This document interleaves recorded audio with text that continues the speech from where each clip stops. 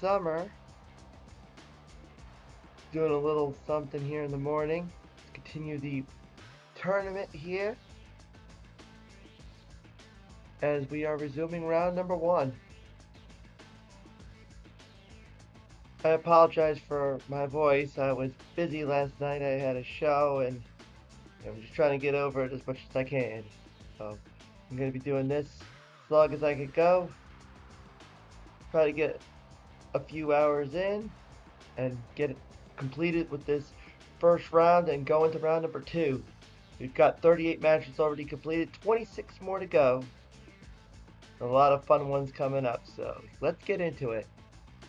If you missed the first show, you can still see it right now, and you'll see it up. It'll be by this Wednesday. It'll be up on It'll be up on YouTube. Usually, every show we do will go up a week after it leaves Twitch. Keep your eyes out on that. So let's get into it. We're gonna start off. We have our first match of this tournament, of this portion of the tournament, is going to be an inland developer in Stingray, and he will take on someone who was part of the couple of the run-ins already, and it was actually the first run-in we had, actually the second run-in we had. Hoof-Hearted did a run-in first, but the first real wrestler to do a run-in, but he was a little too late. And it didn't help who he was helping, Psychosis.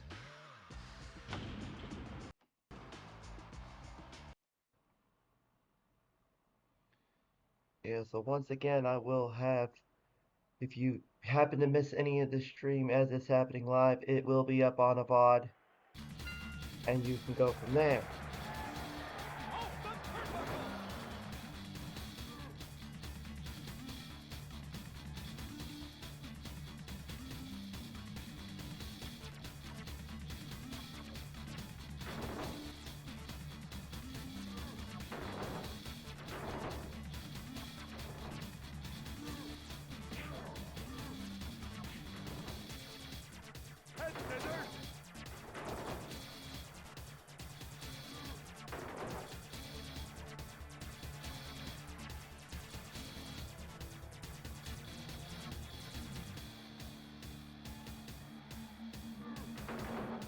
Yeah, this is one of those days where I dread, doing this because my voice, but opportunity knocks, you call.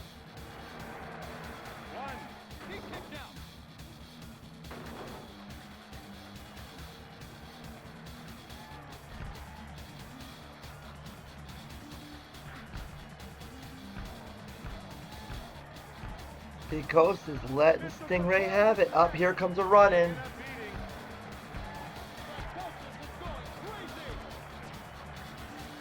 Sleep Dep Ed, I believe that is, helping out Stingray.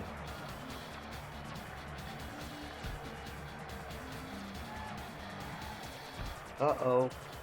Can this be the upset that he needs? Stingray's in the ring. Uh-oh. This happened. Up Psychosis just gets it in time. Almost thought it was going to be Stingray getting out the back door, but it's not going to be. Psychosis just... Mean Gene Okerlund's coming in to help out Psychosis.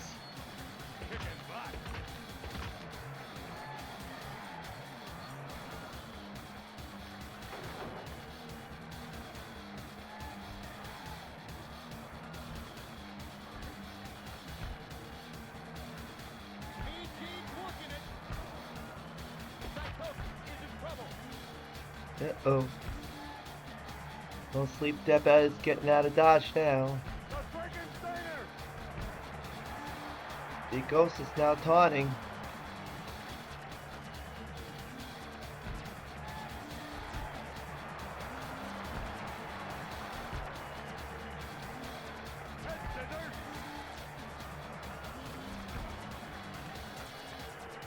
And Psychosis wins.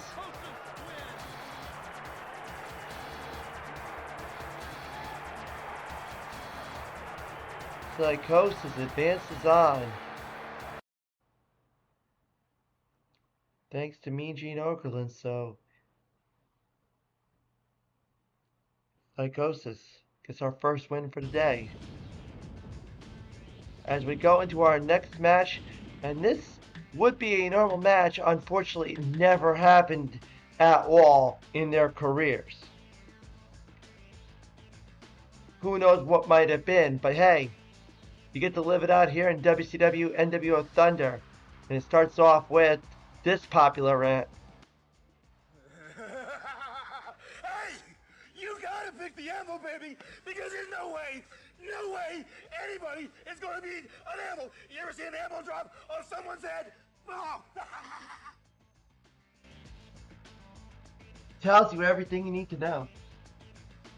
And the Anvil is going to take on Hammer, Van Hammer.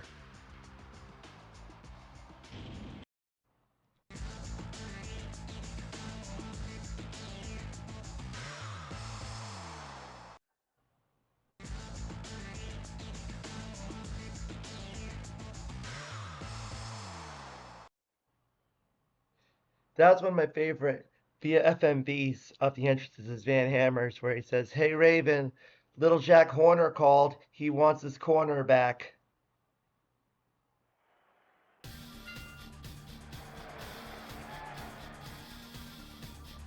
It was before his match with Curt Hennig on Thunder.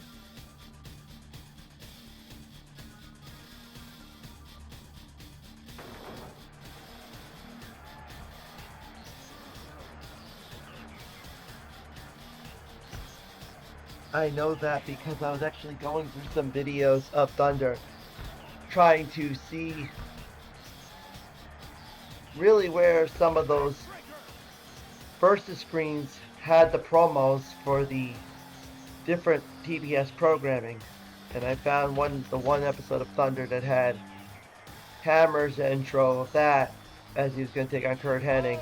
And I remember Eric Bischoff was going to be joining the commentary booth with Bobby the Brain and Tony Schiavone. And that was a fast one. The Anvil takes care of the Hammer. Well, it's not the Hammer. That's not Greg Valentine. Van Hammer. Unfortunately, a very short run for Van Hammer. But you get another round of the Anvil. I guess by proxy was not a bad idea, but hey. Now we go into another wrestler versus developer match, but we start off with this one from Big Papa Pump. Big Papa Pump, you step around me, you'll find out the man with the largest arms in the world does whatever he wants. You'll find out why they call me the superstar. And he's going to take on someone who made it to the second round in the big one,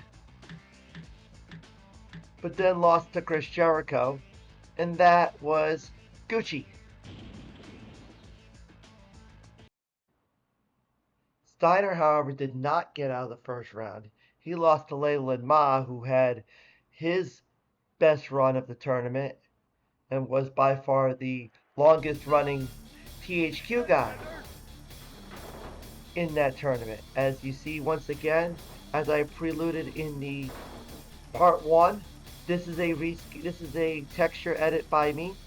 I took the ring from the WCW ring in Nitro, actually from the, actually it was this version, it wasn't the PC version, it was the PlayStation texture, and put that as the center as it was used for WCW Saturday Night, and you can see the banners and the entranceway were textures from Mayhem on the PlayStation to make a Saturday Night venue out of the old Thunder set that was the one they used for the first 3 shows of Thunder that Bischoff hated. Before they changed Thunder to the traditional and more recognizable setup that it had pretty much all the way till they'll reset Vince Russo. in 2000 when they went to the generic big screen in the back that they ultimately used all the way until the end of the company. Nitro had its own arena still, and they just changed it to the Tron overhead, but Thunder had the one with the Tron in the back that ultimately became the regular piece once Russo was gone from WCW for good in the fall of 2000, where WCW just used it for everything: Nitro, Thunder, pay-per-views, cutting costs, as everything was going on with AOL Time Warner. But Scott Steiner might be on the way to win this match. He got in and out, and Gucci went around in the first tournament, the big one.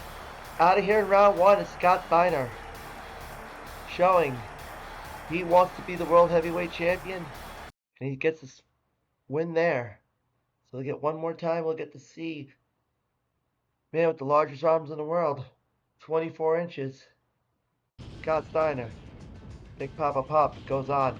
Now we go on to another developer versus wrestler match. We're gonna be on a theme for this. It seems like Wrestling Matt, who got completely obliterated in the first round of the big one, hoping to have better fortune here today, just like Scott Steiner did. And he's gonna take on Das Wunderkind.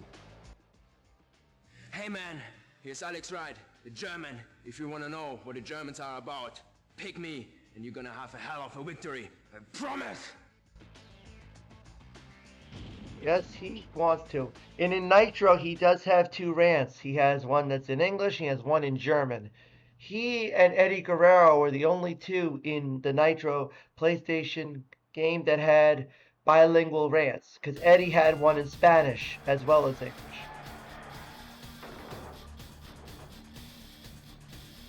Wrestling Matt having the mullet and the outfit before Joe Exotic did decades later. That's the first thing that came to mind when I saw this texture. I was thinking, he looks like Tiger King. Das Wunderkind don't care about that. Das Wunderkind, Alex Wright made it to the second round in the big one, but then ran to Mantis, and that one was a crazy match because it had Scott Norton and Arjun Barge doing run-ins. Uh-oh, Wrestling Matt, better watch out. They both getting back in the ring. I thought Wrestling Matt was going to get counted out again, just like he did in the big one. But they both get back in, and we're going to get into a little test of strength there.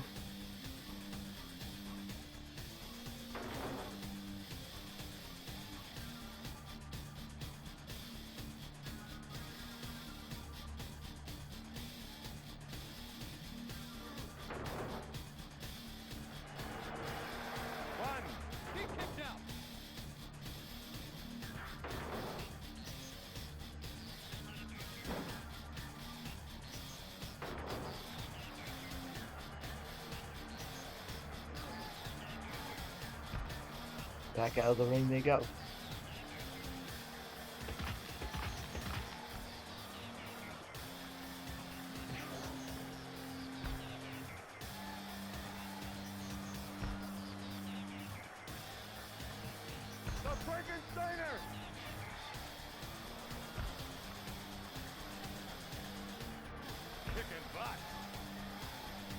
It's a surprise attack!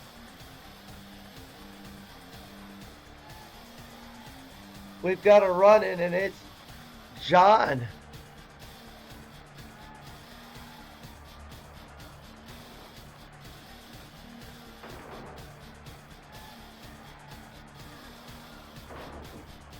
No, it's not John. That's Doug Dillinger. I was like, wait a minute. He's helping Alex Wright. That's Doug Dillinger helping out Alex Wright.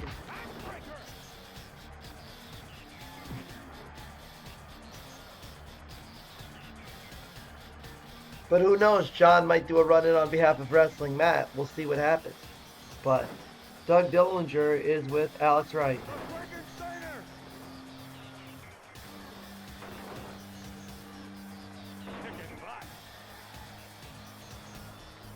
Doug Dillinger did advance into the second round, so who knows? Maybe Alex Wright will do a run-in for him. against DDP, because that's going to be a second round matchup.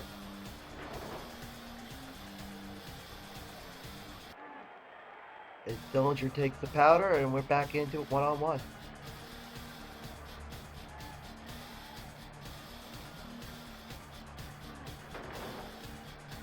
Seemingly the momentum has shifted.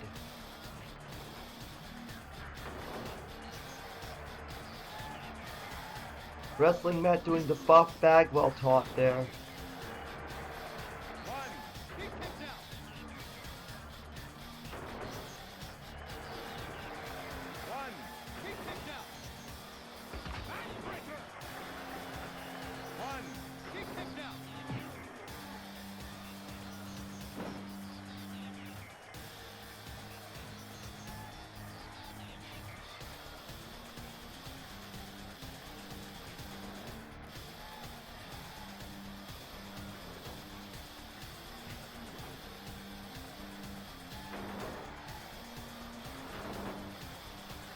Alex Wright now has Wrestling Matt backed against the wall.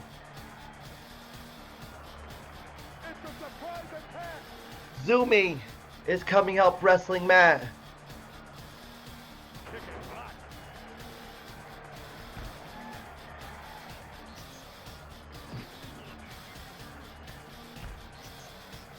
30 seconds left.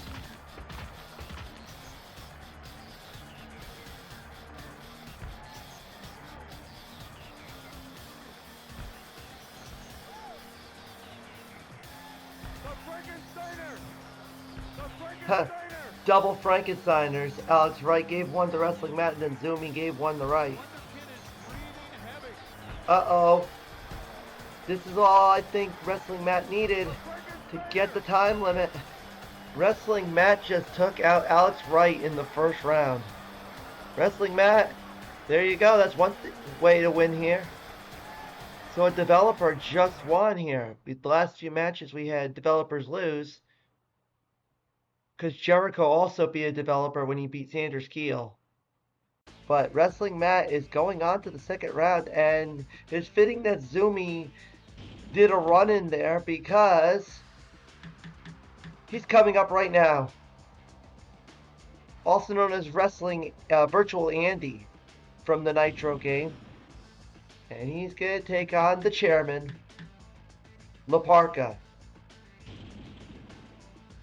La Parka advanced on to the third round, I believe. Third round in the big one. But he ran into Hogan. That was the one where Bryan Adams tried to make the run in real early, and then Hogan and Flair both showed that don't work for Hogan, brother, and La Parka got basically obliterated. It was not pleasant. Now, who knows? Maybe Wrestling Matt will return the favor and help Zumi. Like how Zumi helped Wrestling Matt take out Alex Wright. You could also maybe make a case for Tony Schiavone, who might do a run with La Parka, because La Parka helped out Tony in beating Chris Benoit. We will see what happens. Zumi did not get out of the first round. He ran into Uncle Monkey in his first round match, and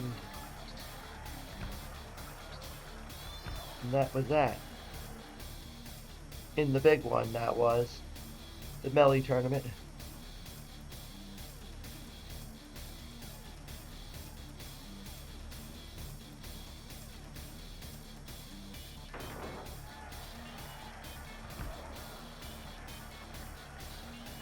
The funny thing is, this stream does look like it's working pretty good. I made sure to test it before.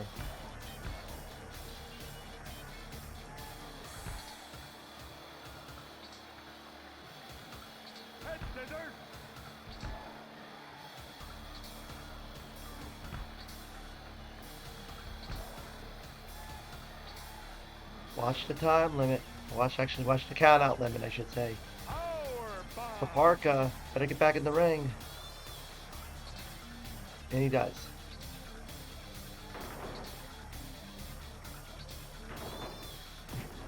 Can Zumi make it 2 straight for the developers?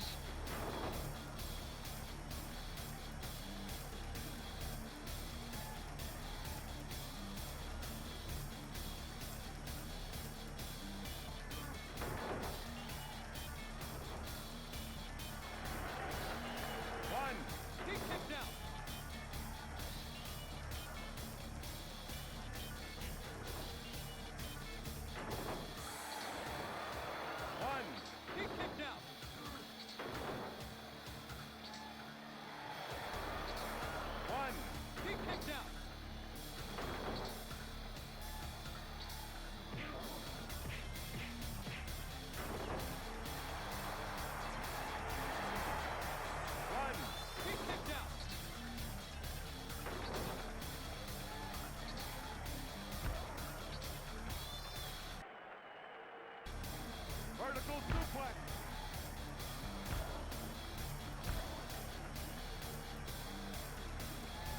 Vertical suplex.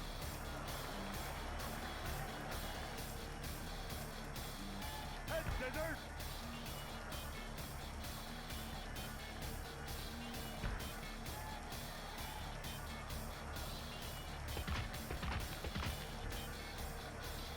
Here comes the Wonder Pin. Here comes Alex Wright. And it's not going to work. Alex Wright was trying to get revenge on Zumi, but just couldn't, ran out of time. Zumi makes it 2 straight and takes out La Parka. 2 straight for the developers.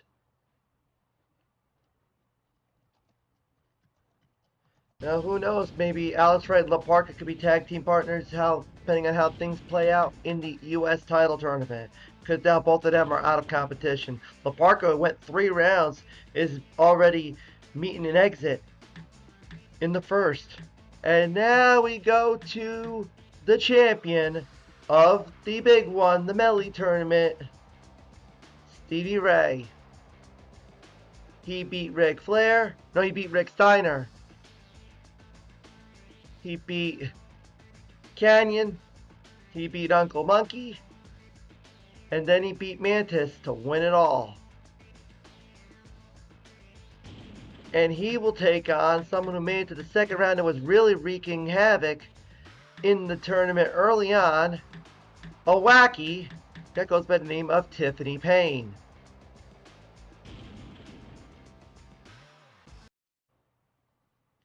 Tiffany made it to the second round when getting past Ernest Miller.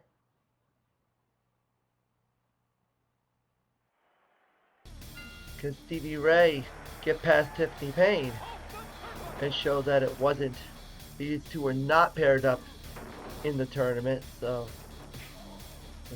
there's that.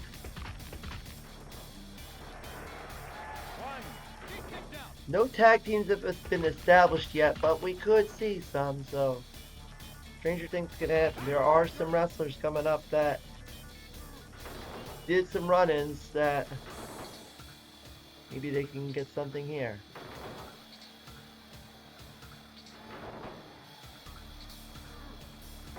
Stevie Ray with the early advantage.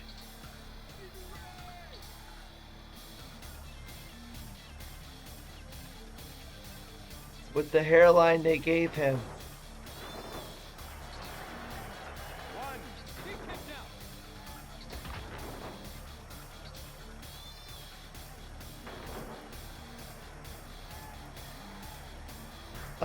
Tiffany Payne's got the crutch. Not so fast. Stevie Ray gets back into it. There's your head scissors.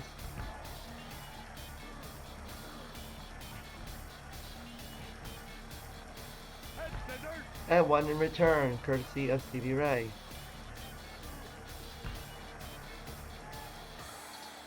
Better watch the timeout. Head scissors, can Stevie Ray get back in the ring? He does. Tries to keep his momentum going. Tiffany Payne gets back in the ring too. Tiffany Payne did a couple of run-ins during the first tournament, including the Notorious trying to run and help Sargent, but it was too late when Kazayashi finished that one with the Dragon's Leap. Sargent's still in, so ooh, you never know what might happen there.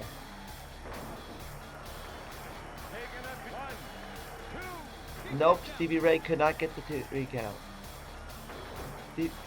Zoot Suit is coming in to help out with Tiffany Payne.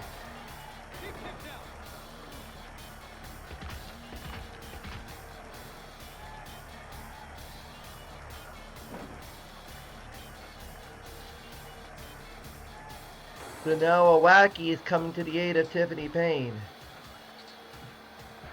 The beatdown, Stevie Ray's finisher in Nitro. It's not his finisher here. The milk attack there by Zoot Suit. There's a pipe. Now going for it there. Spice is coming in to help out Stevie Ray.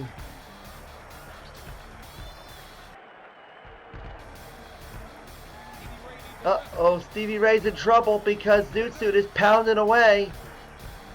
And he's out. Stevie Ray is done. Wins the big one. Can't get out of the first round here because Zoot Suit just basically beat him pillar to post there with that stop sign, with that sign, I believe. That's an upset. Tiffany Payne. Spice couldn't do enough to be able to save him.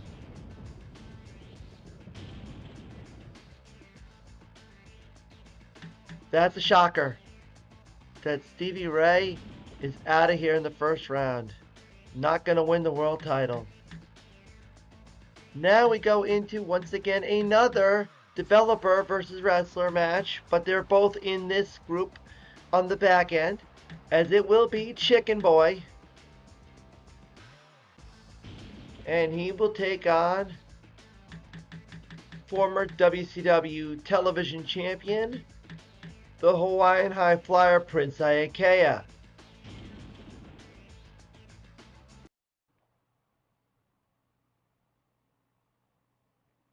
That was the big upset of the tournament there. Stevie Ray going out in the first round courtesy of Tiffany Payne because of Zoot Suit.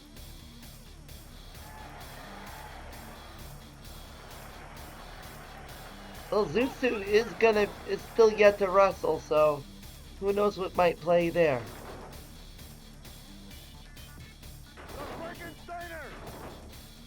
This was the first game that had Prince Iaukea in it, and only one of 2. As he was in, of course, Mayhem. When he had the shaved head, kind of mohawkish look. Here he still had hair. I would like to put Prince Iaukea in Nitro on the PS2, PS1 because, well, he was prominent there and he was a former TV champion, so it makes sense to put him in there. Chicken Boy wearing his NWO shirt, so he's the Inland NWO member.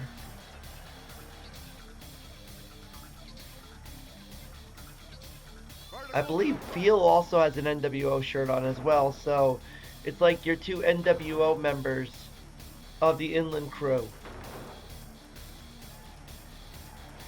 They would make a good tag team by logic then. You can have Chicken Boy and Veal. Well, who knows? Maybe Veal will make a run-in for Chicken Boy. Or maybe Chicken Boy will make a run-in for Veal in the second round because Veal's in the second round to take on Sargent. You know he ain't gonna be popular there.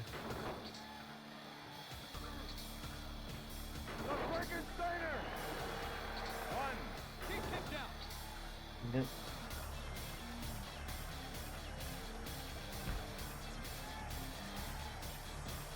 Yeah. He's got a bat. Chicken Boy pounding away with a Louisville Slugger. Iaukea is in trouble. Yes, you can see there's the Slim Jim logos on the corners. Those are my add-ins. As Rocco Rock has come in to help Prince Iaukea. Rocco Rock is out of the tournament, but helping out Prince Iaukea, he'll do some penance. And it worked out. Chicken Boy made it to the second round. Out of here. in the first, another one that we have a count-out victory. Prince Ayakea is moving on, and he will take his spot in the second round of the tournament.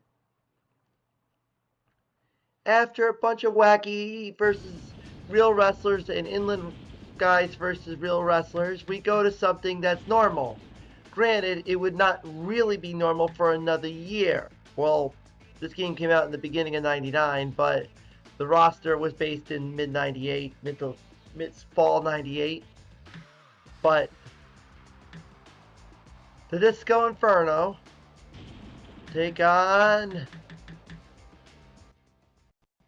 I'm buff, I'm tough, I'm the stuff, and if you don't pick me, well, I guess you're just not enough. The irony was this match would happen in 1999, but Buff would not be an NWO member and Disco would be a so-called Wolfpack member, even though the NWO was kind of on its way out at that time.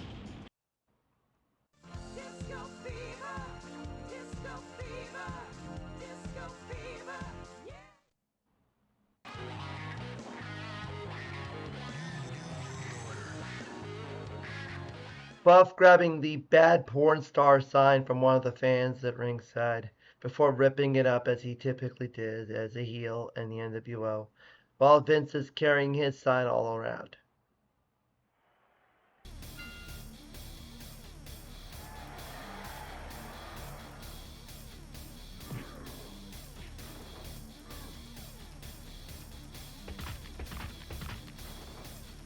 Disco's select screen picture was, of course, recycled from Nitro, as he's a hidden character there.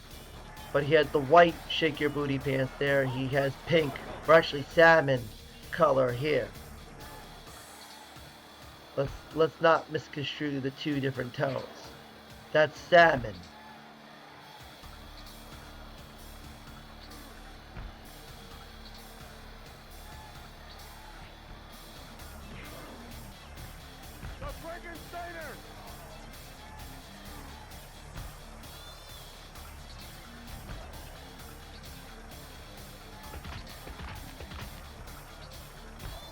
Another possible countout? Nope.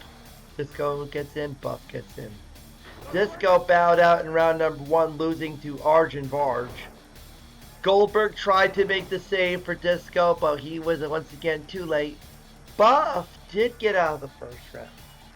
He beat Sick Boy.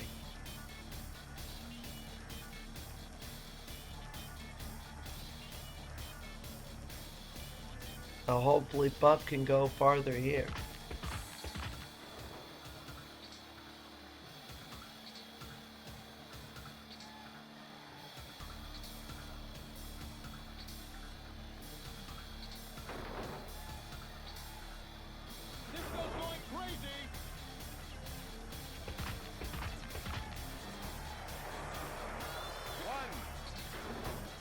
Here comes the Disciple to help out Buff Bagwell.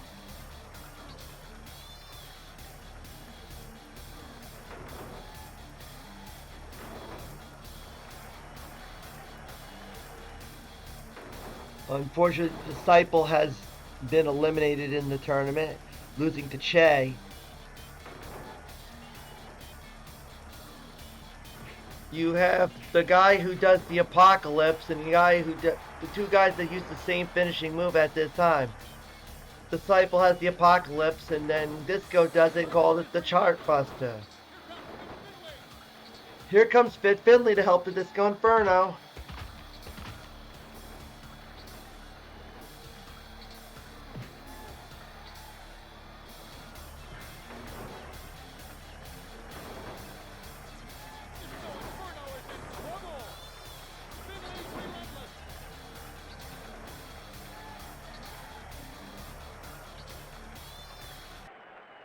Yep, Disco gets out, gets back in. Can Disco get back his momentum? I know a lot of people don't want to see it. As Finley. Disco does the Das Wunderkind dance because he can't do this. They don't have him doing this skin dance. Bagwell's in trouble. Russian leg sweep from Finley.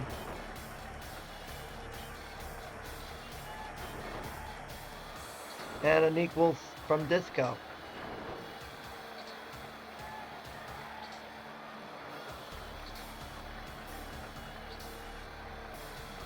Finley takes his way out. Leg drop by Disco to Bagwell. 1. Disco Inferno going on to round number 2. That's a pinfall win, so that's the second point.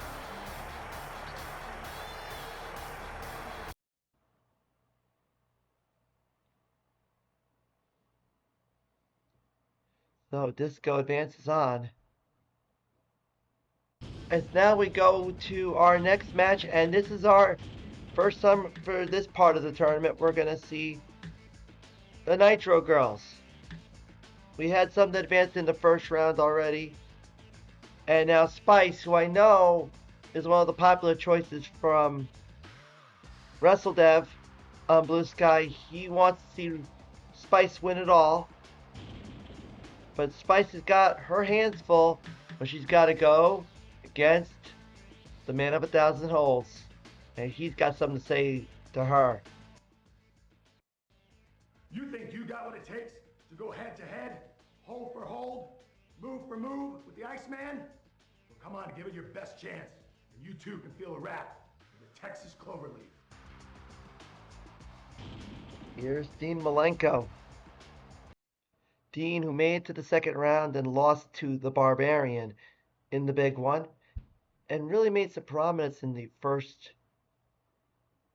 second round doing run-ins, the infamous Dean Malenko jump scare.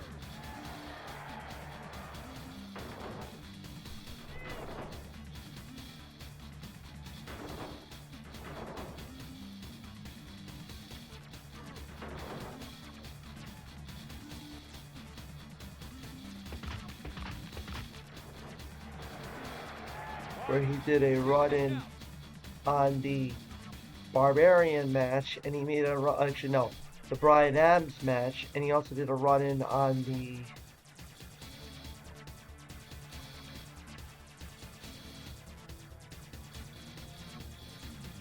there was another match early on where he tried to do a run-in and basically helped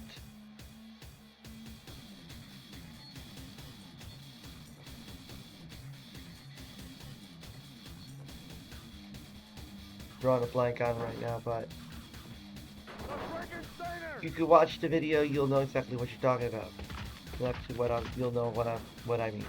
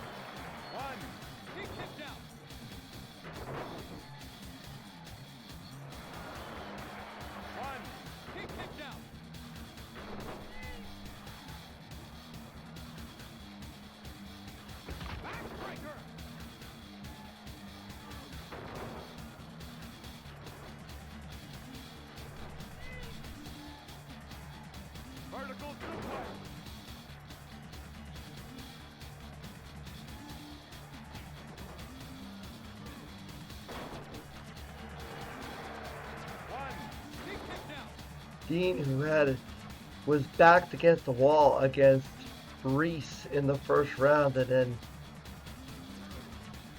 needed a run and had a run in and turned it all around and got the victory.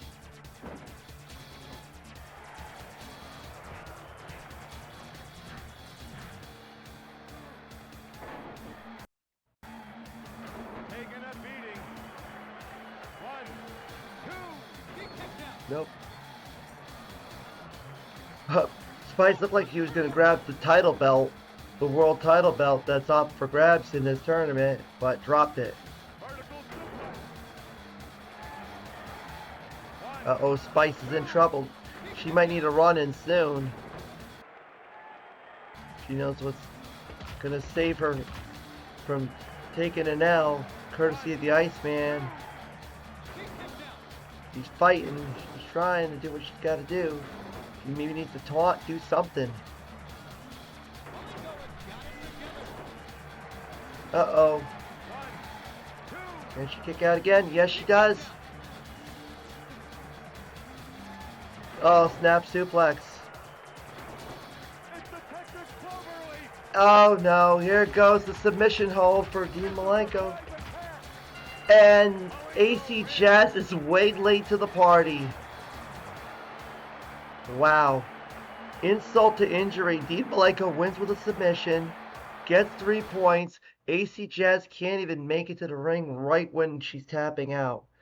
Yeah, Spice is gonna have some words with AC Jazz after that debacle.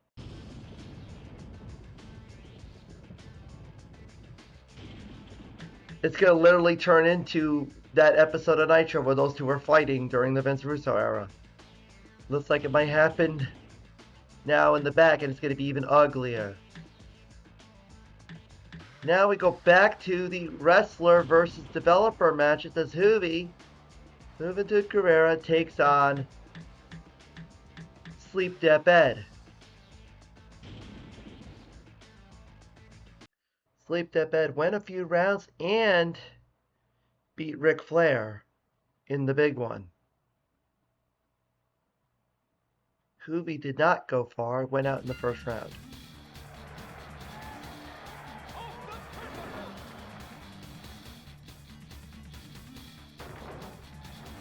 Well, AC Jazz also lost. He lost to Hogan, so AC Jazz and Spice.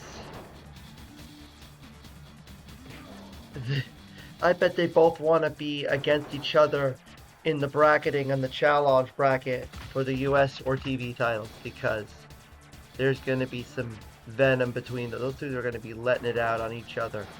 It's going to be insanity if they do get paired up.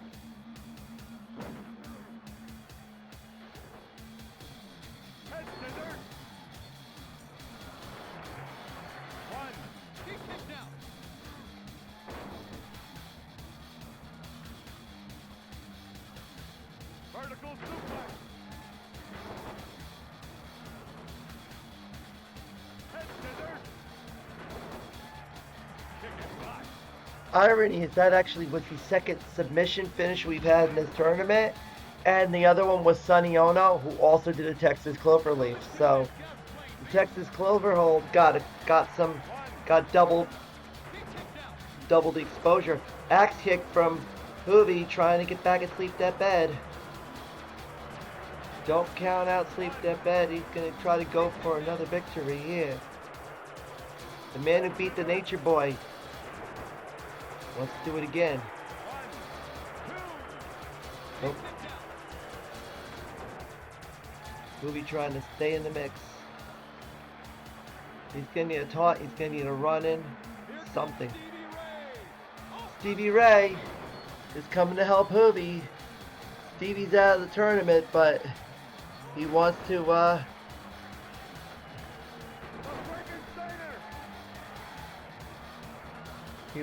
make his presence felt.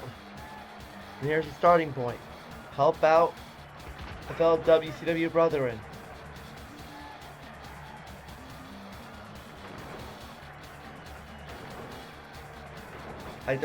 Sleep Deathbed did not face Stevie in the tournament. I believe he faced Leland Ma.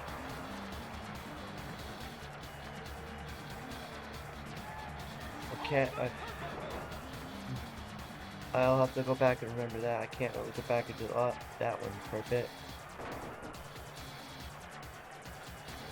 But now Sleep Deathbed's in trouble thanks to Stevie Ray. Help block blocked the taunt, but got to be able to get a second one in. Now Hoobie's in trouble. Run in. Who is that? There's John.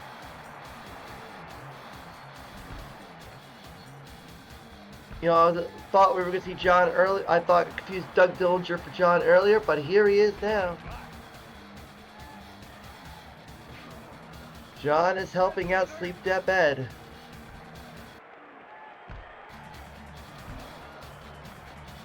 Was that John? No, that's Dude Man. I couldn't see. And then I looked, I saw the face. The face, that's Dude Man helping out Sleep Depp Ed. Yep, because you can see the face and the black hair. That's Dude Man. By the way, a little correction from the previous tournament. As I mentioned on Blue Sky, I confused a couple of run-ins. John was not helped by Chicken Boy. That was Dynamite Johnny that helped John out. And Larry Zbyszko helped Mike Tenay out. Well, Larry Zbyszko did the run and Mike tried to help Mike Tenay out, but it got counted out. It didn't matter. I thought that was Shivani or Lee Marshall, but it wasn't. It was Larry Zbyszko. Now Larry Zbyszko is in the next round, so there's a chance Mike Tenay could do a run-in his match and establish a tag team. We have yet to see a tag team get established yet because there are a lot of folks who didn't get run-ins and a lot of different run-ins. It's usually a very tricky thing. 30 seconds left between Hoobie and Sleep Depp Ed. Both get back in the ring. It's going to be down to the time limit, and right now it's going in Sleep Depp Ed's favor. Unless Hoobie can mount an offense and get a comeback, get a weapon, do something. Taunt, do something, and trying, but I don't think it's going to work out. Sleep Depp Ed is going on to the next round.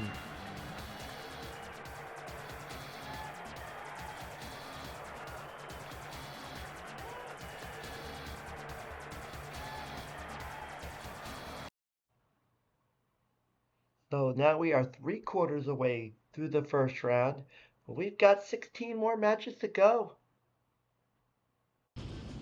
And then we'll be out of round 1 and head into round number 2. As we go into a normal match here, especially when these two stables were feuding, the Dungeon of Doom and the Horsemen, as Meng takes on Mongo.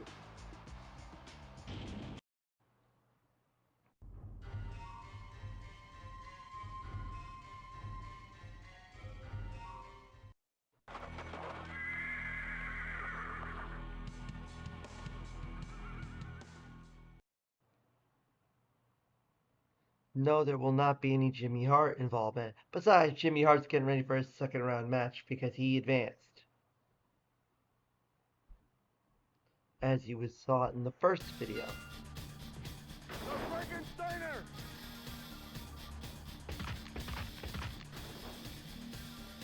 I mean, it could be a match that would have been fitting for Saturday night as like a main event match on a 605 show between these two in 97 or 98. Or even as a tag team match with the Faces of Fear versus, you know, Mongo and Benoit probably.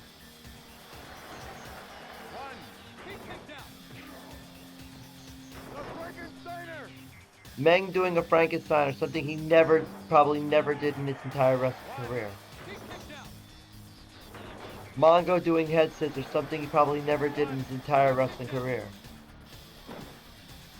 Only in this game is where you can see guys like Meng and Mongo and Goldberg and Hogan doing head scissors and Frankensteiners.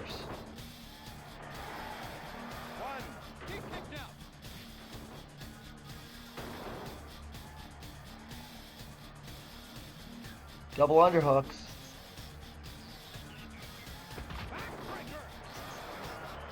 Now who knows, Benoit might do a run in here for Mongo and create a tag team because Mongo was trying to do the run in for Benoit in his match, but was too late.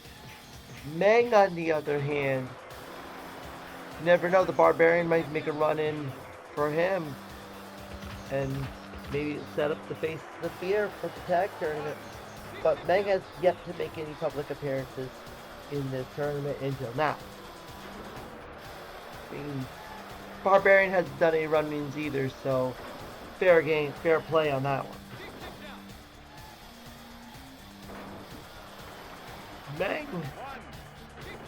Meng made it to Gorilla.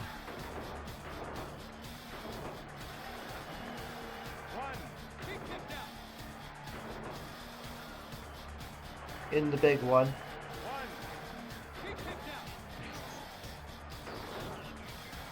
Unfortunately, Gorilla had got the best of him.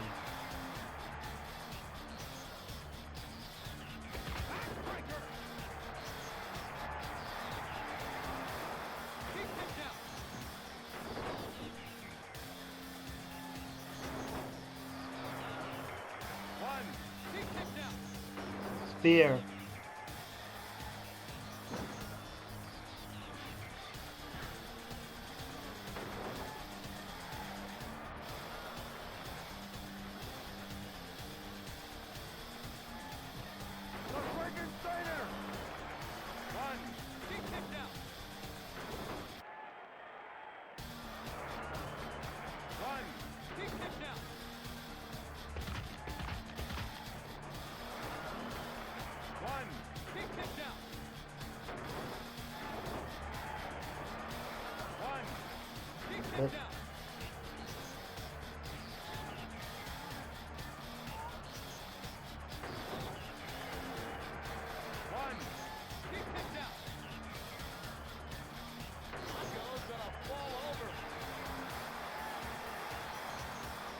Mongo is in trouble.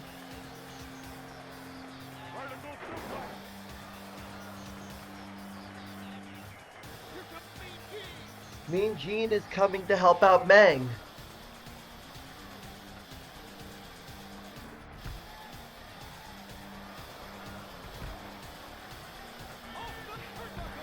Up, he connected on Mongo. Mongo's in trouble. Up, Arn Anderson's coming to help out. Arn Anderson's coming to help out Steve McMichael. Unfortunately, Double A is out of the tournament, so we won't know if he will have any other opportunities. So you need to watch out. Timing. They're going to watch out. The ring out. And Mongo wins it. Mongo advances on.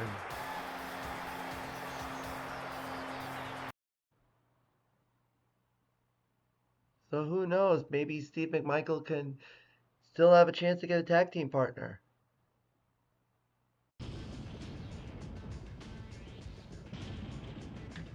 As now our next match will feature a Wacky versus Developer as Short Circuit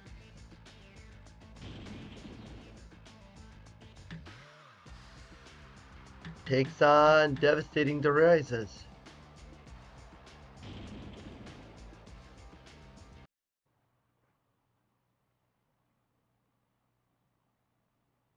Short Circuit, who advanced to the second round in the big one.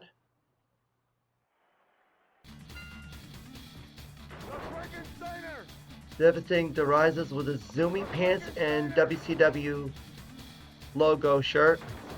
Guess you could say that, no, those aren't really, I mean, they could be considered zoomy pants. They look kind of grayish, which is kind of ironic. Zoomy, no, Zubaz pants. I'm thinking not zoomy, Zubaz pants. The Zubaz pants. Oh, wow, I was thinking zoomy. I was just zoomy winning earlier, probably. Zoomy looked too much like Fight Club.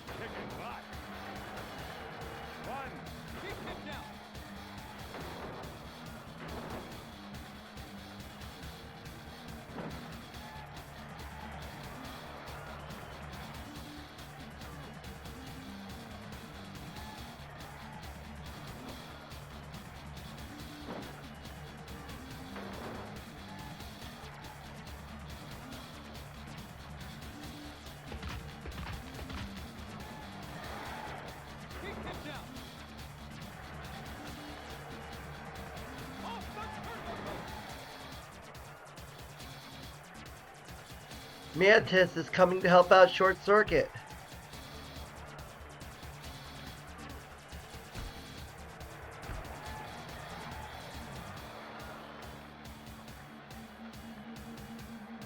Power bomb.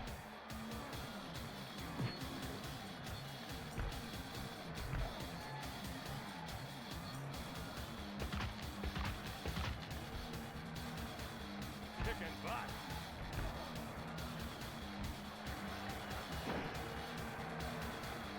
Off the turnbuckle.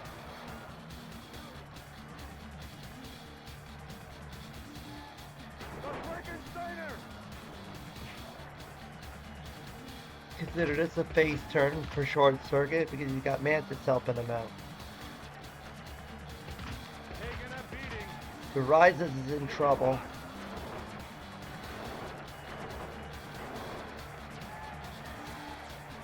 And Mantis says, see you later. I got a match coming up later on here. I'm in the second round. Let me go prep up.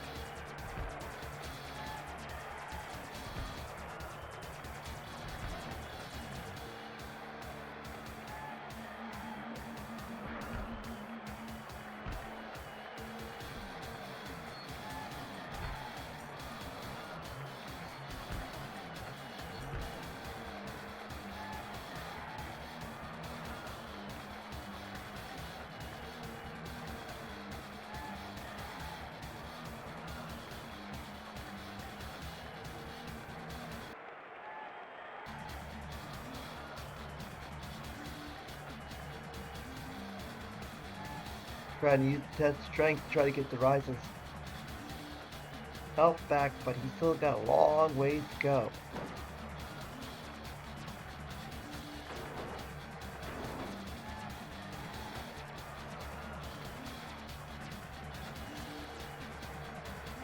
Off the turnbuckle.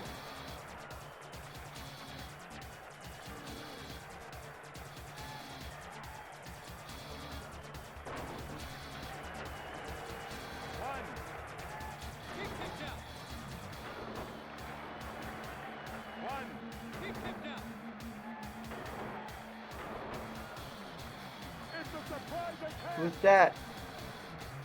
It's Sleep Death Ed again. Vertical suplex. Sleep Death Ed coming in and devastating the Rises. Kicking butt.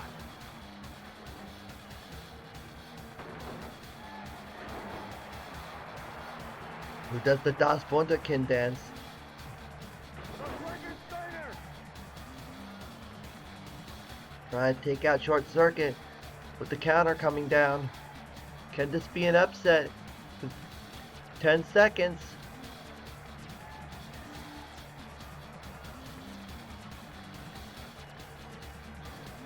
Taking a beating. Upset. Once again. Devastating the Rises. Advance is on.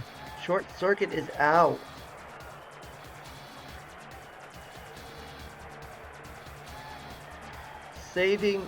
Devastating the Rises saves humanity from what could come.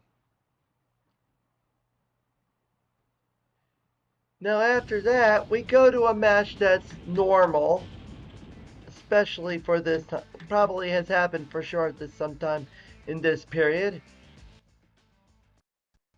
Órale, arriba la raza.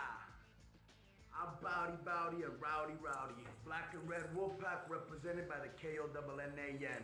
Yo soy el campeón mexicano. Yo soy el campeón de todos los latinos.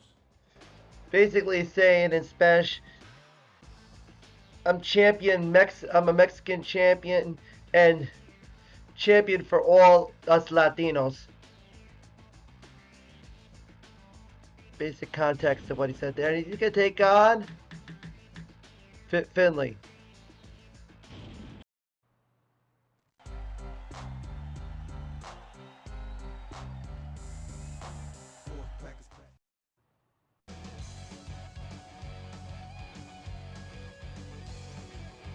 The commonly used stock music that WCW would have. I've heard that song probably in many different TV shows and commercials, just like hearing the Thunder music on different television shows and video packages. It's pretty popular.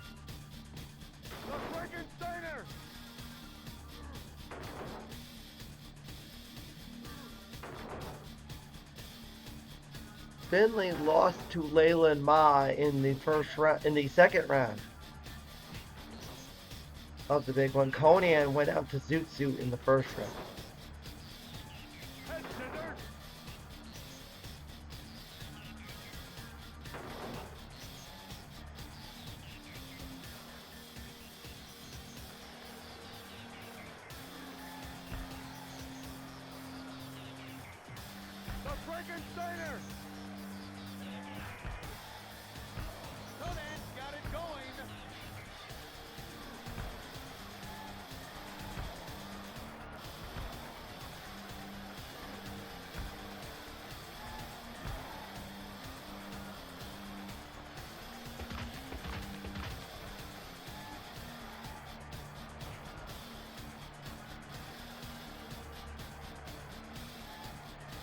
Getting back into the ring. Diving clothesline by Conan.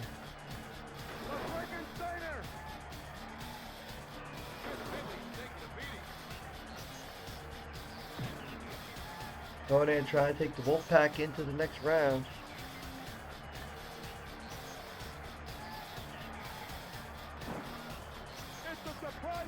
Oh, who's coming to help Finley? Glacier.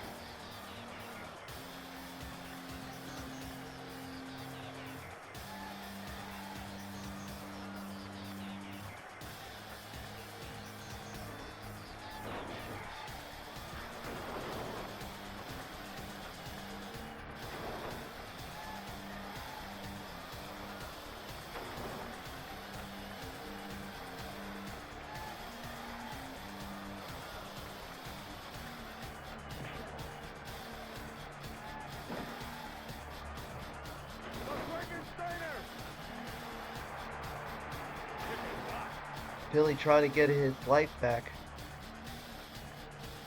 Still got a long ways to go.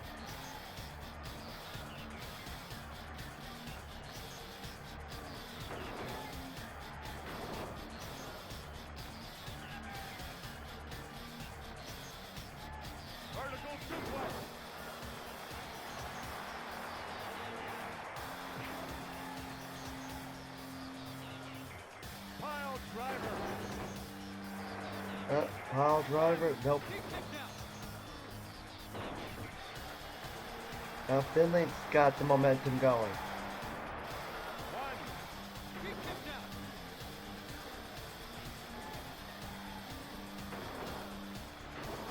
Conan cuts them off. Ooh.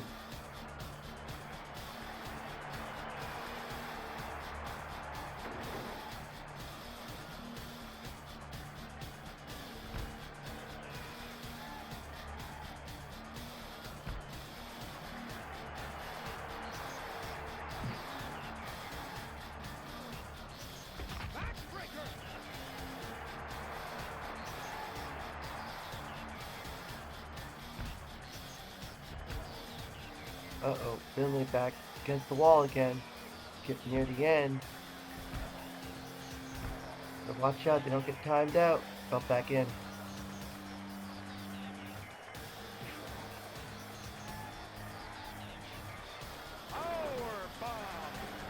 Cover. Oh.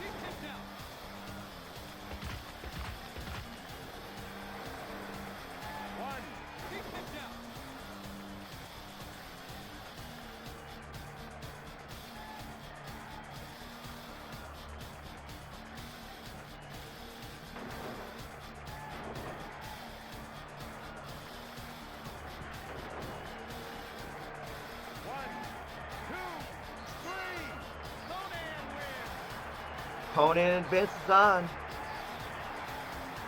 2 points for Conan.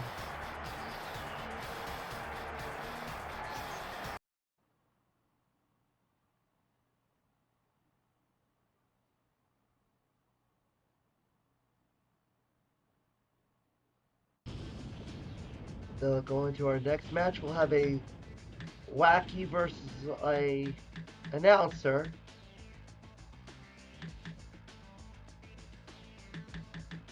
as Bessie, who lost to Goldberg in the tournament, but then made it all right in the end by helping Mantis beat Hulk Hogan in the round of 8. And Bessie's opponent will be Stagger Lee Marshall. So you got a cow versus the voice of Tony the Tiger.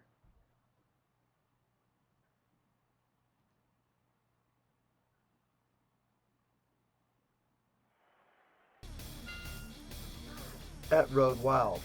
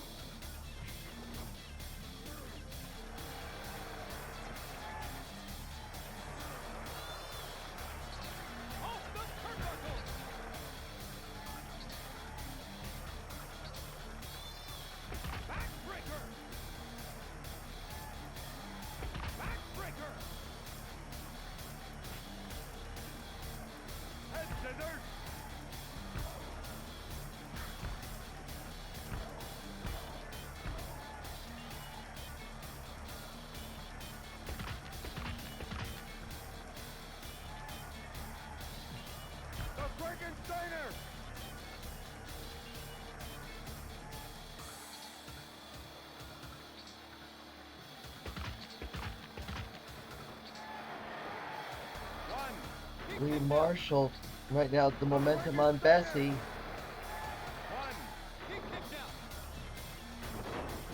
Frankensteiners. Marshall did it and Bessie did it in return. Claude Rains coming to help Bessie.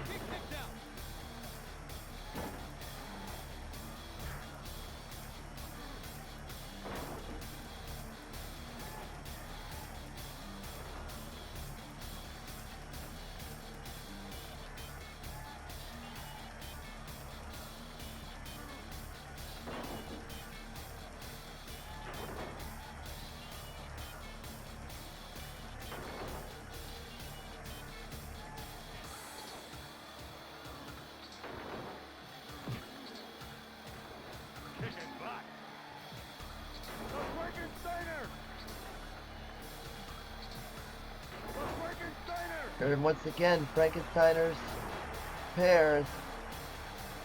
Lee Marshall got it. Bessie taunting.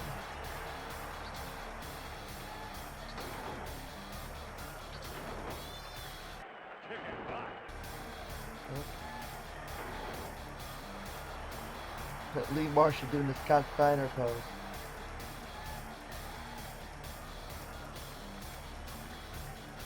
Yeah, Lee Marshall, obviously.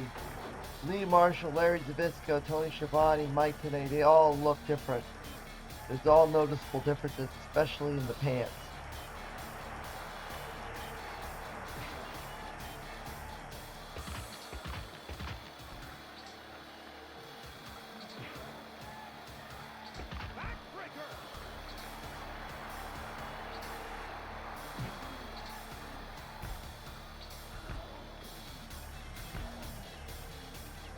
Watch out for the count out.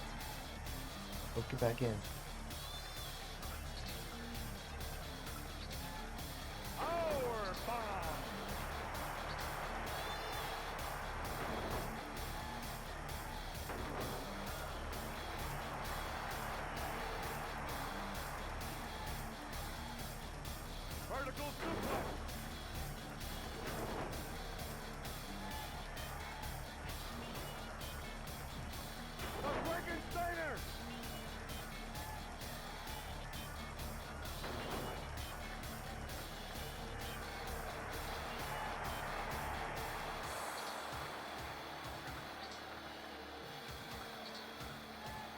30 seconds left.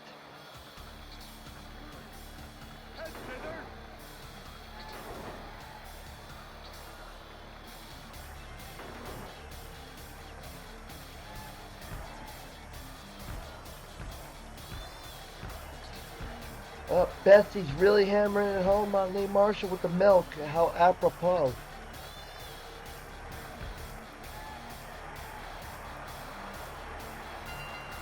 Bessie.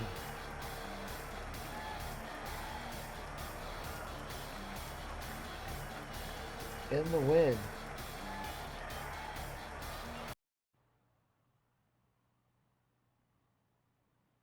Advancing on to round number 2. Now we go to our next match, and we go back to wrestler versus developer with the rant that I usually like from this. Pick me, or I'll stick your head through the mat, you pencil neck geek. You heard him. And he will take on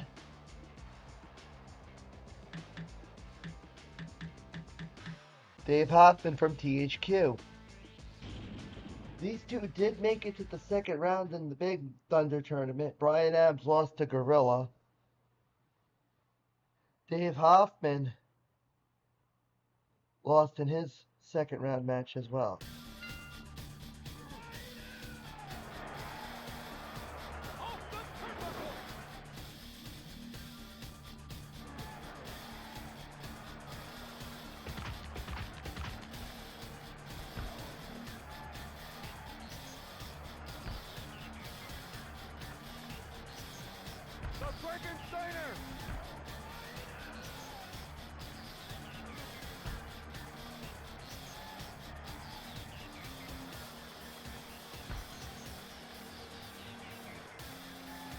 Including this, we have like 11 matches remaining. So Dave Hoffman. Uh-oh. Oh, just got in time. Brian Adams almost got smacked upside the head with the guitar.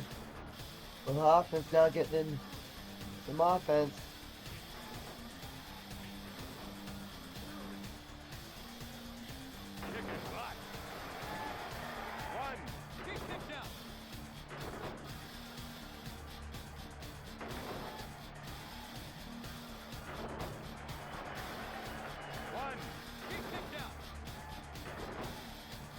Hoffman, who has strong head strength in his might meters in this game.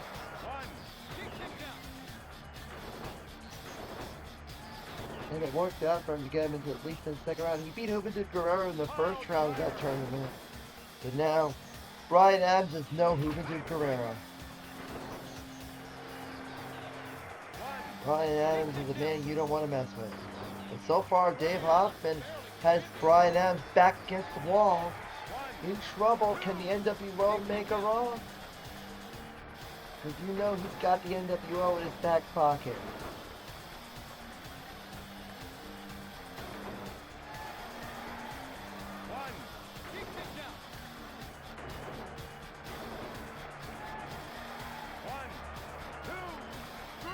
Wow. Dave Hoffman takes down Brian Adams. Showing it, it's no fluke.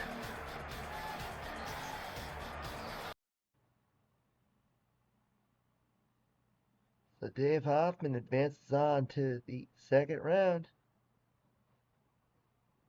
As we enter our final 10 matches of round number 1 before we go into round number 2.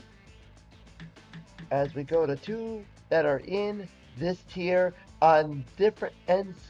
One's on the first top left, as you're seeing, Eazy-E, and the other is in the bottom right corner, and that is Big Rick Fuller from the New England area in his only wrestling game appearance ever. But I bet the man. He's a good dude.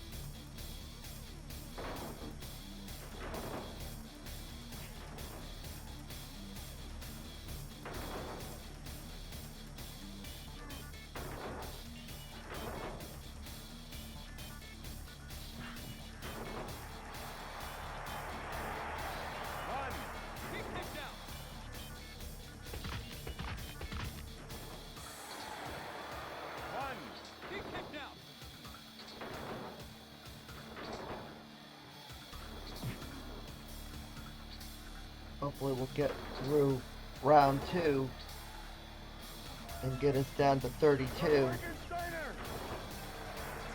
by the time we hit the cutoff this afternoon.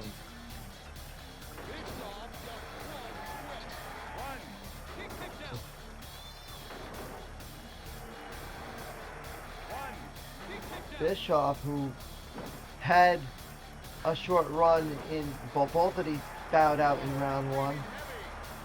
Bischoff lost an NWO invite to Vincent. The infamous match made in hell between those two.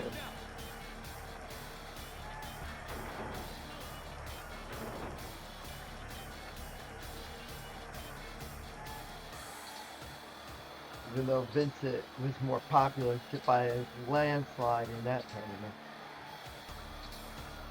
They have there's definitely some universal heels, and there's definitely some folks that, you know,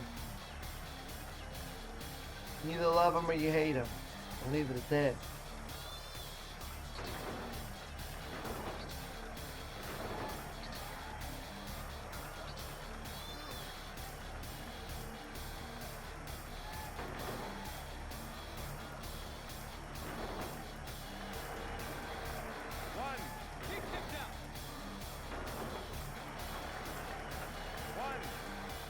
Is anyone going to help Rick Fuller? Because Rick Fuller was helping out folks earlier today. And earlier in the tournament, helped out Larry Zbyszko. He helped out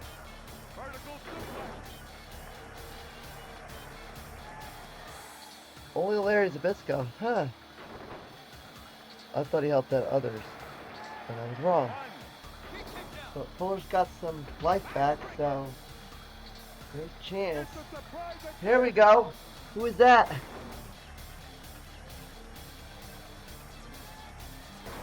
Nitro Girl coming to the aid of Rick Fuller.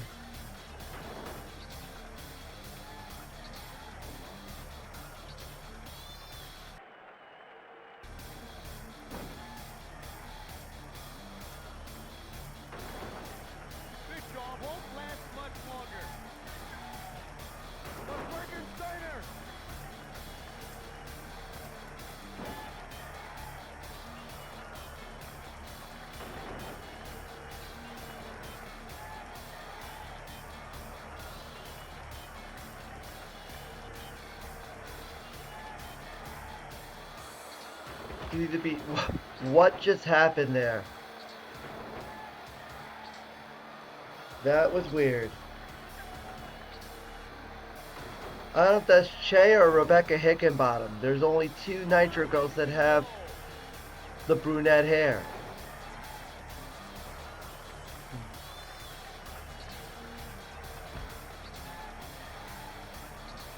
Well, Che did advance to round number 2, so we'll find out the verdict when we get to it. Because Che's going to face Ernest Miller in the second round. So. But here comes the disciple of Eric Bischoff.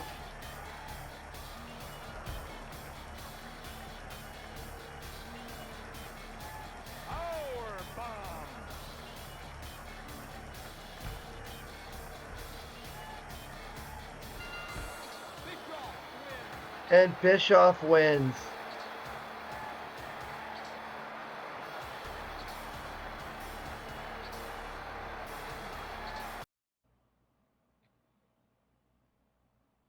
So we'll see who Rick Fuller's interference was, and we'll go from there. As we go to our next match, which was a match that never happened, and obviously, even though these two were in the company at the same time, it's one of those that, yeah, don't put these two against each other. But here in Thunder, we're gonna have to. This is Booker T, one of the hottest rappers in WCW today. And if you pick me, you'll know you're the best in the business. Now, can you dig it, sucker?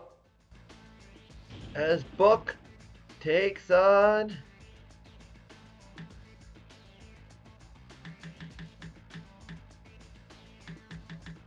Reese.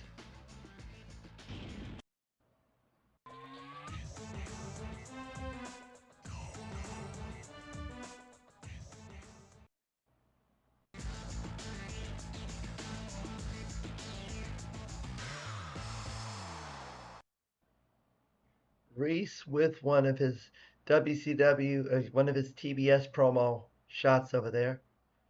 Reese, oh, I wanted to also see on putting into when I was working on my WCW versus the World mod. I wanted to put his Ron Stud character in there, but it was like the problem is with all the models, there's only two big guys in the game, and that's being the Giant, which was Andre the Giant model, and Giant Baba, and that was it. Can't really put anything else in unless we learn how to fix the models and tweak the models to be able to accommodate new wrestlers. Your back's against the wall on it.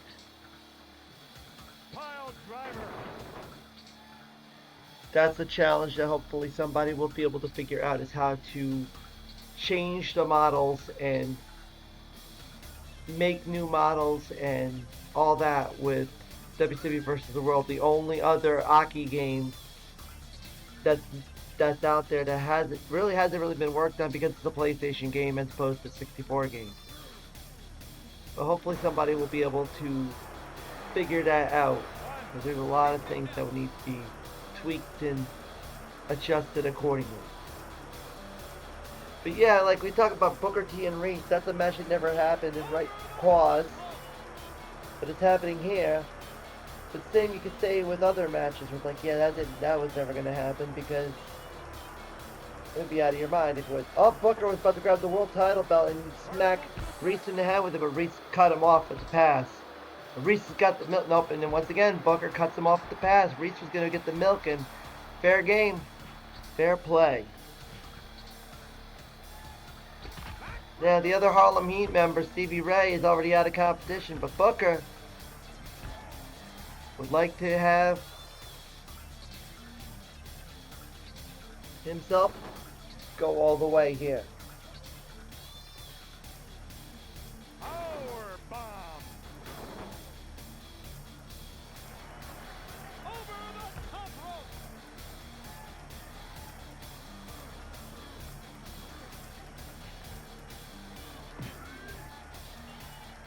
Reese, who was making a prominence in that melee tournament, even though he lost and got embarrassed by Dean Malenko, he was making run-ins left and right, helping out Hogan, helping out Ric Flair.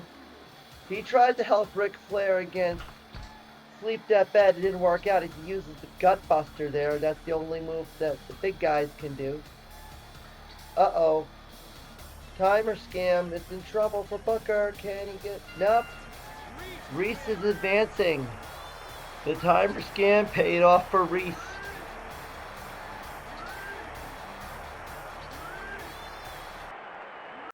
That will always be funny. The whole Reese. Every time he does the choke slam pose,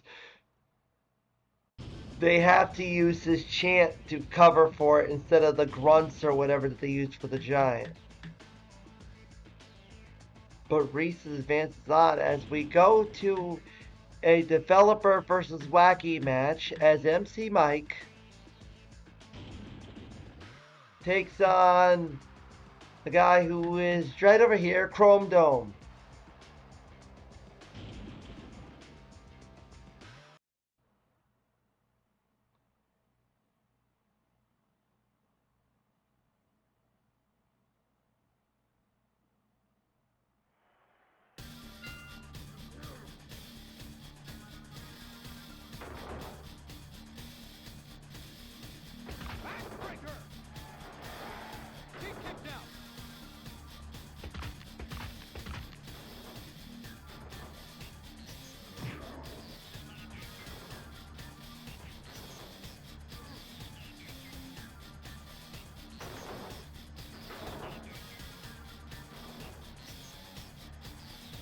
But a little rundown so far of the second round matches that have already been secured.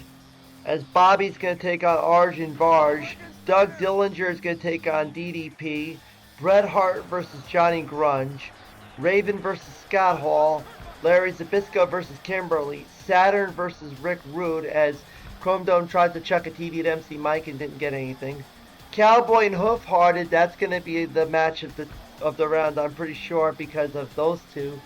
Look at how that's going to be. I know some people are going to be disappointed by who could win, who could lose. More people probably going to be on the pro hoof-hearted train there.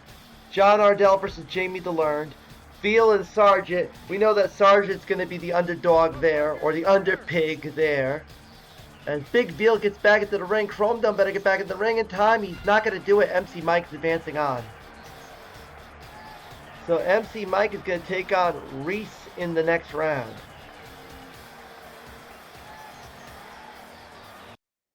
So Reese and MC Mike will be your second round matchup there.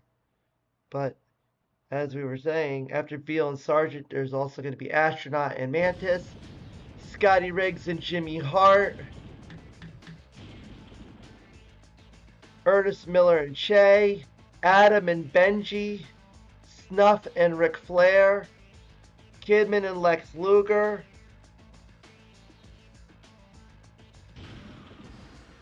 Tony Schiavone and Hollywood Hogan, Scott Norton and Sonny Ono, Fire and the Barbarian, Bobby Heenan, Chris Jericho,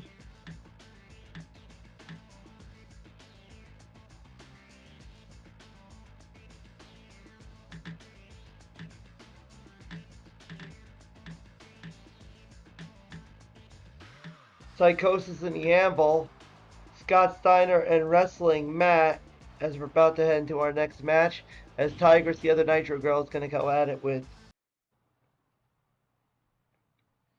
Psychosis, Jim the Anvil Neidhart, Scott Steiner, Wrestling Matt, Zumi and Tiffany Payne, Prince Iakea, Disco Inferno, Dean Malenko, Sleep Death Ed, Mongo and Devastating Derizes, Conan and Bessie, Dave Hoffman, Eric Bischoff. Now you can add recent MC Mike into the next round.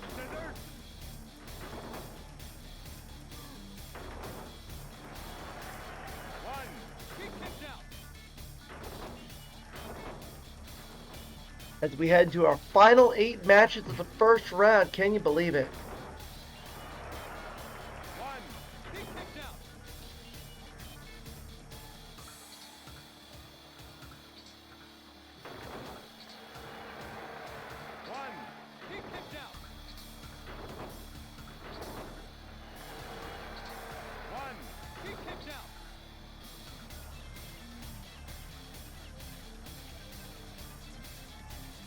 And this one's an hour and 13 minutes already into the stream. You know, we did 2 hours and 40 minutes for the first 38 matches. So we're on point with a complete 4 hours of the first part, which is usually pretty par for the course.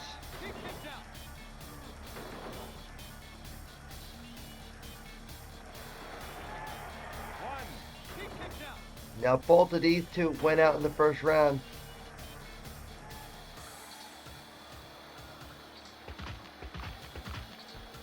You got the Taino Boricua over here on the right side with Tigress.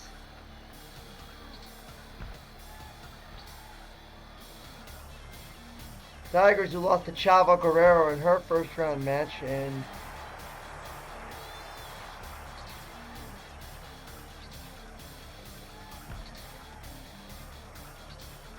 anyone knows what is meant by that description of Indian wrestling, get it? I thought it would mean indie wrestling. That's the only thing I can think of is the indies.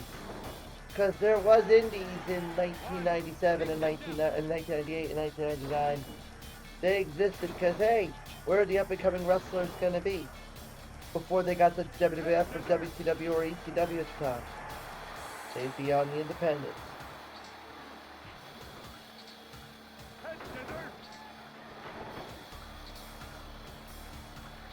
And then there are those that are probably were bona fide indie workers, as it Tiger says the Scott Hall taught.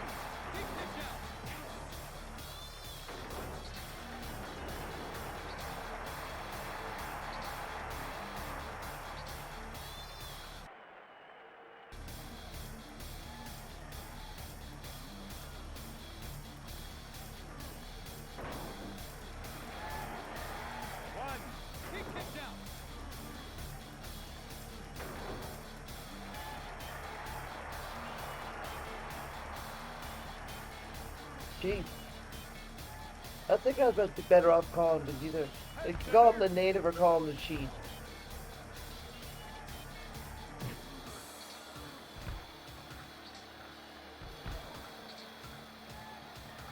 As you know, 1998, 1999, they still were dancing on the lines here.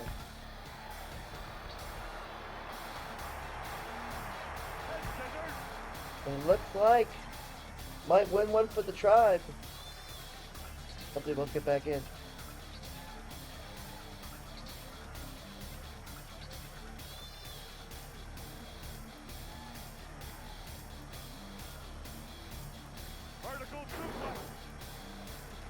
Both pretty closely contested. Tigress on the other hand is on the cusp. Sooner or later, she might have to be calling for a run-in. If she's not, she gets too close to the edge. I mean, those taunts have been able to help her stay afloat. As the counter coming down, they might go to a time limit.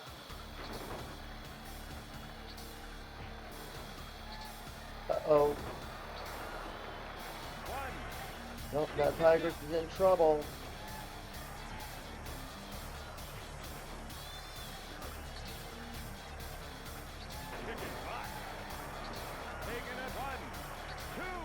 Nope. It's not gonna matter. This match is over. Tigress cannot overcome.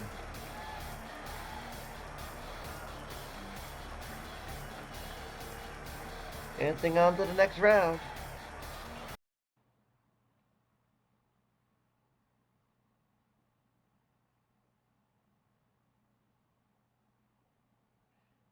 ADM, welcome to the stream.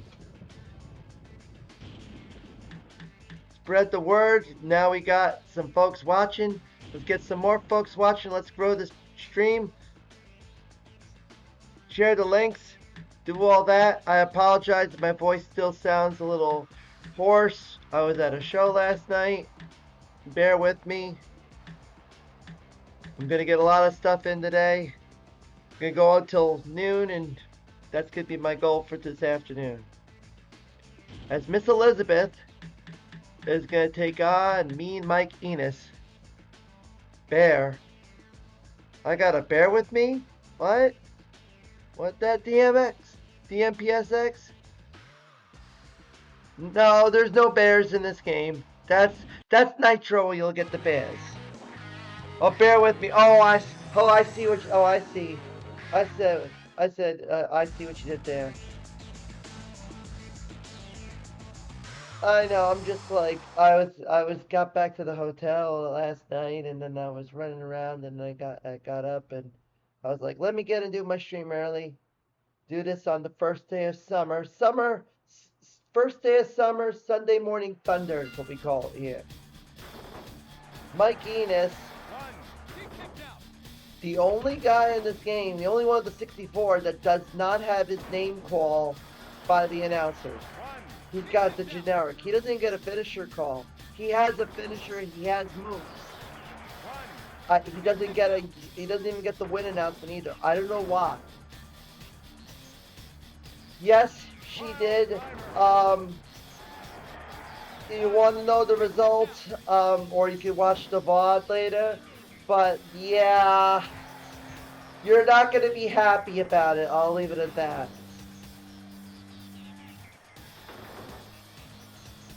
You're not going to be happy with the result. She had to face Dean Malenko in the first round. Tigress lost as well. Yeah, you can see the challenge bracket if you want to follow along on the link. As of course, you'll see that unfortunately Spice lost to Dean Malenko via Texas Cloverleaf. The second Texas Cloverleaf finish of the tournament. We saw Sonny Ono do it in the first round in his match.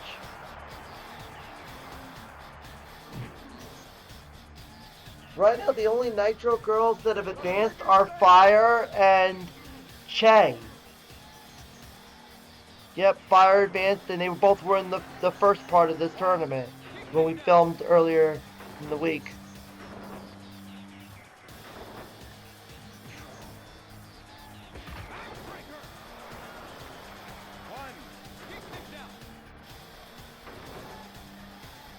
It's not really a flock outfit. It's just a different color of her dress. I know one is like this, like silvery-ish dress. I don't know if that's the flock one or if that's the Nitro one, or WCW one. I know they all have different outfits, and they all look that represent what they have. Some just have a generic put an NWO shirt on and put pants on, or put a WCW shirt on. But then there are others that are a little more creative. This is a creative outfit by slapping the NWO logos on her back and on her skirt.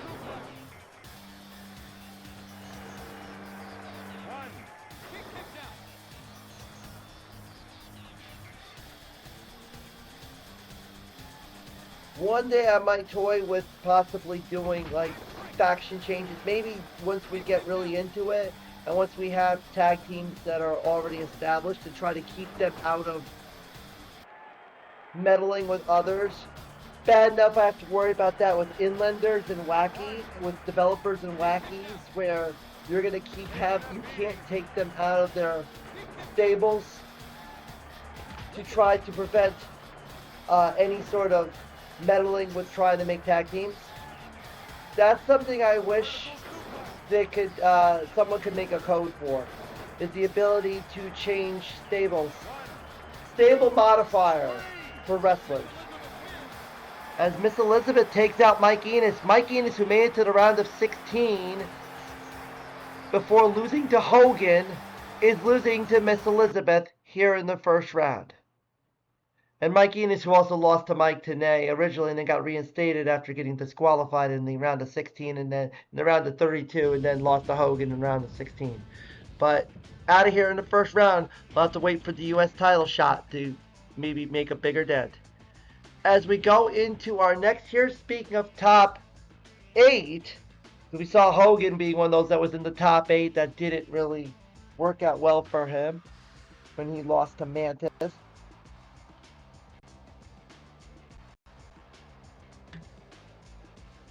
Had to fix the controller there. It was starting to get a little wonky, but I fixed it.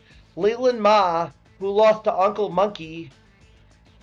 Yeah, that photo of Mike today looked like... I know Aaron of Aaron Plasma on that stream with Melly was talking about how he looked like Dick Vitale. Dick Vitale. So it's kind of like that. So Leland Ma, who lost to Uncle Monkey in the quarterfinals of the big one, takes on the man who lost to Stevie Ray in the quarterfinals, who is also out of the competition, Stevie Ray. Canyon hopes to go farther. The innovator of offense, Canyon, is calling you out. Pick me so your opponent will be flatlined. Yeah, Canyon made it to the quarterfinals and then he lost to Stevie Ray in the big one. Stevie Ray also lost. He lost to Tiffany Payne here in the first round, so that was a shocker. So right now, the best performer from that big one that's still in is Mantis.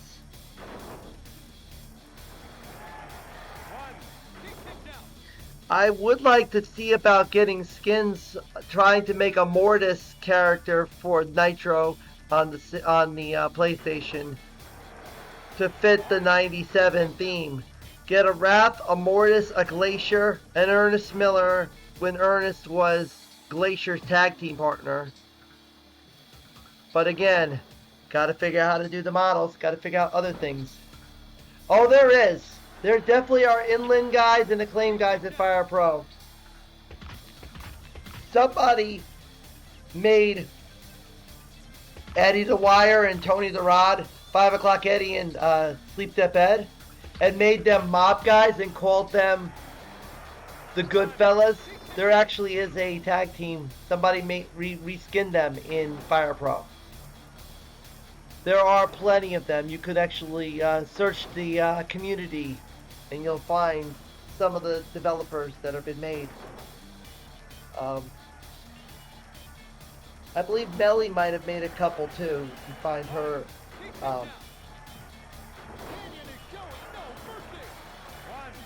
her creations. Knowing that, how they were made for the VPW oddity tournament that she just did a couple of weeks ago. Where Tony Schiavone almost made it to the final round and then lost to motherfucking Cowboy. Well, Melly and Nimrod were doing the stream on that one. Canyon taking it to Layla and Ma. Layla and Ma's not having a good showing here.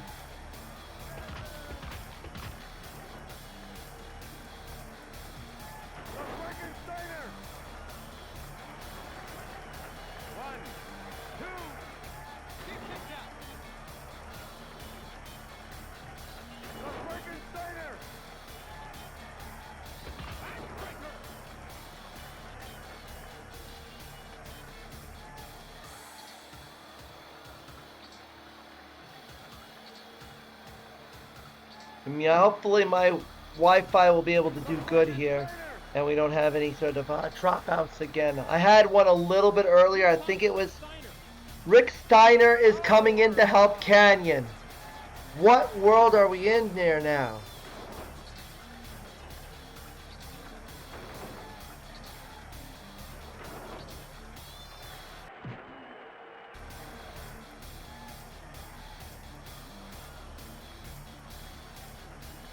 That should be something we could clip.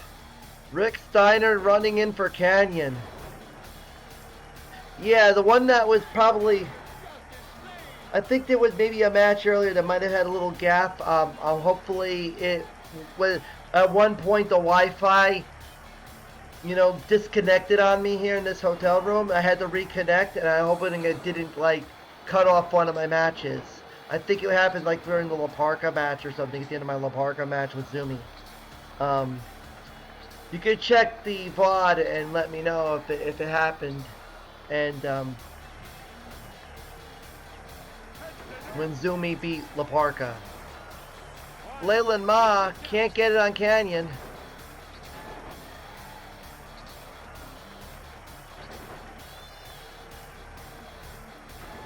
And who is that? Oh! Sanders Keels helped Layla and Ma out. And that's a tag team. We officially have our first tag team established. Layla and Ma and Sanders Keel are officially a tag team. So we know now that our first official tag team in the Thunder Tag Team title picture will be Layla and Ma and Sanders Keel.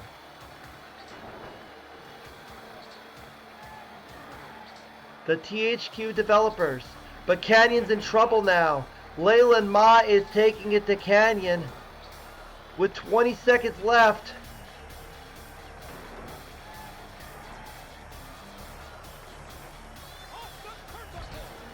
Oh, drop kick splashed him. That's not good at all. Layla and Ma is about to score a huge upset, taking out Canyon. Wow. Layla and Ma. I thought this was going to be all Canyon all the way to the bank, and then came Sanders Keel, who's probably still wanting to get over losing to Jericho, and helps out Layla and Ma advance. That was wild. That's definitely something we should highlight for sure, because there's so much about it. Now we go to a match that would have happened, didn't happen. Probably a good thing it didn't happen. I don't know. But we'll start off with... Pick the powerhouse of WCW because I'm big, bad, and dangerous to know.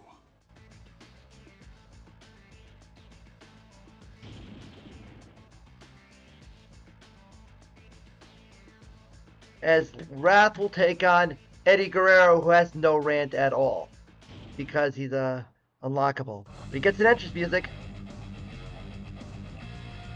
Wrath with the rip knockoff version of, I think that's Dr. Feelgood by Motley Crue. It sounded like Dr. Feelgood. The guitar sounds. If I wanted to program a camera like this game, but it would make mine unplayable. Yeah, it kind of like throws it all around, and it's all like the swinging around can kind of make your head spin.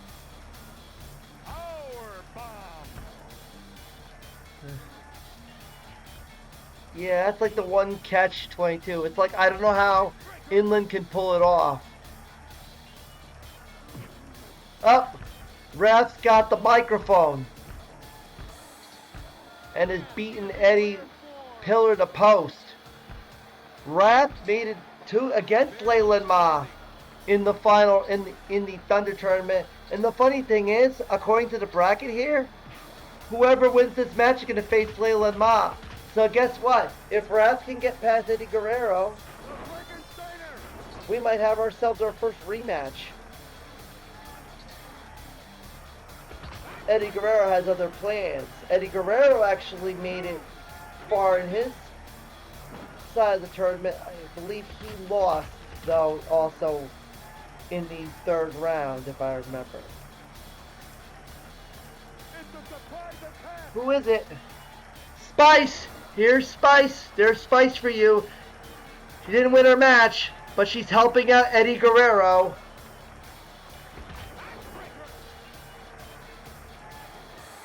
She does not want to see Wrath against Leyland Ma again. She wants it to be Eddie Guerrero to be the one to stop Leyland Ma.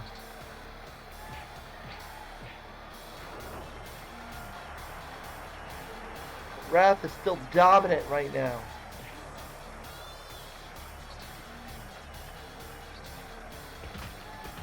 Spice didn't even get... Oh yeah, Spice did try to get a run in. AC Jazz tried to run in to help her, but Dean Malenko has already had her in Texas Cloverleaf, and Spice tapped out before AC Jazz even got past the railings of the entranceway. As there goes Spice out the door. There's the death penalty. Two. Nope. Yeah, Wrath's finisher in World Tour is in this game, the death penalty. He didn't have the meltdown. He would not have the meltdown until Mayhem. Or actually, this game he had the meltdown as his finisher. There's another death penalty. I don't think he has it in Revenge.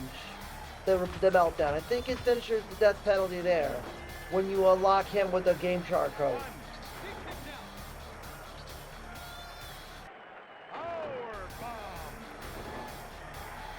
But Eddie Guerrero looks like he's done for. Wrath advances on. We've got a rematch in the second round from the Thunder tournament. Wrath and Leyland Ma. Wrath is going to be going for revenge after the humiliation he faced. So we got a rematch set for the second round with Leyland Ma versus Wrath. As now we go back to this match, which is going to be a Wacky versus an NWO talent, as here's some words from... There can't be any doubt in anybody's mind that I'm the man to pick. Not only because I'm in the NWO, because I'm Kurt Hennig, and nobody beats Kurt Hennig. Nobody. Are you sure about that, Kurt? Because Zoot Suit, who's beaten Conan in the first round of the big one, and helped out Mantis beat Chris Jericho in the big one, is now out to take out Kurt Hennig, who lost in the second round of the big one.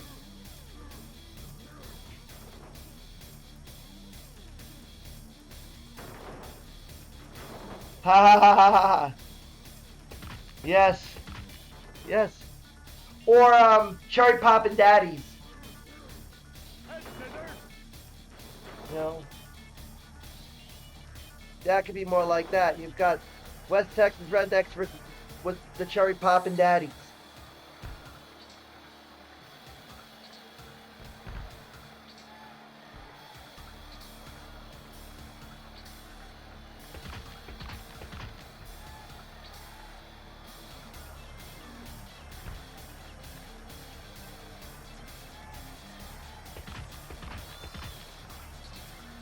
Right now, it looks like they're gonna go. Watch the count out. Watch the count up. The up.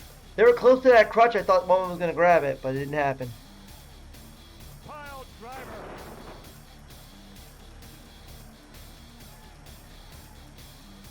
Power bomb.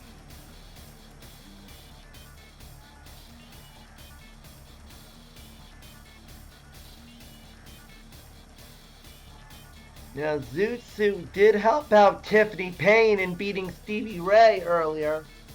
Which, by the way, I forgot Stevie Ray also had interference from Spice as well. Spice tried to help save Stevie Ray's Vertical suplex. spot here in this tournament. It didn't work out. So there's been more Spice appearances here today than there were in the first part of the tournament by run-ins and, of course, the match against Ian Malenko. Henning, however, has made a run-in for Scott Norton. So we know a tag team we know is Leyland Mon, Sanders Keel. I'll make sure I mark that at the top of my list so that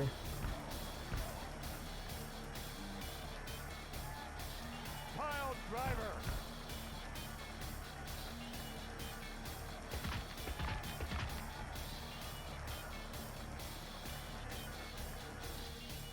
so they will actually, well, challenge will determine otherwise once we start the seeding, but when we first start entering the names into the challenge before I hit random, Leyland Ma, Sanders Keel will be number one.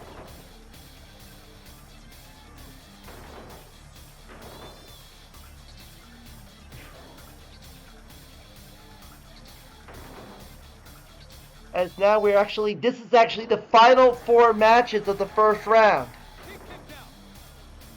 So once we get through these 4, we will be into round number 2, which will be 32 matches of round number 2. That's like the one good thing is that when we start trimming it down, you get less matches to go through. 64 matches to 32 matches to 16 matches to 8 matches to 4 matches to 2 matches to the finals. We're probably not going to make it that deep in. Hopefully we'll be able to crack in, get past the second round.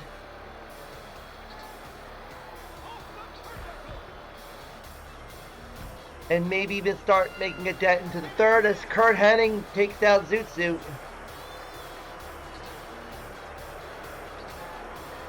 So Kurt Hennig takes the NWO into the next round.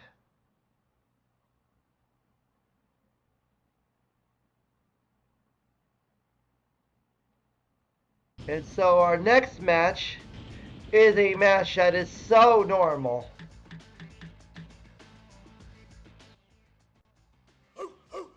I'm Rick Steiner, the dog-faced gremlin. Pick me, because when I get in the ring, I'm going to bite, kick, and scratch, and nobody gets up from the bulldog. As he will take on someone who was mentioned in the Piper rant in part 1, and I said there was a reason behind it. Here's your reasoning. Hey, wait a second. I know what you're thinking. You want to be me like everybody else. Forget about it. You don't have the mental skills or the dexterity. Go on. Go pick somebody else. Pick Hogan or some. Don't pick me. Move. Go. Go. Funny thing is, in his Nitro promo, he was begging you to pick him, and there he's like, nope, don't pick me.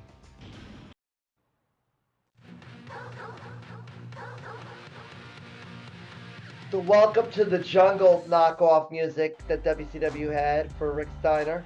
Welcome to the Dog Pound. Literally what the name of it was, Welcome to the Dog Pound. They weren't even hiding it.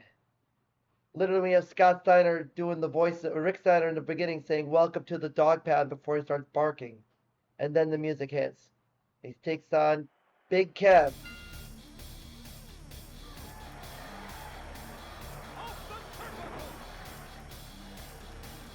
Big Kev, who lost in his first round match of the big one to Gorilla. Rick Steiner, who went all the way to the round of 16, but then lost to Stevie Ray. I'm still amazed that Rick Steiner made a run-in for Canyon and tried to help Canyon.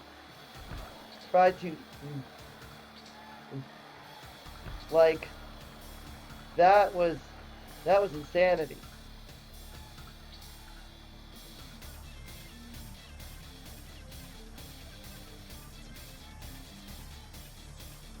Could it be a case of doing some penance? Trying to make good? Maybe.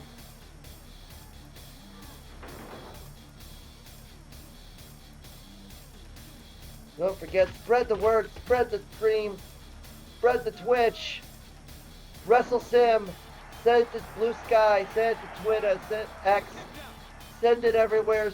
Let's get some followers. Let's grow this channel. Let's do it. WrestleDev is checking me out in the chat from Blue Sky on this morning. First day of summer 2026. Getting in what I can get in when I can get it. I don't know when I'll be able to do more after today. Everything just happens to be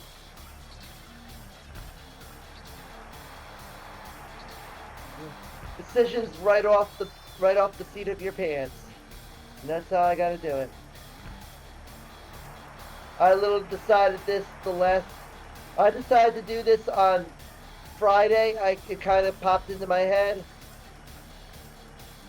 It was a women's wrestling show here in Long Island. I had to drive like 3 hours down here to get here, where I live. Someone I know was booked, so I was going to catch up with her. Everybody knows I talk on Melly's chat about Mercedes Martinez and such, and I've talked about a lot. She was part of that show, so I was going to see her.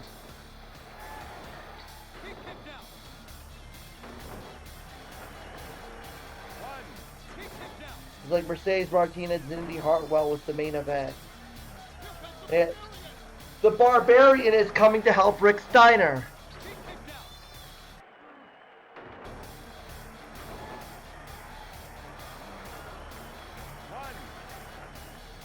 The Barbarian.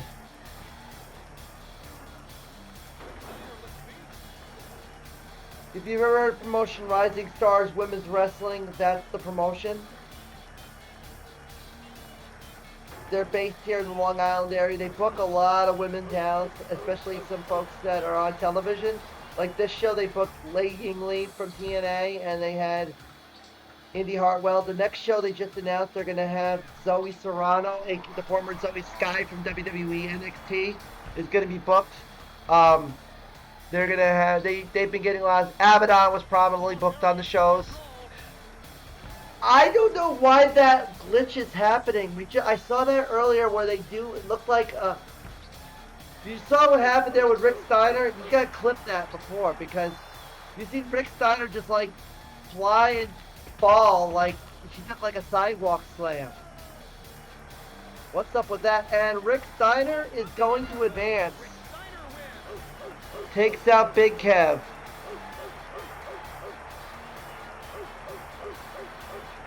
Yes, WSU. They've been gone since COVID. Yeah, I used to go to those shows all the time as well, back when they were running Jersey.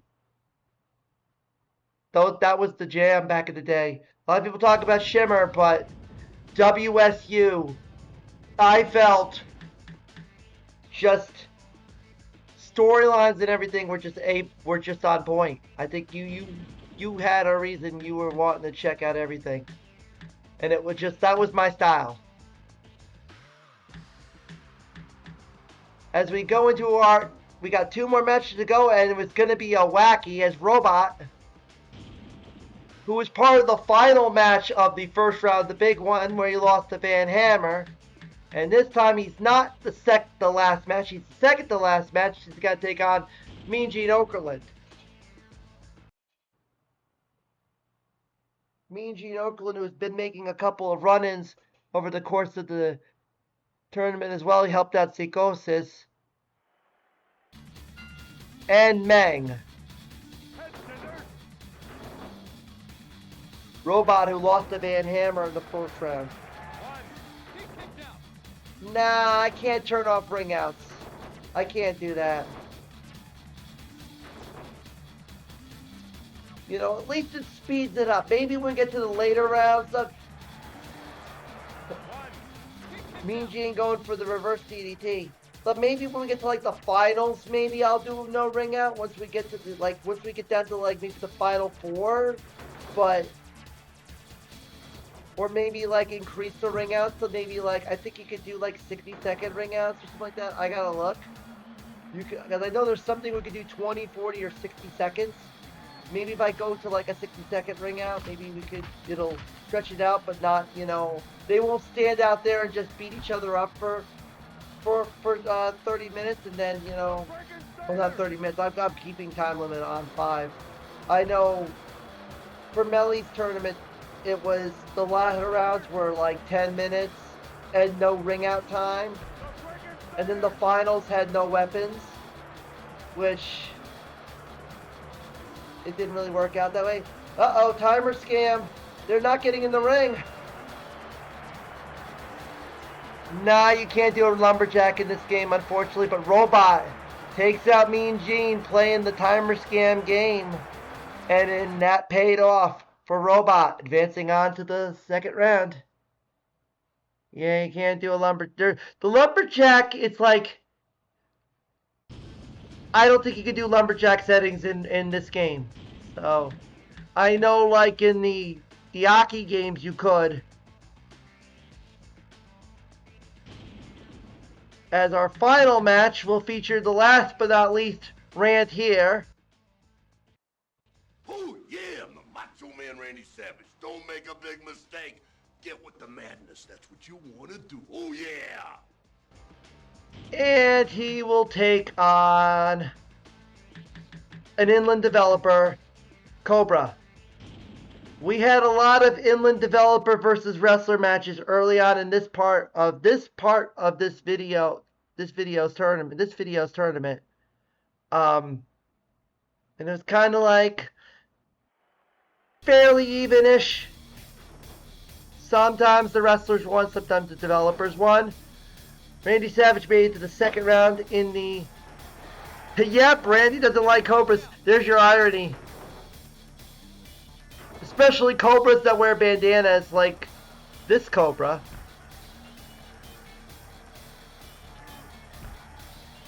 Which I believe he's in the Nitro PSX game as a hidden character. I think he was...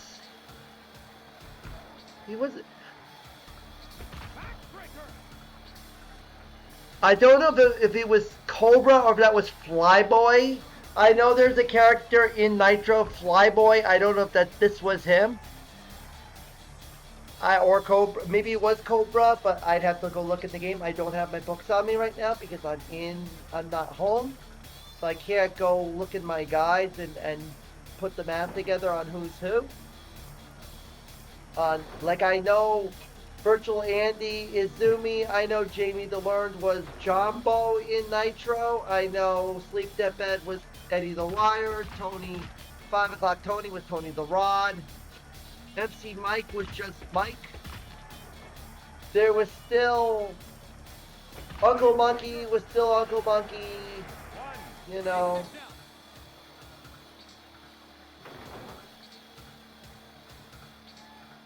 Reanimator was still Reanimator. Like, there was some of the folks that were still the same folks that they're here. Vertical suplex. Here comes Luger. Lex Luger is coming to help the Macho Man. The Frankensteiner. Luger's killing him. Now Luger is still in. Luger's got to face Kidman in the second round matchup. So maybe Macho Man might come help him if things are not going the way they plan to be going. Because Luger does not have any run-ins right now. But Cobra now getting the double team from the Total Package and the Macho Man. The madness is going right now. He wants to slay that Cobra.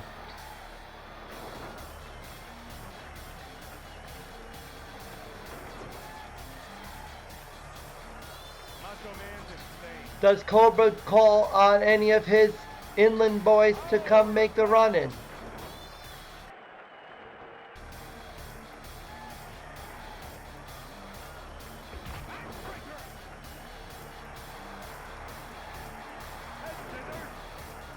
Cuts him off with the head scissors. Literally. Macho Man advances on. And he's going to take on Robot in round number 2. And that'll conclude the first round, as we have about 2 hours left of streaming time here for today's installment of the Thunder Sim World Title Tournament as we go into round number 2. As we start with a wacky infight to kick off round number 2, as Bobby will take on Arj and Varj.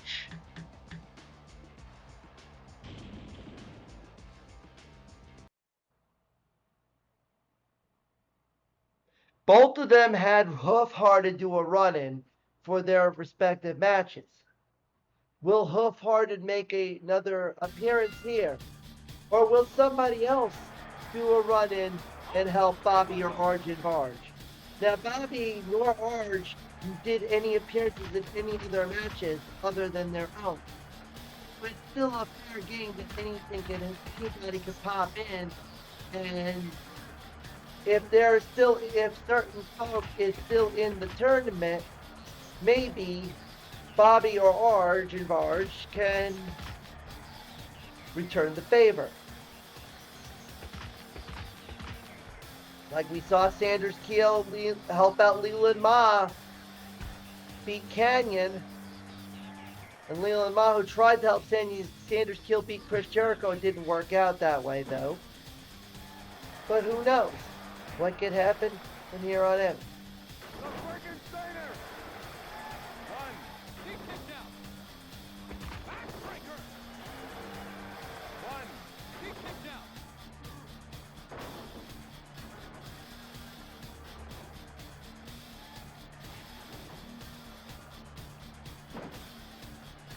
Kicking back. One. He kicked out.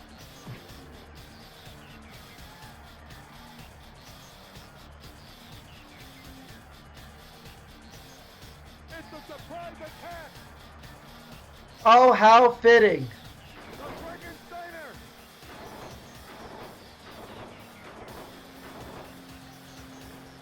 Oh, he's helping out Arj and Varj.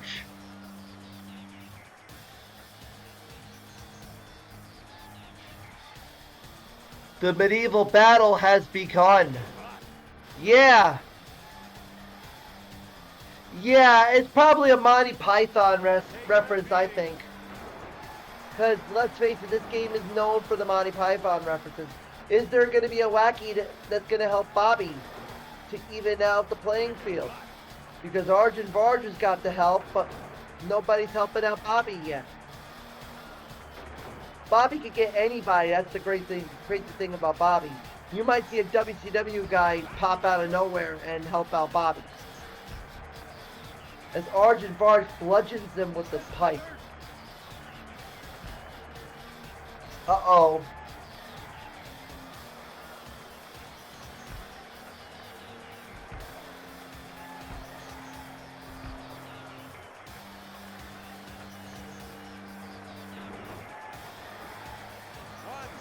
And unfortunately, Bobby does not do anything about it. Arjun Varj advances on. And another pinfall victory for Arjun Varj.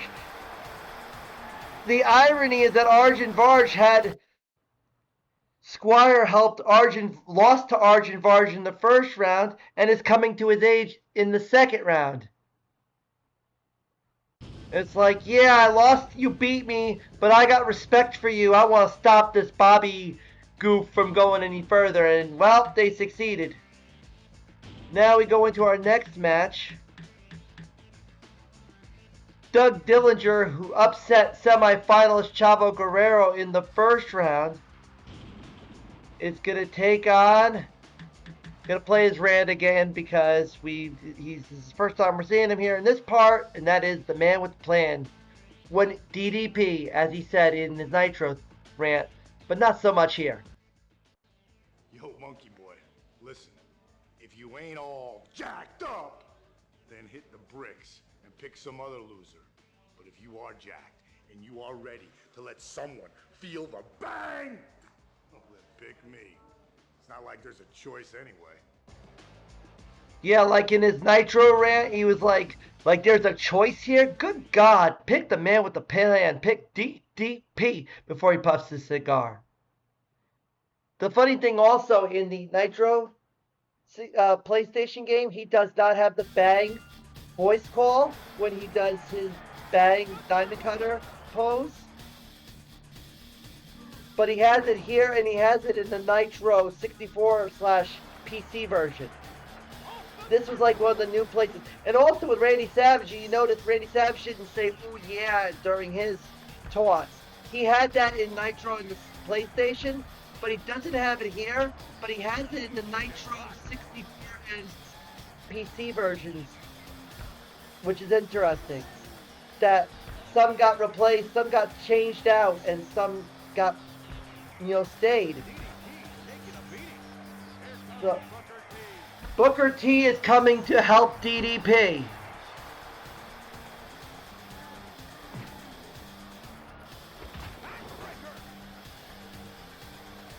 Booker T is out of competition, but Booker is helping out Dally. Maybe it'll help their cause in the U.S. title tournament.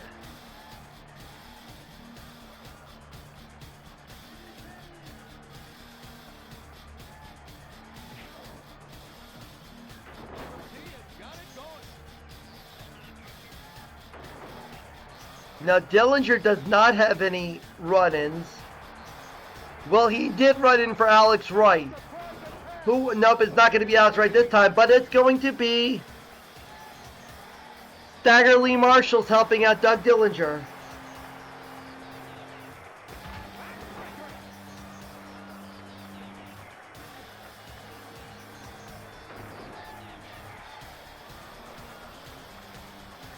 Lee Marshall is helping Doug Dillinger beat up DDP.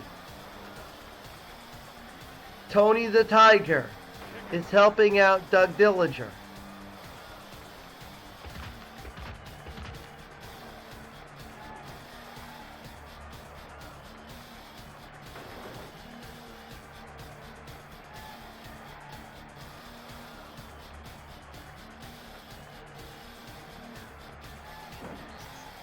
More of a, I lost my match, but I'm going to help someone else advance.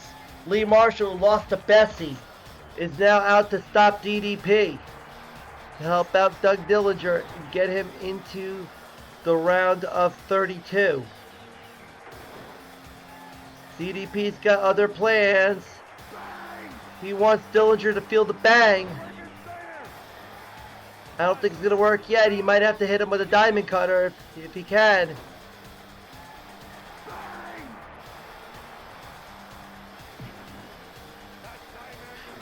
There it is, diamond cutter. Can he get the pin? He's way too far. Oh, he's going to taunt. Maybe, yep, he missed the opportunity on that one. He could have got the pin. He just decided to peacock and then he feel the bang. If he would have got the diamond cutter and got the pin, he would have got the 3 points. He didn't get it. He hit the finisher.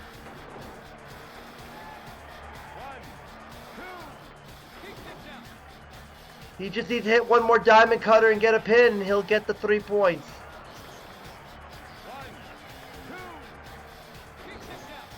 Nope.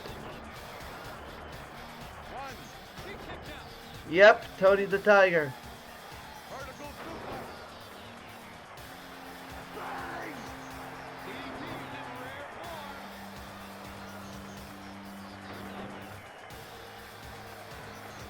DDP's going for the cover. 1. DDP only gets 2 points because he didn't use he used his finisher, but he didn't go for a pin. You have to get your finisher and get a score 1, 2, 3 to get the bonus point. So DDP will advance on. He's going to take out Arjun Farj in the round of 32.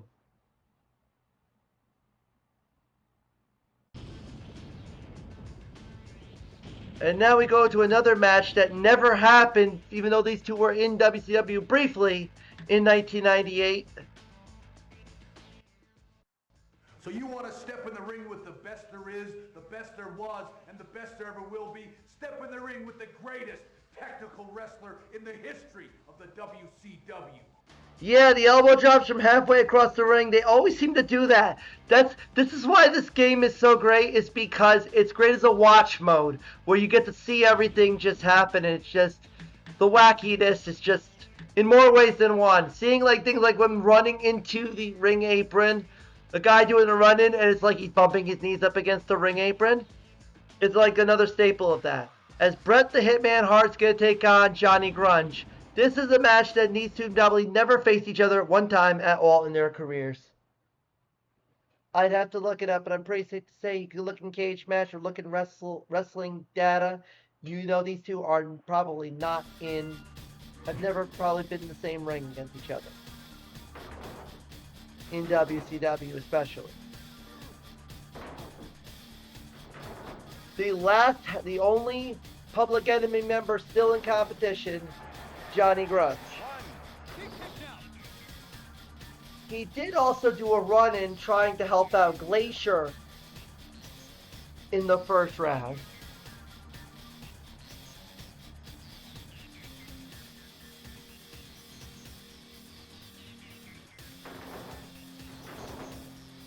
Unfortunately, Glacier's out of competition. He lost to Rick Rude.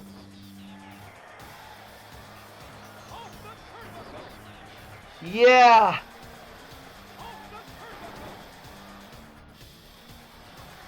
Yeah, their hitbox is all off put. Especially when you have the smaller characters like Adam and Sargent, where their hitbox is like way out of the way and it looks ridiculous. Like the striking distance check, yeah. Like that is something that you always have to take into consideration when you mod these games.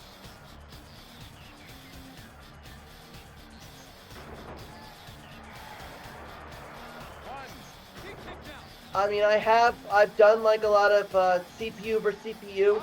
The one that seems to have the most trouble is the Mayhem one, because for some reason, they just stand still, they turn around. Canyon is now making a run-in.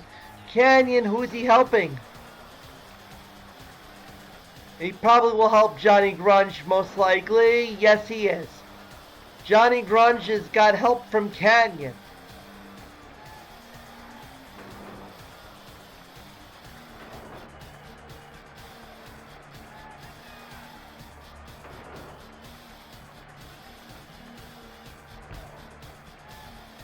But as I was saying, with Mayhem, there were times where the referee... Johnny Grunge looked like he was doing the... I don't know if it was the Randy Savage or if that was the Bret... Probably looked like the Randy Savage. Or is that the Bret... Yeah, it looked like the Randy Savage taunt. I thought that was the Bret taunt, but Bret would look a little differently. But when I was playing Mayhem and I would do the computer versus computer, sometimes they would just stand still, they wouldn't do anything, and then they would start moving. It's like all of a sudden, it's like, and there are times where I can move the controller myself and I could make a move. Still, it's kind of like a battle between the two. But Johnny Grunge takes Bret the Hitman Hart out and advances on to the round of 32. So Public Enemy still has a shot with one member in the form of Johnny Grunge.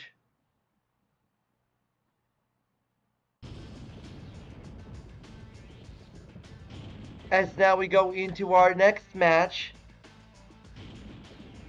Could be considered a normal match, but these two probably never face each other at all probably during their tenures. Pick me, pick somebody else, do whatever you want. Leave me alone. Quote the Raven, nevermore. As he will take on one of my favorite rants in the game. You selected Scott Hall. Big trouble for you. I'm gonna rough you up, you little punk. I'm gonna rub your face in the mat, and when it's time, boom. Here we go.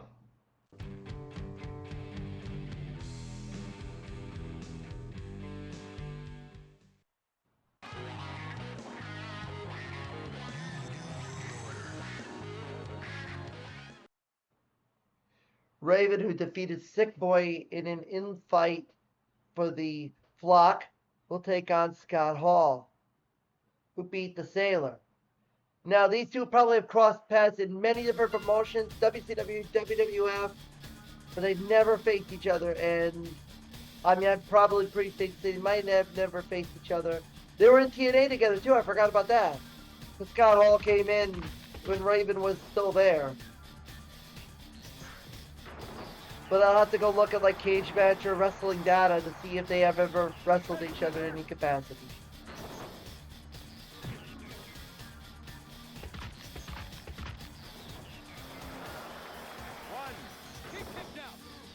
Haha, alcohol. Diamond Stud versus Scotty the Body Flamingo. Yes. Yes, those were the days. The Diamond Stud and Scotty the Body. Yep, during the 92, circa 1992 WCW. It seems like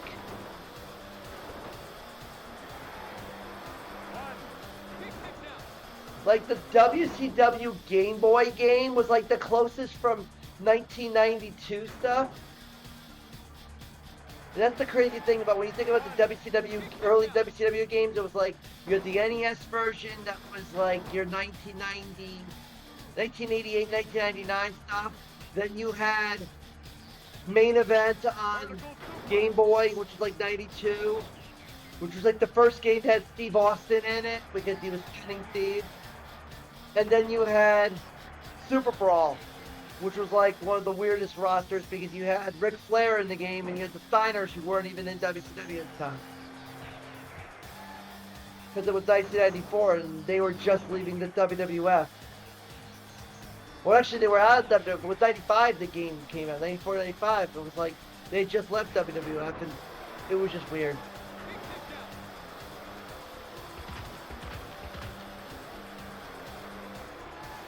It was more like your 92, 93 grouping. I didn't understand that game.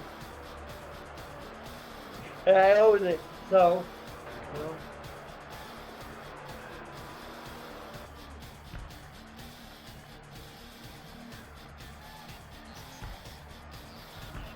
But then again, you got the Saturday Night mod that was created for WrestleMania 2000 that they did the WCW mod. Hey Chico, get my bags, yeah. I know some story. I know there are some folks that that are in the business that had a lot of Scott Hall stories, and there's some great stuff. Scott Hall wins this one. So you get another round with the bad guy going on. Survey says So right now it looks like Scott Hall versus Johnny Grunge in the next round. Now we go into our next match. And yes, I did. Yes, Scott beat Scott. Scott Levy, I see what you did there. The next match will feature Larry Zbyszko, which we confirmed was the guy doing the run-in for Mike Tenay, and it didn't work out. As he will take on Kimberly.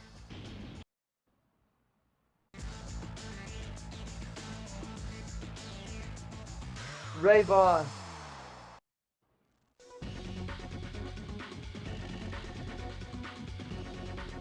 I see what you did there, Ray Vaughn. Ray Vaughn. Raven Ray Vaughn. That sounds like a perfect name for a for an enhancement talent. Larry Zbyszko beat Jim Keeley in the first round. Kimberly took out an upset, beating Sting when Roddy Piper basically beat Sting pillar to post. When Kimberly was on the cusp of getting beaten, Piper basically saved the day. Will we see Piper make his presence felt here in round number 2 against the living legend? Or will Larry Land stand tall?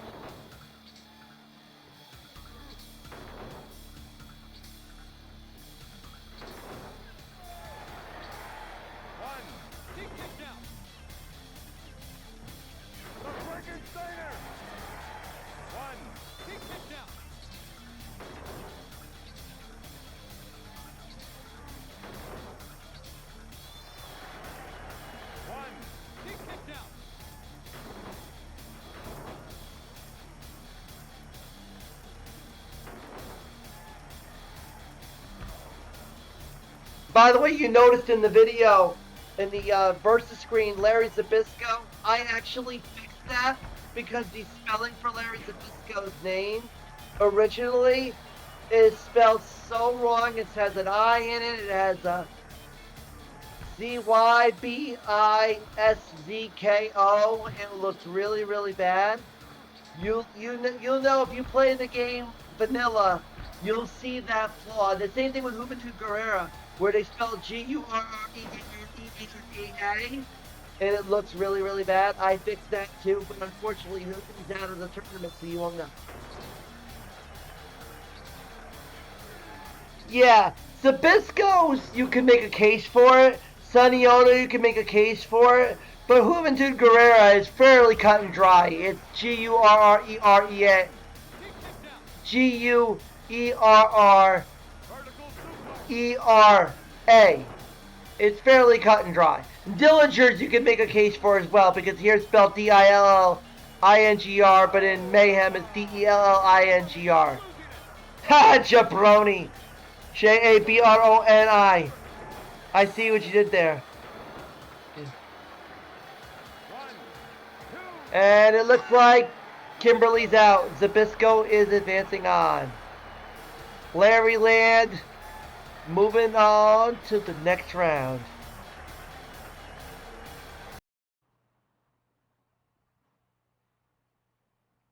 Some jabroni named Juventud. I wouldn't know.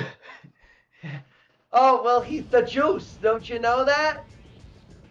The Juice has arrived. As we go into our next match, another rant for you. What are you looking at? Are you gonna pick me or not? Because we all know I can wrestle rings around the competition. As he will take on Rick Rude.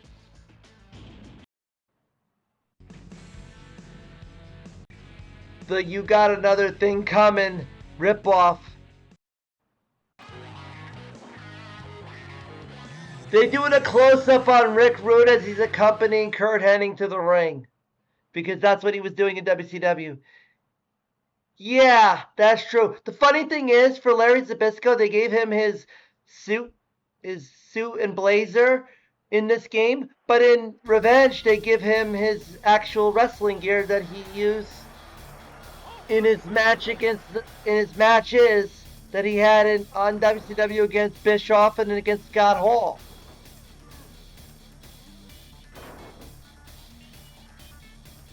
Yeah, with Rude, the thing is, yeah, the NWO on the back. Yeah, that doesn't really. I don't know if he ever did that.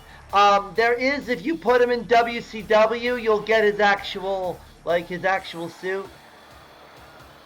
Because if you play the original Nitro, no, not the original, but the 64 version of Nitro, every character in the game is in their generic WCW costumes, and that's what you'll get. There's no logos or anything that'll distinguish. Like Conan's, he'll have his white tank top and pants outfit that he used in Nitro on the PlayStation for his outfit in Nitro on the 64, as opposed to the Wolfpack.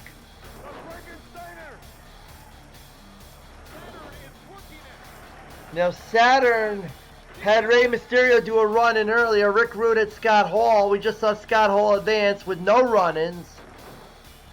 Saturn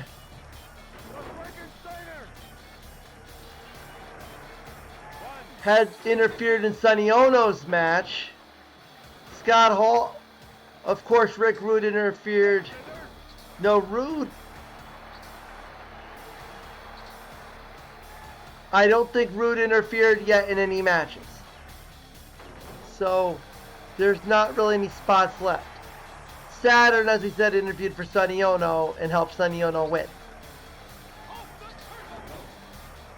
Rey Mysterio, I see what you did there. Everyone talks about how he was on both shows in one night, but he was on ECW that week too. Yep, that's the thing.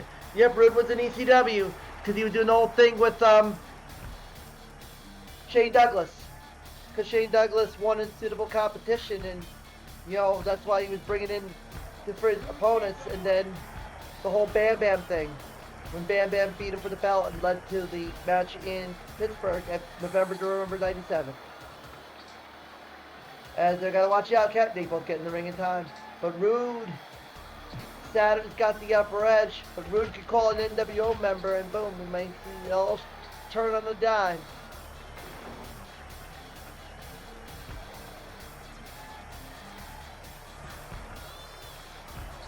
Rude was doing backstage stuff with Joey while he was in DX. He was on Raw, Nitro, and Hardcore TV the same week. Yep, exactly. That's how it went down.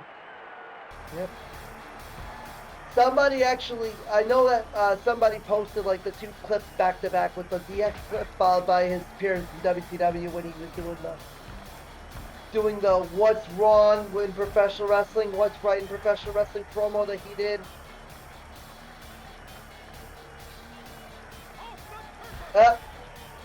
Looks like it's going to be Saturn getting the victory.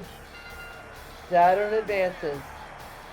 Saturn versus Rick Rude. Saturn versus Zbyszko in the next round.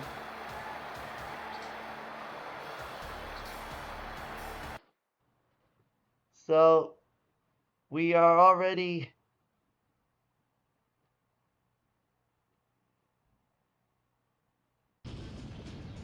6 matches into the round of 64, as now we go to the big marquee match of round number, well, one of the big marquee matches of round number 2, and that is the wacky infight between Cowboy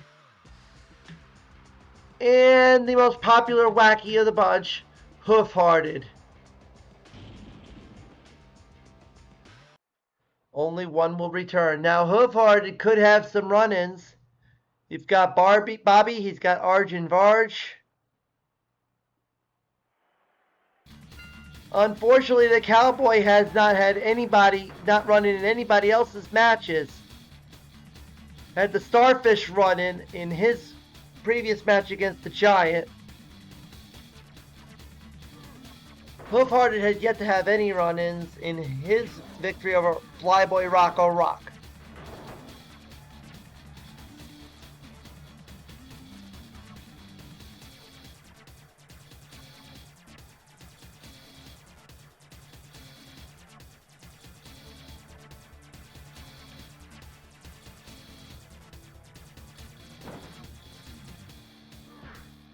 Yes, it is too ironic, for sure. You know, definitely.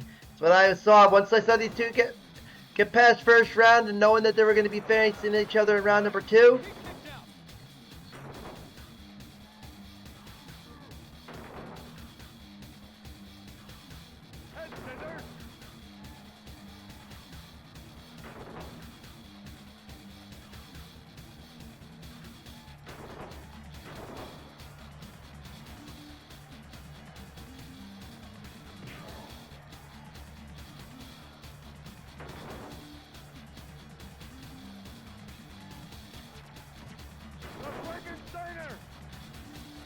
A horse doing a Frankensteiner.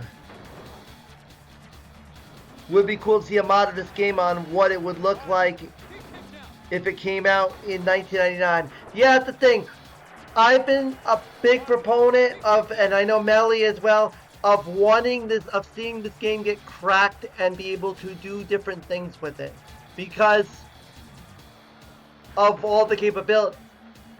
The thing is, the closest that we got was like with Nitro on the PC, where they were modding the arenas and modding the wrestlers in that game. You can kind of do that here too. I mean, I'm trying to work on it. It's just like trying to find a different Bam Bam hack. Yep, you could do that. Yep. Yes, definitely. I know that somebody made Bam Bam and hack wrestlers in the Nitro PC version. The problem is the moves. Vampiro, ICP, yep, you can do those too. Mikey Whipwreck, Sid, Finlay, Finlay's already in the game. Knobs, you can put Knobs in the game. Humorous, you know, there's a who's who. The thing is now what we have to worry about is what moves you give them. Ralphus, that's another one. You can put Ralphus like a hidden character.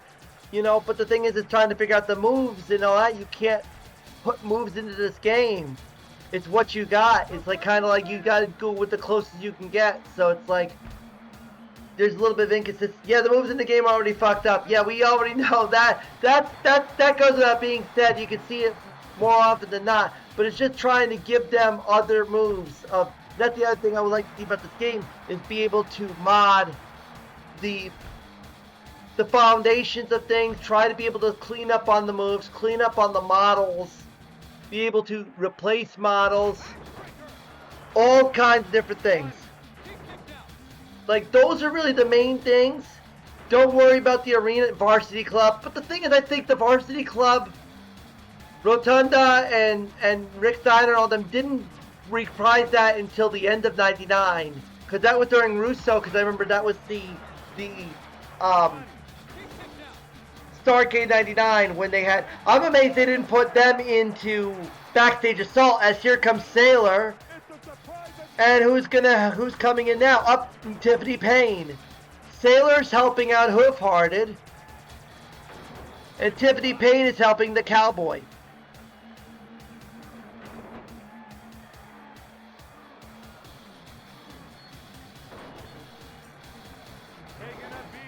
Sailor may have lost in his tournament match, but he's going to try to help Hoofhearted. Dennis Rodman. Yeah, I know a lot of people want to see Dennis Rodman in the WCW games. The thing is, he's a celebrity and money. Jerry Only is another one. I mean, he was another one. They were the Misfits, but again, that was like late 97. That was late 99 during the Russo era. And I don't know how much they'd be paying. Like, that'd be like the Kiss Demon I would see more likely get in before Jerry Only or any of them, because even though they'd still probably have to pay the rights because it's... Oh, Hoofhearted got hosed there by Cowboy. Yeah, Cowboy was with controversy in the Melly tournament because there was some... Mona, yeah, that's another one. Mona was in Backstage Assault. They put her in Backstage Assault, and there was that, so... Cowboy had Tiffany Payne, Hoofhearted had Sailor, and Tiffany Payne's still in, so you never know. Cowboy might be able to return the favor as we go into Limo Driver. Whoever that might be. As we go to now a developer infight, THQ versus Inland as John Ardell. We just saw Cowboy advance on. You can see the face of Cowboy. Now take a look at what Jamie the Learned looks like. Yeah, David Flair. Yeah, David Flair was gonna. I mean, you could give him the David Flair of the David Flair with the short trunks from '99. Maybe I could be working for. Yeah, well, if I was gonna modify Mayhem, maybe I could put David Flair in the game. Maybe I could put little. Well, I would maybe be able to put little David Flair in the game because I mean I would have to figure out where it would. Like my mod would be by like after Great American Bash '99 because I would use whatever the video that was the opening video with the clips that they showed from WCW. Like the latest one was when Rick Steiner was getting suplexed onto the runway by Sting during their match in Great American Bash '99 for the TV title. So I would probably more likely put David Flair into the game in some capacity. If so, I believe so. Or maybe put the '97 stuff because David Flair got awarded the title, I think, by the time of Bash at the Beach '97. Chucky and RoboCop. Yeah, I was gonna. Yeah, the only thing is, like, again, it's the money. You gotta pay Universal, and I don't know RoboCop's. What studio owns RoboCop? We know Chucky. You gotta pay Universal, and that was gonna be. Money is gonna be a tough thing right there. Yeah, for mods. Oh yeah, because of course it's mods. You know, mods you can do whatever you want, but like if you could do it in real life, it would not work out. But for mods, you could definitely do that. You know.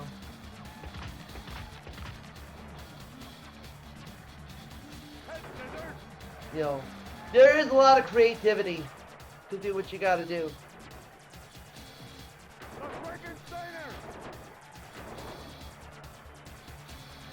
David Arquette, you know, Beetlejuice.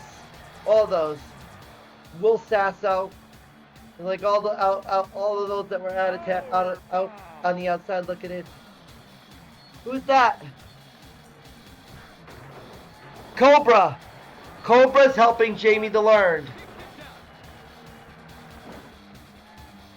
Cobra, who lost to the Macho Man, is now trying to help out Jamie the Learned.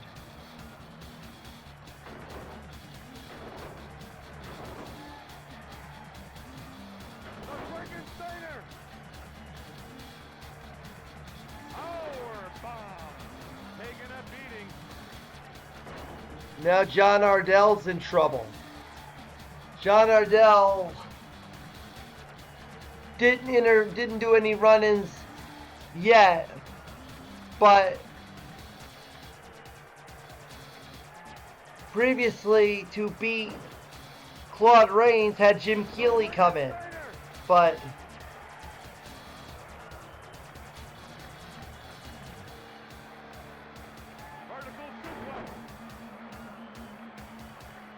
as now John Ardell does the muscle taunt, flexing. Guess it'd probably be like that's the Bulldog's taunt? No, it's Luger's taunt. Luger does the flex. No, Luger does the torture rack, I think, taunt. 1, 2, 3. But Jamie the Learned advances on. The funny thing is, it got literally a doppelganger match in the next round because Jamie the Learned is going to face the Cowboy. So basically, he's going to face his reskinned self in the Cowboy, Jamie the Learned. Be the first time you'll see Jamie the Learned and the Cowboy in the same place at the same time. Now we go back to another match. Talk about David versus Goliath. This is definitely going to be one of them. Veal is going to take on Sargent. Do you like pork or do you like veal? I think Sargent wants to show that the power of the pork will always... Oh, Buddy Lee Parker. I would definitely put the Sarge. I mean, Sarge was in Mayhem. Sarge was in Backstage Assault. Honestly, I would put Sarge in this game. I would put Sarge in this mod for sure.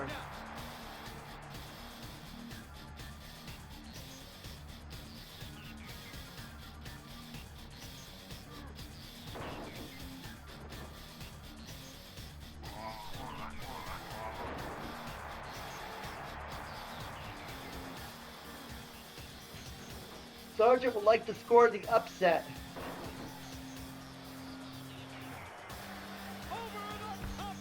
As Field throws him out of the ring.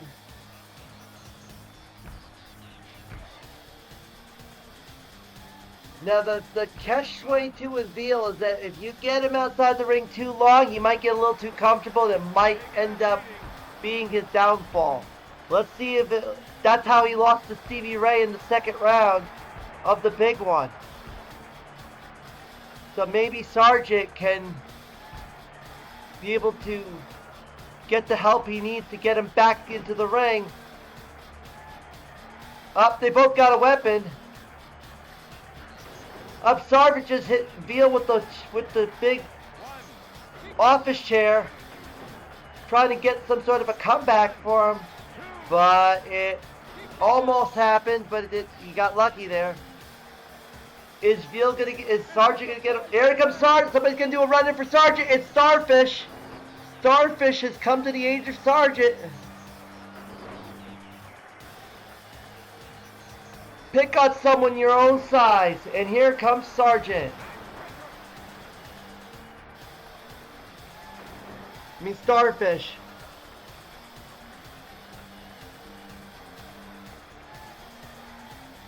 Yes, chocolate starfish and the hot dog flavored water. But unfortunately, Sargent needs to back off and let Starfish loosen up Veal a little more. I know Veal wants to have his way with Starfish, but to have his wheel with Sargent, but that's not how you're gonna help matters. Sargent,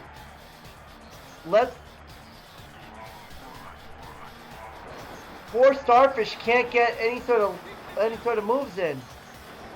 And unfortunately, that might be what will hurt Sargent's cause, is not letting Starfish get all the offense that he should get in. Now Sargent trying to taunt. Mind games. Here we go. The in and out. In and out like the burger. Up, there you go.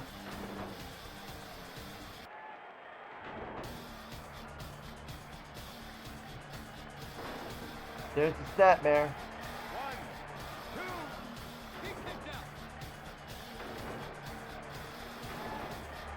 And unfortunately,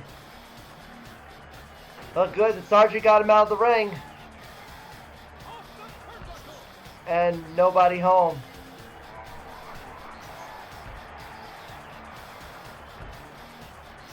Took too much time up there for Sargent. That's the only thing. Sargent had opportunities and didn't take advantage of it. All he could hope is be able to keep Veal out of the ring for the count out and score the upset that way.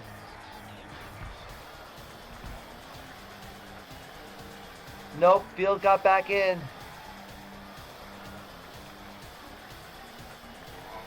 Another choke slam. This is not good for Sargent. Sargent had it, blew it, and unfortunately Veal advances on.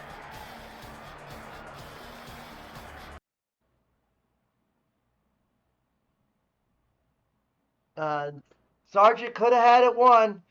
Could have let Starfish do his thing, but decided to look the gift horse right in the mouth, and it cost him big time. Veal going on to the round of 32. As we continue now we go into an all-out wacky matchup as Astronaut will knock you into orbit. And what does Mantis say about that? Yeah, right. Zorax.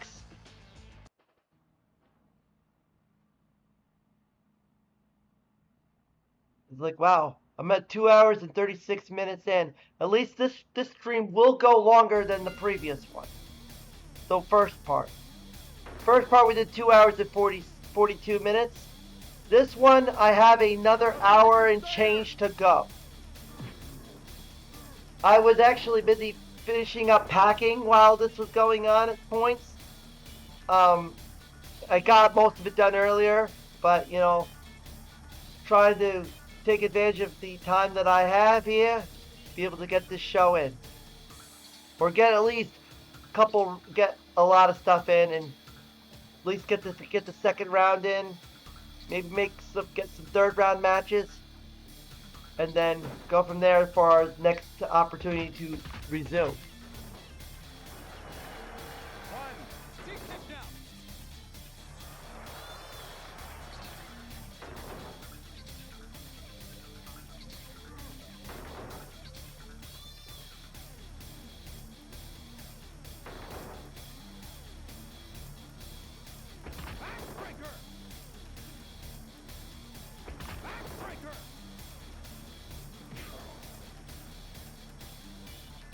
Vertical suplex.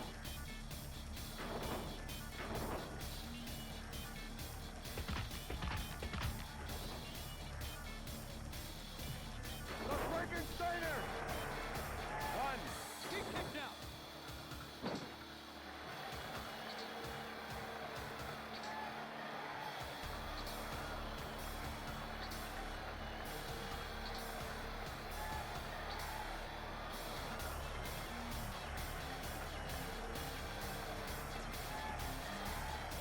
Mantis punching away at Astronaut.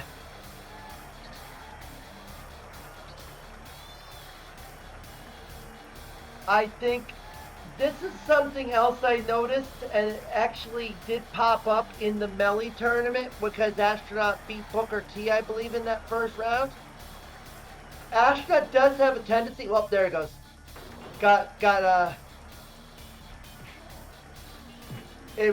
It got itself out. Sometimes Astronaut kind of will go into a freeze mode. Luckily, it unfroze itself. He unfroze himself. But at one point, he froze and he won because luckily his opponent got counted out, but he didn't. So he survived that one. But Manus, could he get the win here? Looks like a timer scam shot here. Let's see. And Mantis advances to the round of 32.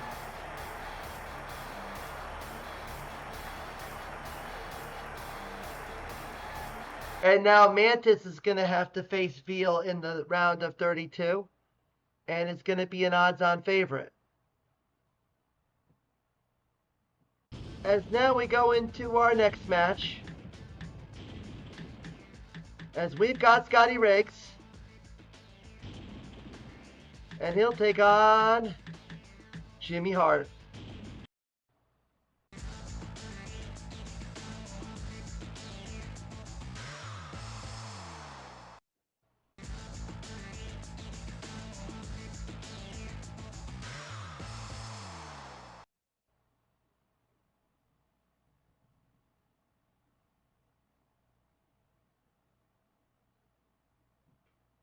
A little over a quarter of the way into round number 2.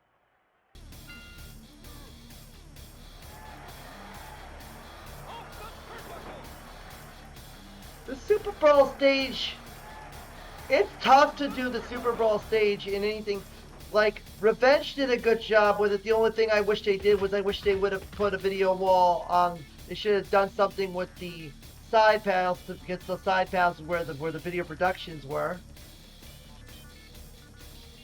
Because they did it with all the other ones, but they didn't do it with Revenge. They didn't do it with Super Brawl. Or obviously they didn't do it with Nitro either, but the unique panel that went along the back of the Cow Palace, they did it with at Super Brawl 7, Super Brawl 8. They didn't do a Super Brawl 9. Super Brawl 9 they had differently.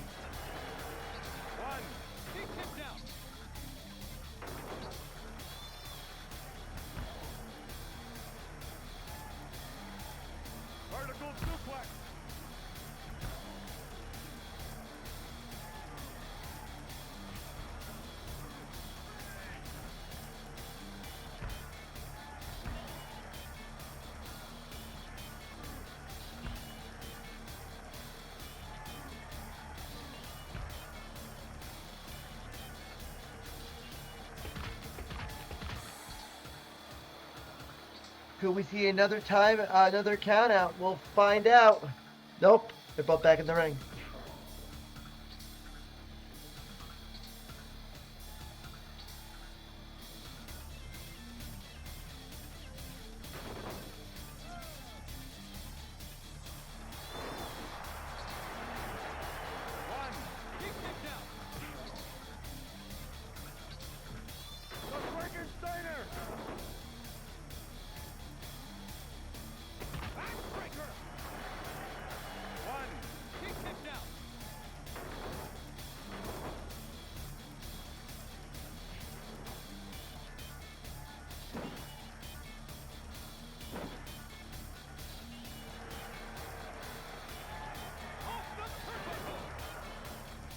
Should turn off you can't turn off pinfalls and submissions in this game. Maybe there'd be a way to hack it, but I don't think you can do that.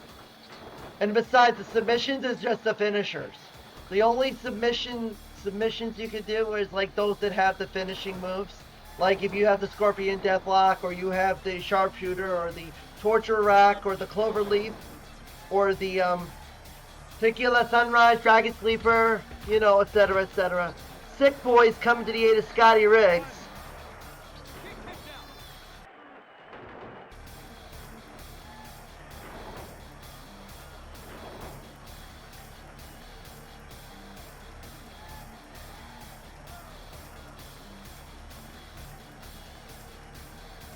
So Scotty Riggs, Sick Boy got beat by Raven, is helping out fellow Flock member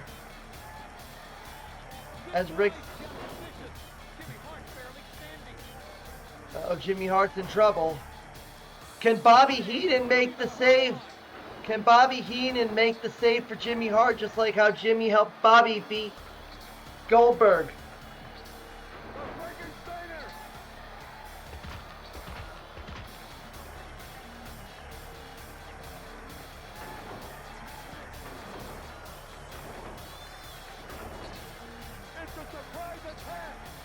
Who is it? Tigress. Tigress is helping out Jimmy Hart.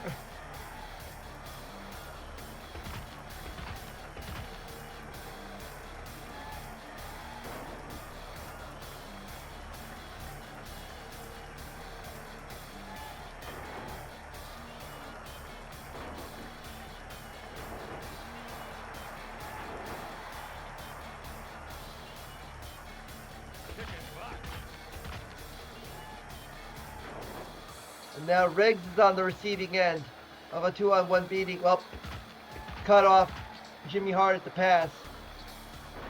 But didn't cut off Tigress. Tigress responds. Frankensteiner. Getting close to the timer. Can Jimmy Hart score the upset thanks to Tigress? Almost made the reach there. I don't remember what Jimmy Hart's finisher is in this game.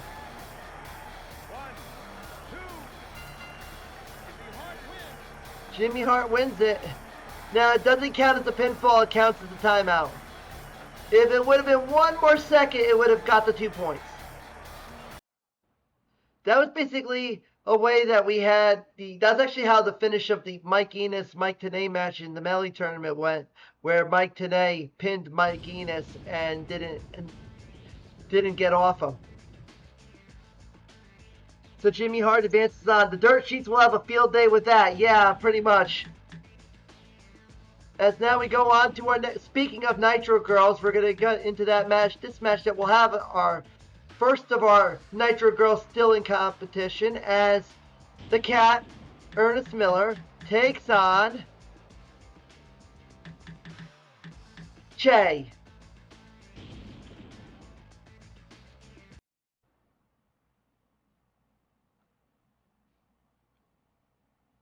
And honestly, these are the only 2 Nitro Girls still left in competition, because we've got Fire coming up later.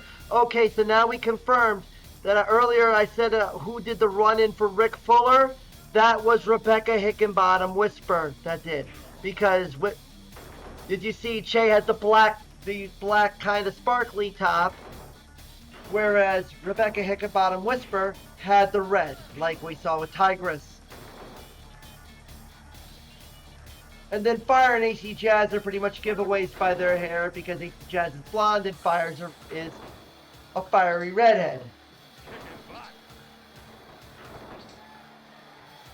In our imaginary Thunder 99, Hogan's finisher's the finger poke of doom. Yet in Revenge, his finisher is the Flair flop. Flair's finisher in World Tour is Hogan's finisher in Revenge. Which I guess is fair play because here in Thunder, Ric Flair does the Hogan taunt in his game. I guess that's the trade-off. Hey, in Revenge, have the Flair flop be in Hogan's finisher. Let's have Flair's finisher let's have Flair do the Hogan taunt. As Larry Zbyszko is here, who is Larry helping?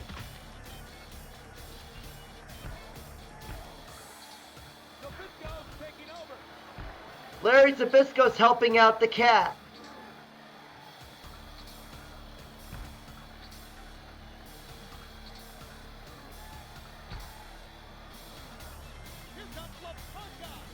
La Parka! As Che wins this one.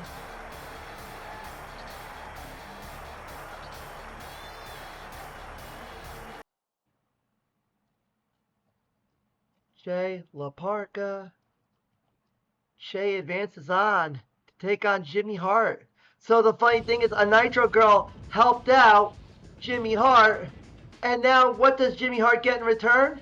He has to wrestle a Nitro Girl in the round of 32. As now we go back to the Wacky versus Developer contingent as Adam takes on Benji.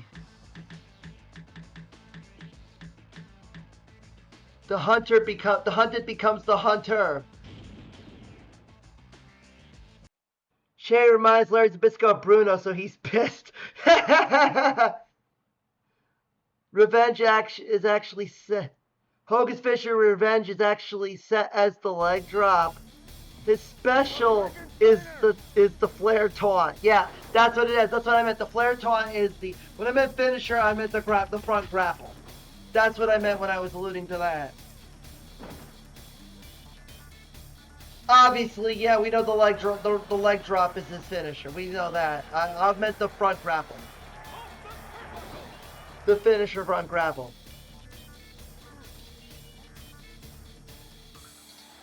Now, neither of these two have any run-ins either.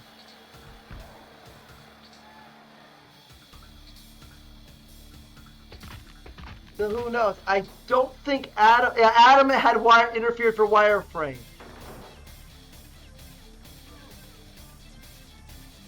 Has Benji done any run-ins yet?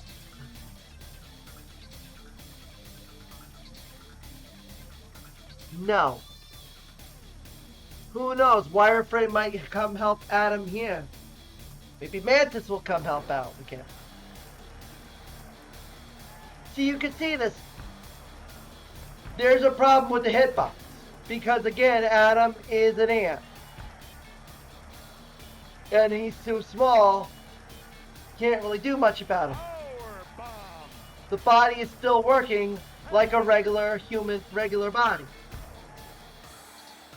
It's just the textures are made to only go for the lower part of the body, hence why they made him an ant. They missed the potential to do one of those 1-800 call ATT commercials to call the cat's mama. Yeah, WWF could have done that. WWE could have done that, but I mean, WCW, they were doing the Catbo thing. That's the only thing they did with Ernest, was they were doing the whole Tybo parody. Billy Blanks. They may have done that in WCW, like late, like during when he was starting to do the Somebody Call My Mama bit, when he was started really during the 2000 era, when he started to kind of go to a babyface side of things. But WWE definitely during his tenure when he started having that music, when it made sense.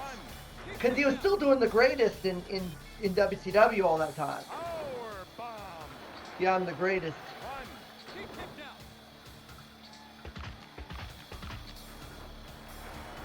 I believe his...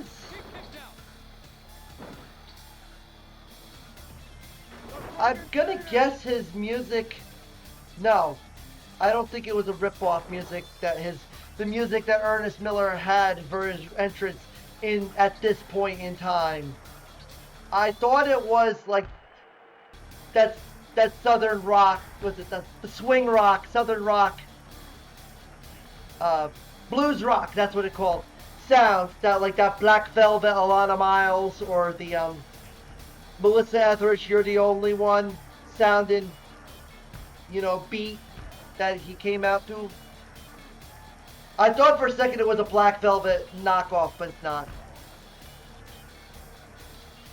It doesn't really, it's a stretch, but, you know, maybe somebody probably could confirm any of the WCW themes that were knockoffs. Like, we know, like, which ones are what. But yet, in this game, the entrances, and I think...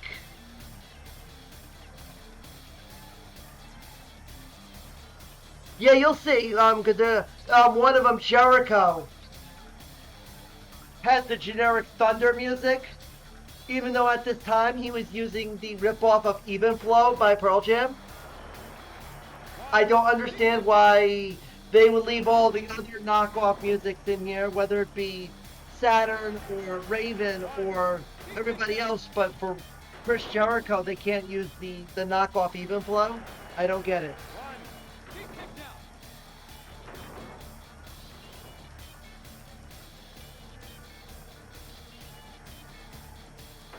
Seems like it's pretty much a coin flip right now between these two. I got about a little less than an hour to go. About an hour to go. I'm trying to get everything situated here before I get on the road. 10 seconds. Who's the run-in? Who's coming to help Benji? Who's that chick? The Dynamite Johnny's coming to help Benji, but it might be too late. Adam wins. So Benji's got Dynamite Johnny, just like John has, but Dynamite Johnny. The funny thing is, Dynamite Johnny helped to try to do the run-in for John in the first round against Benji, and it didn't work. And now Dynamite Johnny tries to pay the favor for Benji, and it didn't work. So Adam advances on.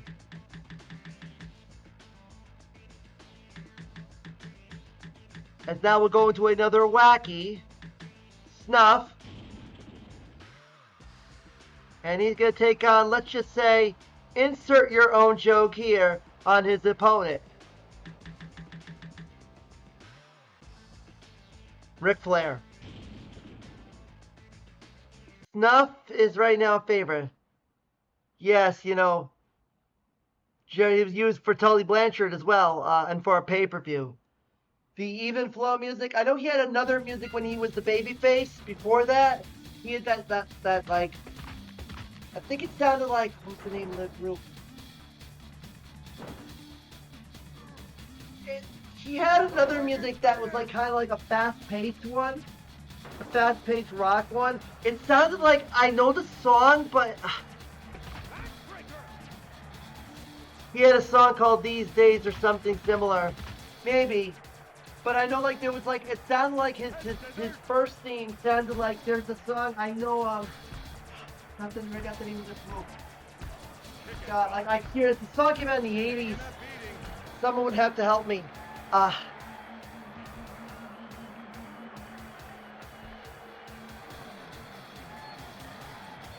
Not Pat Benatar, but somebody who had like a, or Stevie Nicks or something. I don't know. Like it was, I think it was a female. I know the song is sung as a female vocalist, but it was like that song sounded like what Jericho's first music was. Mammoth all these days. Yeah.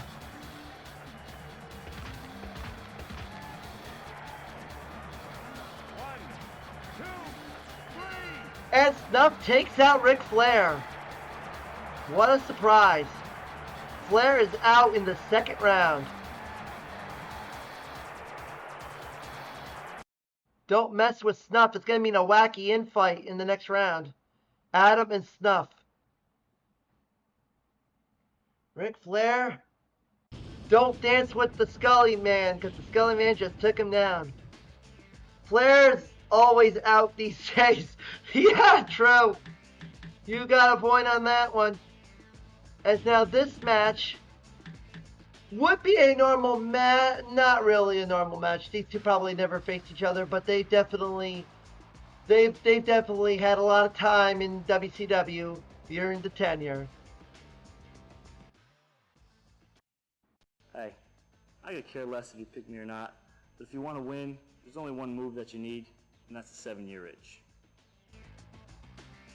But insert your own joke here, because Kidman's taking a 7-year itch that apparently has to do with drugs, and I'm Lex Luger. They call me the total package. You know why? Because I'm the finest physical specimen on the planet Earth today. You got the guts to take me on? well, we'll see. Kidman could do just that.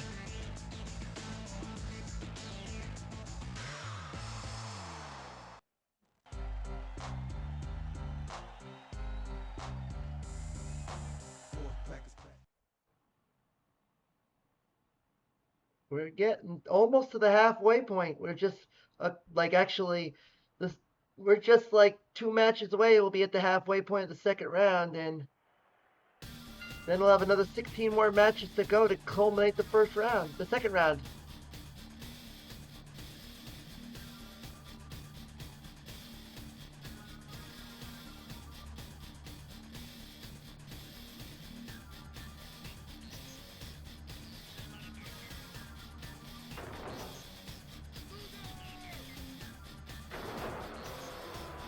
In the Saturday night skin.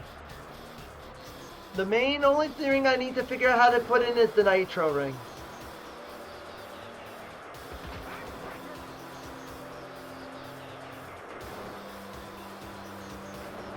The 7-year itch. Yeah, that's traditionally the whole thing. Yeah, the term describes feeling of, yeah, there's that about relationships and such. But, you know, it's like, there could be many different, that's the one I thought of when I first heard it. When I first heard the term 7-year itch, that was definitely what I was thinking of with relationships. You know, like, that was the first line that when I thought about that. But there's also something with drugs. I mean, drugs is like some things that have many different meanings. That's definitely one of them. Original meaning prior to Axelrod's play referred to scabies or skin disease. Yeah, there's that too.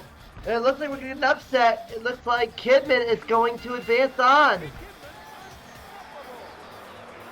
Haha. The Tony Schiavone Kidman wins getting cut off by Kidman's Unstoppable. That was clever. Yeah, you need to keep him away from Tori. True.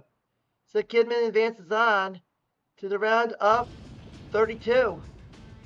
As we go on to our next match. Now we are officially going to be entering the end of the first half of this round, as Tony Schiavone is going to take on, of all people, You know, I tricked you before, I'm gonna trick you again, but this time, the torture is gonna last longer on the Hollywood Walk of Shame. no match has more heat than Lex versus Randy.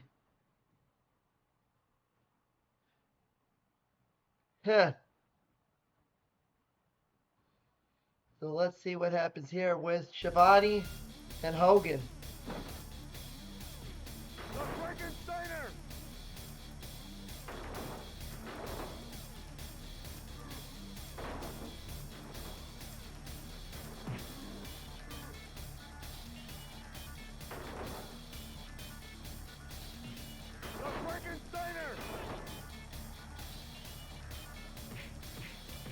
Shivani, who beat Chris Benoit in the first round, had help from Laparca. Maybe he can call Laparca again to help take out Hollywood. When you do a universe mode, you immediately have to set Lex as Randy's top enemy. Which is kind of funny because at this time in WCW, they were on the same side with the Wolfpack. And we just saw earlier where Luger helped out Savage beat Benji. No, beat Cobra, not Benji. Cobra. I just saw Benji just lose. Well, Hogan's thrown out of the ring. Let's see if Shivani can do anything about it.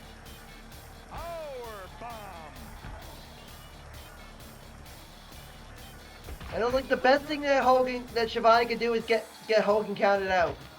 That's how Mantis beat Hogan in the big one. Is Mantis got the run in from Bessie and they basically just double teamed Hogan. Hogan was helpless. Bessie got in the ring, broke the count, and got the win. Shivani gets in, gets back out. Can we see an upset here in the second round? There you go. Shivani just took out Hogan. Oh, unfortunately, good news, bad news, take it as you may. We're not going to get Hogan versus Kidman in the round of 32. We're going to get Kidman versus Tony Schiavone. So guess what? There's going to be no Hogan winning this tournament. There's your upset. You don't have to wait until the round of 8 to see Hogan lose. Hogan's out in round number 2. So the next few videos we have, you won't have to worry about seeing that Hollywood blonde anywhere in sight. But hopefully you might get to see that Flash still around. You want to take him down? Well, let's take him down. 1, 2, 3. It's my game. This is where I live. This ring is my square circle. I live there, I fight there, and I survive there. You want him? I got him. Let's beat him. That's before Lex killed Liz. Yeah, that's true. Hogan is suing Inland. Yeah, that's what you get. You know what? It ain't gonna work. That ain't gonna work for me, brother. That ain't gonna work for Inland, brother. Inland, you can't blame Inland for that one. Shivani got your number.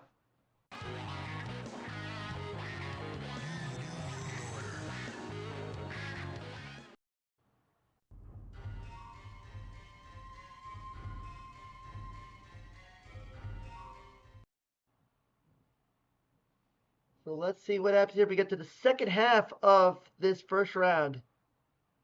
16 down, 16 more to go to get us down to 32.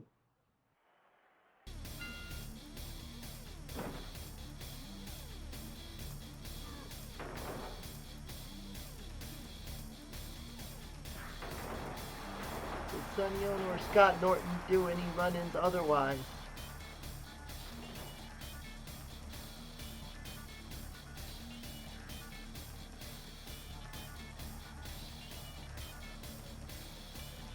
No, they did not. So, Sonny Ono in the previous round had help from Saturn. Scott Norton had help from Kurt Hennig. Scott Norton beat the Reanimator. Sonny Ono made Crush tap out to the Texas Clover hold.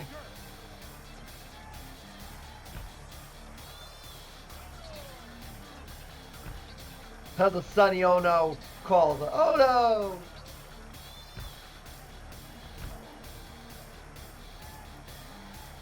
Just realized this is the only game where several people in it. Yeah, that's true. Other people, yeah, there's some, yeah, age is like milk sometimes, you know? Sometimes these games, sometimes these things where you go back and you look at these games, you're like, man, how the world can change in 25 years. Where you have folks that are dead, folks that I don't want to go on this rant. Folks are dead. Folks that have done different things, different personalities coming to light.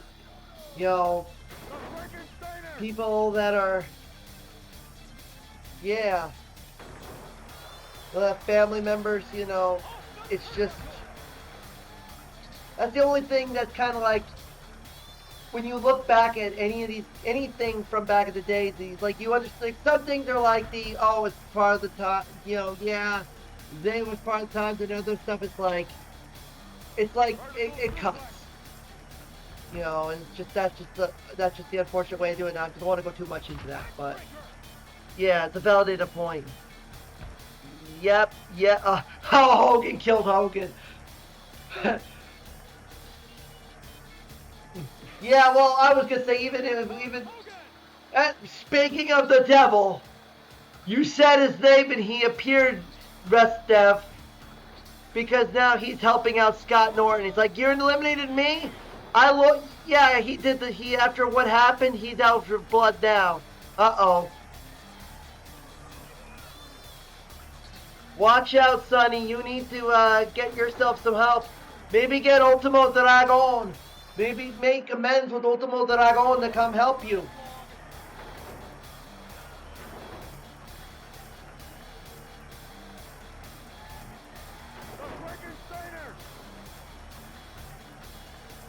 Or maybe, well, too bad Yuji Nakata's not in this game because he would have been. Or Ernest Miller, another one. You could have maybe got him even though he wasn't matching Ernest at the time. La Barca, Psicosis, take your pick.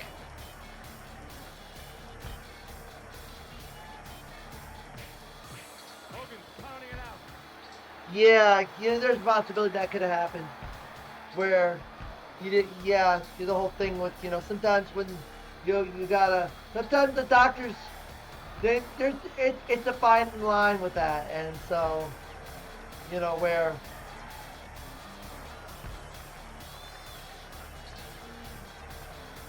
you get back in the ring, there you go. Still not over yet. Sonny Ono we got the timer scam dance they do here.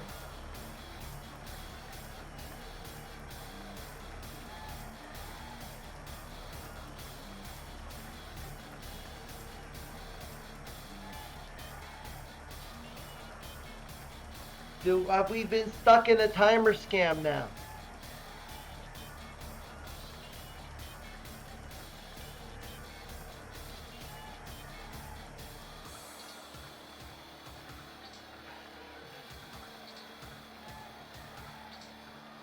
Getting down the countdown, the timer scam in play. Right now it's benefiting Sonny more than it's benefiting Scott. And you can see their health starting to go up a little bit, but might help Sonny Ono. And the time is just about up. Sonny Ono advances on to the round of 32. That didn't work. Hogan tried to interfere. It didn't work, unfortunately, for Scott Norton. Sonny Ono is going on.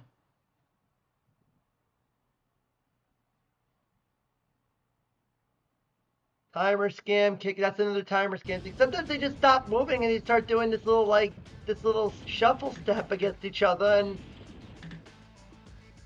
it's one of those where it's like you better hope that there's enough life bar to be able to build up, because if they get to a point where they fill up their life bars and there's like their life bars are even, they'll go into a tie. It'll be a tie match. As now we got our other Nitro Girl Fire. He's gonna take on the Barbarian.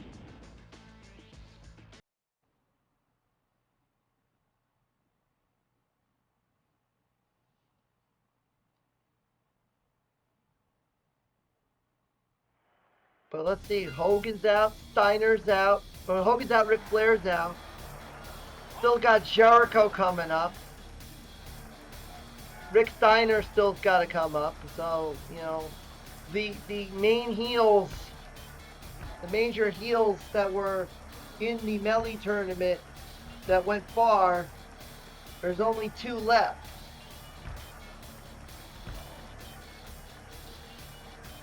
There might be new heels that they'll be probably booing, but, you know,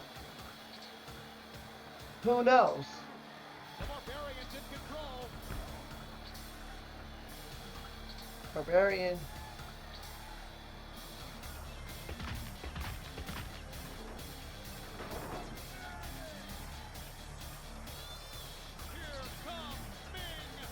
Here comes Meng. Who is Meng helping? Oh, Meng is helping Fire. Faces of Fear have exploded. This is, well, these two were feuding against each other at this time because at Fall Brawl they did have a match against each other, so the team had broken up for, you know, a period.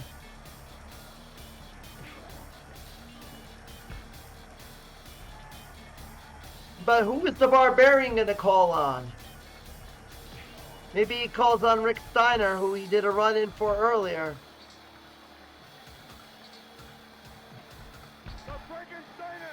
Uh-oh. Meng's unstoppable, yet it was Fire who kicked him. Uh-oh. And Fire gets the win thanks to Matt, Barbarian's former tag team partner.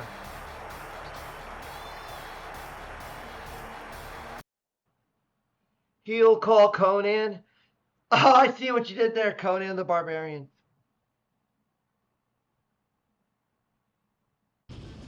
As now we go into our next match. Now these were the two winners of the last matches of our first round of the stream, where one beat Bill Goldberg and Bobby the Brain Heenan, and the other one beat Sanders Keel, who is now a tag team with Layla and Ma, and Sanders lost to. If you're a true Jerichoholic and you pick me, I promise you'll never, ever lose this game again. I wouldn't say it's the most fucked up. It's there. I would still say Melly still is like the best of the. Is still, you know, I still got a long way to go to get to Melly. And her Thunder tournament, because that one had some bonkers moments in the show, and not to mention there was wacky arenas in that one. Like, especially if you watch the dance matches, like Snuff and Mantis and Larry Zbyszko and Chavo Guerrero doing their matches in the Uso dancing arena as the swing music is playing. We'll have you. And then having the match with Mantis and Stuff where Starfish comes running in, and then they start just doing the little dance at the end. You'll just be laughing you know what off on that for sure. Like, that was probably some great stuff. Yeah, Chris Jericho, who I know DM put a clip up on my Twitch of when Jericho and Sanders Keel did double drop kicks off the top rope and didn't hit at all. Big thanks for that. Go check that clip out. There'll probably be some more clips to be posted. We'll see. But can the Brain stop Jericho? He beat Goldberg. Let me get in the ring. Jericho, they both get in the ring just in time.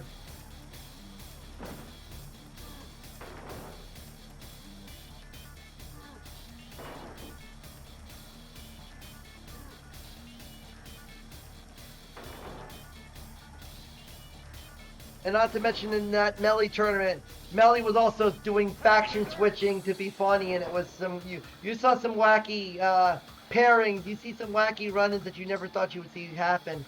Like I said, you'd have like Hogan, you'd have Flair and Reese and Kimberly all doing run-ins for Hogan.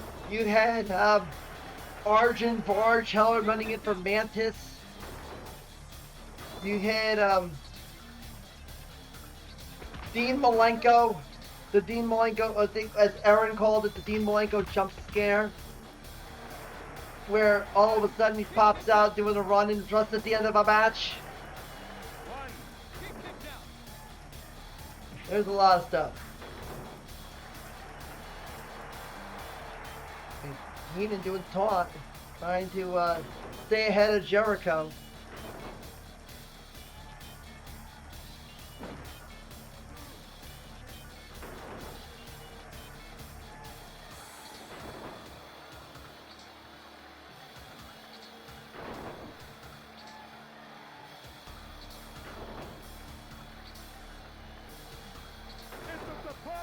Who's doing the running for up? That is Schiavone. There's Tony Schiavone. He's coming in to help, I believe, the Brain. Yep, Tony Schiavone's coming to help Bobby Heenan.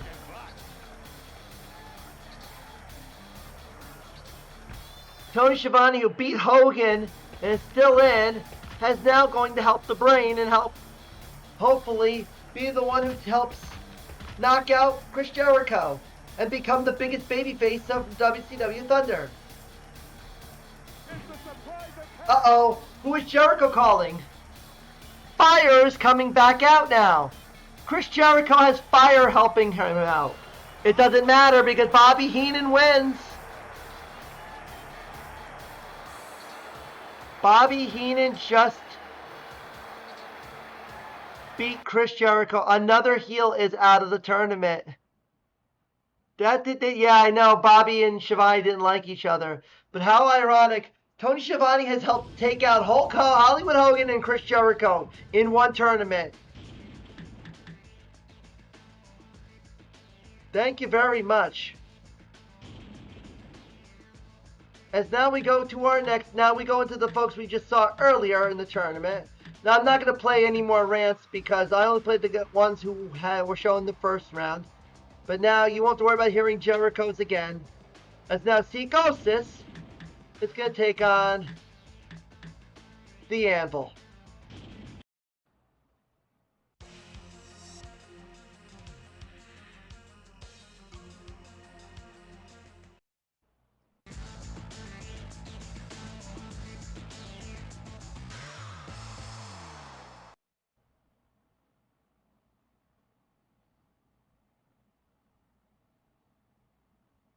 Yeah, and I pointed out before with Jericho's thing, he normally would have even flow, but they didn't even put it in the game because it was kind of odd that they just gave him the generic one. That they gave like the Anvil here, and they gave to the Bulldog, and they gave to many others. Kidman, they do all them.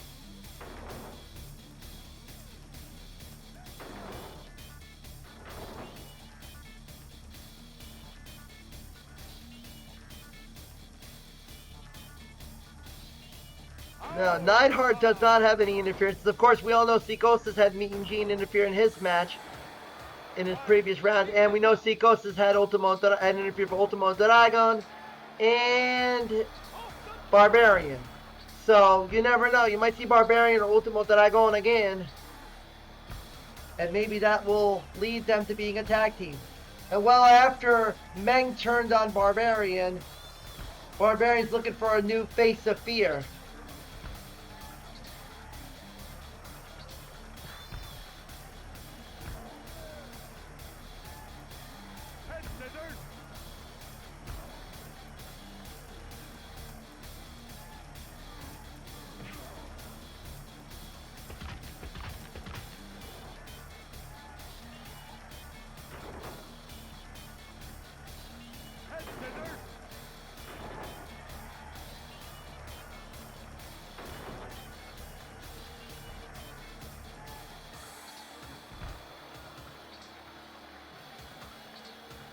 Oh, Psychosis got the Louisville Slugger and they dropped it.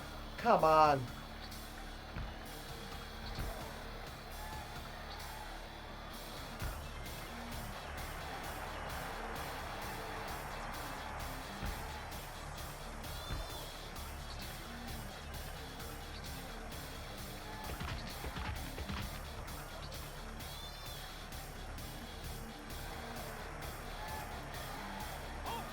Neidhart gets in just in time.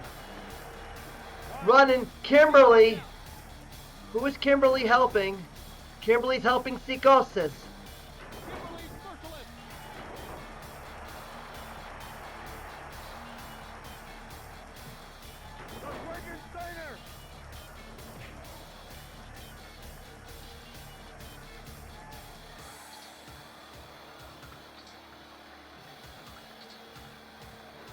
sometimes, sometimes it can, sometimes it can get a little, it can be a little tough to try to, like, because I remember when I first started playing this, I started trying to do, when I first started actively doing this computer versus computer thing, I was trying to see about the algorithms about, who can do run-ins for who. And it's just sometimes you find yourself finding 5,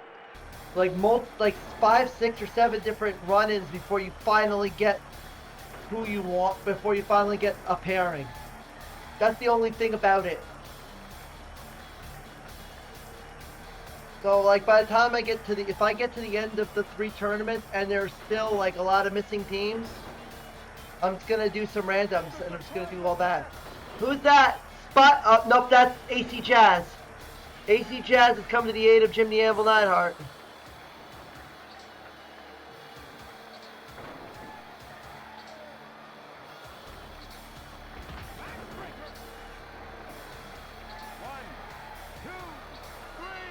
As Psychosis wins. Kim got the fuck out of there instantly. Ha! Like, I want to, like, come on, like, let a Nitro girl, a Nitro girl was coming in, it's like, I don't want to mess around with another Nitro girl. I'm not, you already got issues with Spice. Like, I don't want anything to do with you. I don't know why. My controller just sometimes will just automatically just start, jumping around randomly. I use a PlayStation 5 controller to control this here, so it's kind of, it acts weird sometimes. So bear with it. And now we get to Scott Steiner, who beat a developer in Gucci earlier in the first round, and now he's gonna take on another inland developer.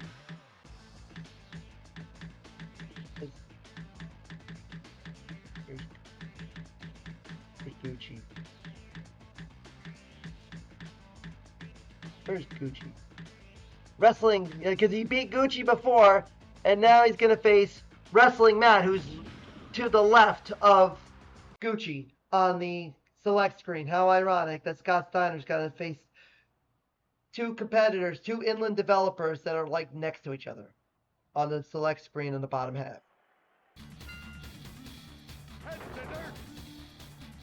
Wrestling Matt, who I like to call the Joe Exotic of the inland developers. Take a look at him.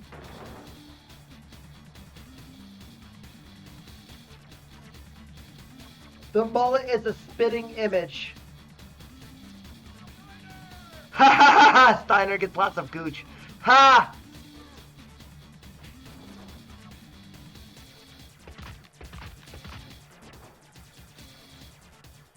Yeah, that's exactly what I've been saying about it. It's Tiger King. That's the first thing. When I saw this model, I'm like, I know I've seen that mullet somewhere else. And that was the first thing that popped in my head. Did it before anyone knew who Joe Exotic was. He was 2 decades ahead of the game.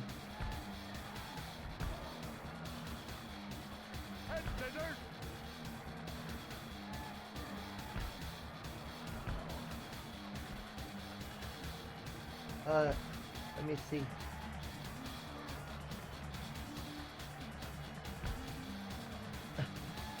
Haha, Mad Exotic.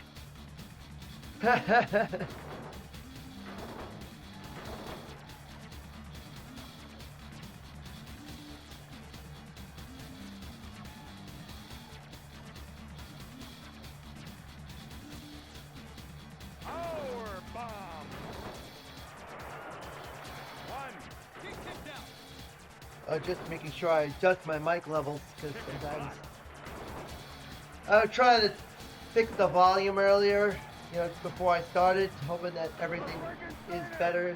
Then sometimes I feel like I can make improvements or whatever as the days I do these streams. Got Steiner in trouble. Does he call an NWO member to bail him out?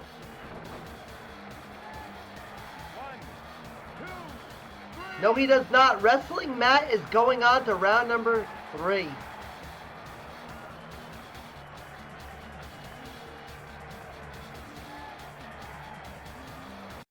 Gets revenge for Gucci. 1-800-NWO. Yeah. You would think it would be easier. They could do it much easier than doing that. As now, the funny thing is, Wrestling Matt in the first round had help from Zumi, and guess who's coming up next to fight? Is Zumi. In an Inland versus Wacky, taking on the character who took out Stevie Ray in the first round, Tiffany Payne.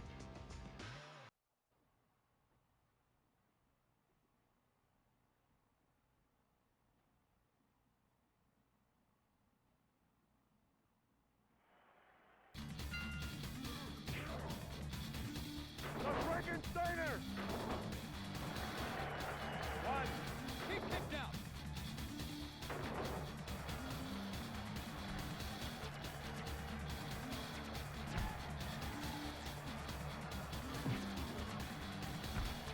Well, almost 3.5 hours into this stream.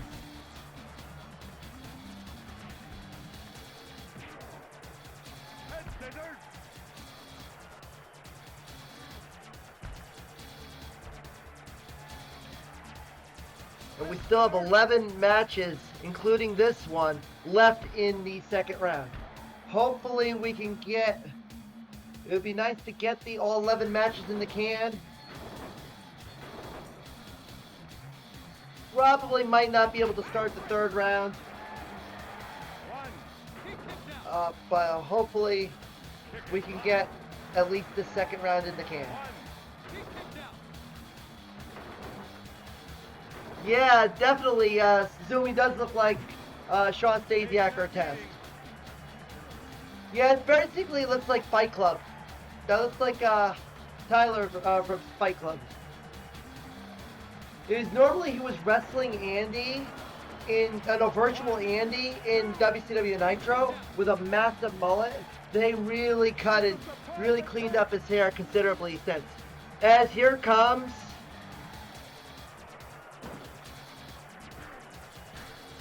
help for Tiffany Payne.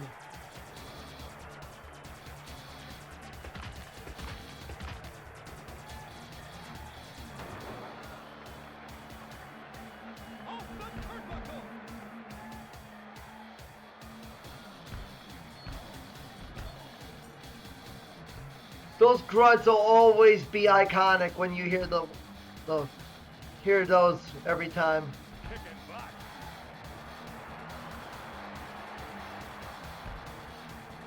Who knows? We might see some favor returning from Tiffany Payne when we get later into this match.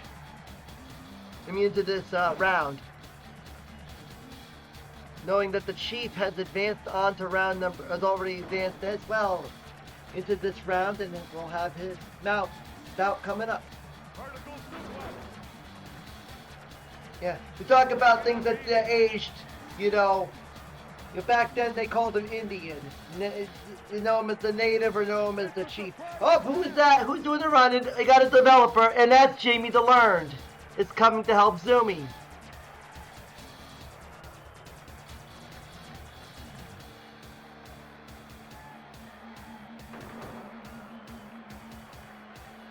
Jamie the Learned, who was doing double duty today, winning his matches as the Cowboy and as himself, is now coming back out as himself to help out Zumi.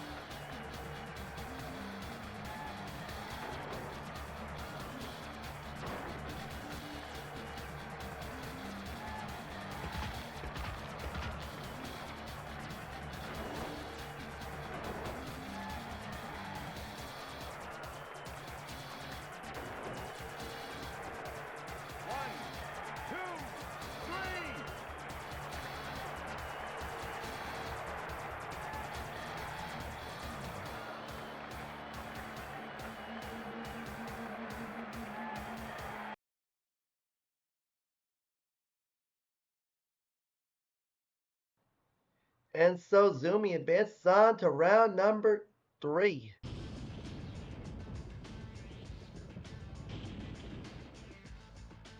As then we go into our next match. That is a normal match. Too bad these two are in the different groupings as Prince Ayakea. I'm pretty sure these two have faced off at some point in their WCW runs. Prince Ayakea against Disco Inferno. I guess see how things play out.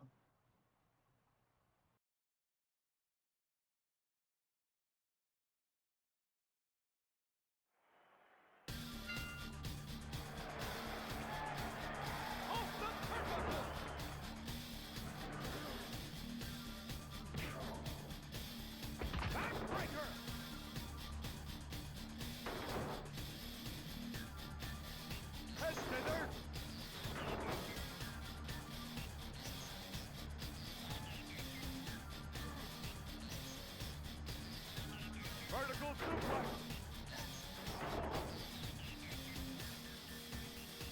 Backbreaker. One. Keep kicked out.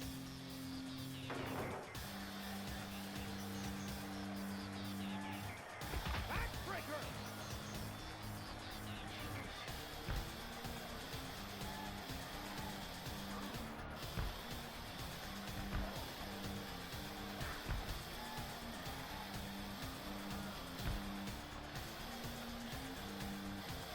Backbreaker. Backbreaker.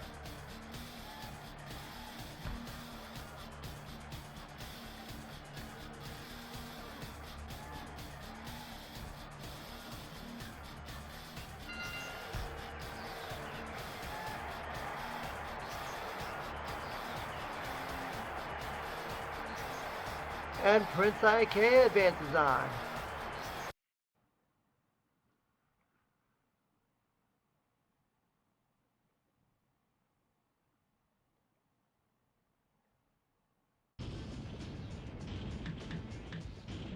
As we go into our next match, it will be Dean Malenko, as he'll take on an inland developer in Sleep Dep Ed. Dean Malenko trying to go for revenge on Sleep Dep Ed for Sleep Dep Ed defeating Ric Flair, fellow Horseman member in the Melee tournament. And even though Flair's out of here right now, doesn't mean Dean Malenko is going to want to let Sleep Dep Ed go far in this tournament either.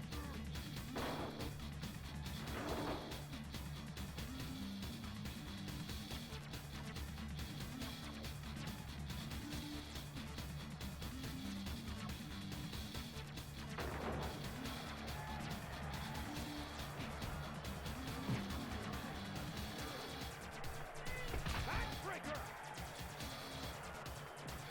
The Frankensteiner.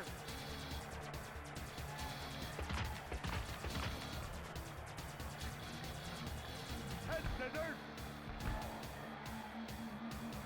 Head scissors. Backbreaker.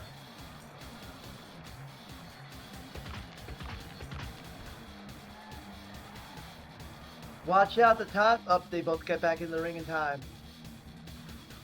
Almost thought we were going to get a count out and it would have been backdoor for Dean Malenko, but Vertical suplex. Sleep Dep Ed just got in the nick of time, and Sleep Dep Ed trying to stay in the mix here.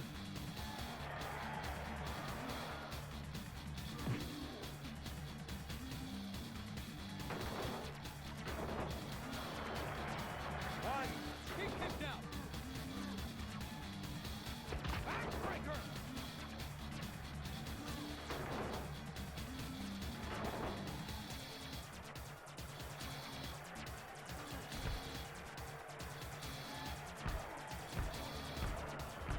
And of course, if you Taking a beating. The Frankensteiner. Of course, be sure to spread the word on this. Twitch, WrestleSam, send it to Blue Sky, X, all social medias. Like to have this grow more and more. Dean Malenko trying to take out Sleep Step Ed, and right now Ed is not in a good position.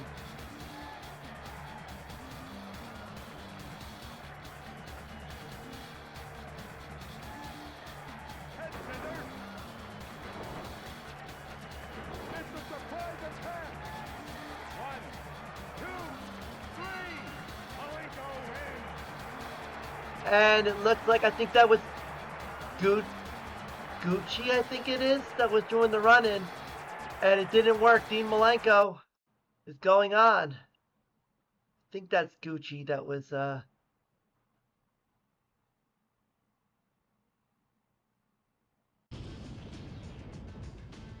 go look and see who that was. That was maybe Gucci, I think. As now we got Steve Mongo McMichael. Another horseman gonna go at it. And he'll take on another inland developer. Devastating DeRizas. We got back-to-back horsemen versus inland developers. A Sleep Deathbed against Dean Malenko. Dean Malenko takes him out. And now Steve Mongo McMichael takes on Devastating DeRizas.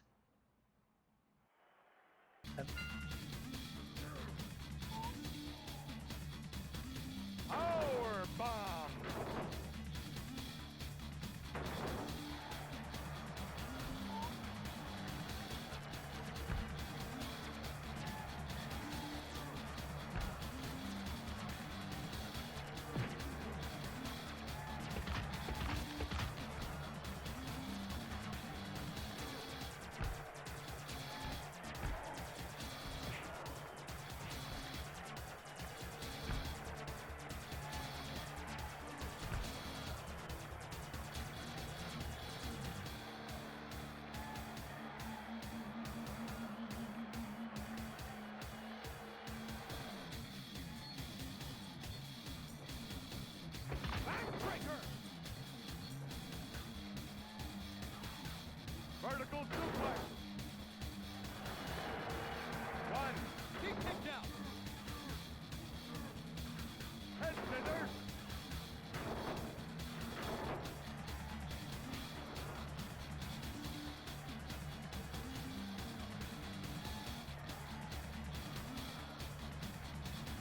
Of course, any corrections, I'll make sure if there was any questionable run-ins that I may have got incorrectly.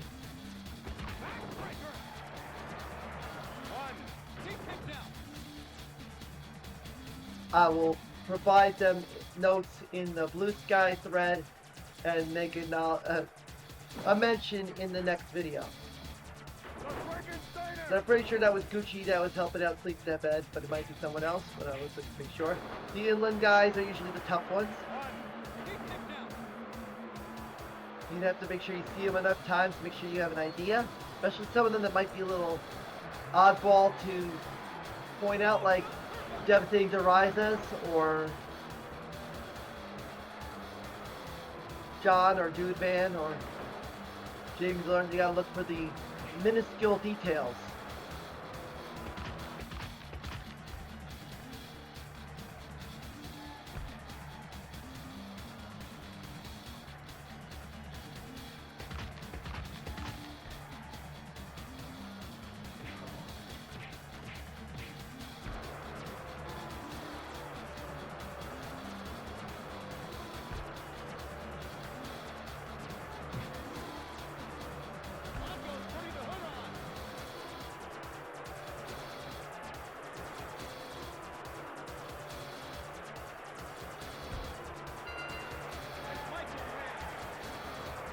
Mongo gets the count out.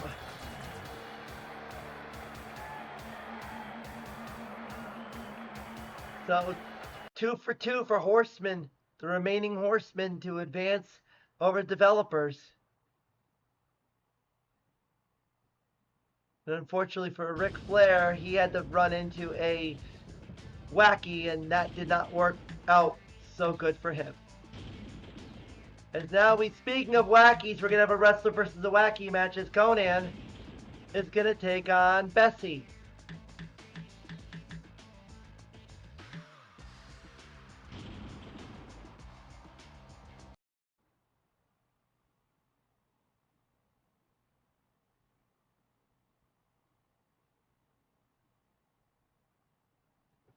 You know, I'm getting close to being up against the clock right now. It's almost noon. Like, I know I've been trying to just get what I can need to get done around the room before it's time for me to go check out.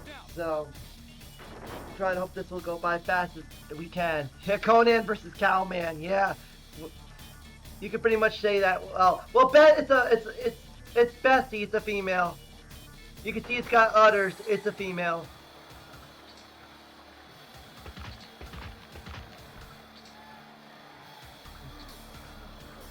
Bessie is the queen of the barn, the queen of the ring. One half of the Mega Powers with the new Nature Mega Powers, along with Mantis, the two that beat Hogan in the Melee tournament. There was a great artwork that was in that video that was basically Mantis and Bessie doing the Mega Powers, the hoof and the, I guess, whatever the arms that Mantises have, doing the activate power pose type of thing.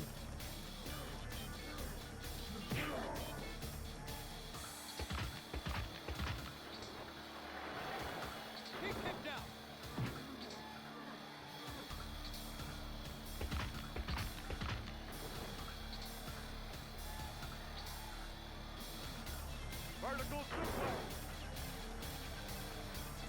Here comes Sting.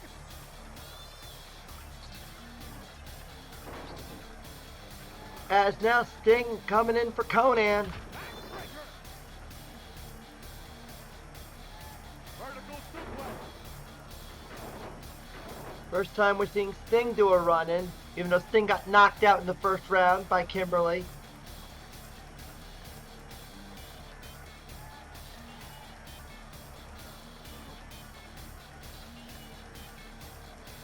Bessie had Claude Rains help her in the first round against Lee Marshall.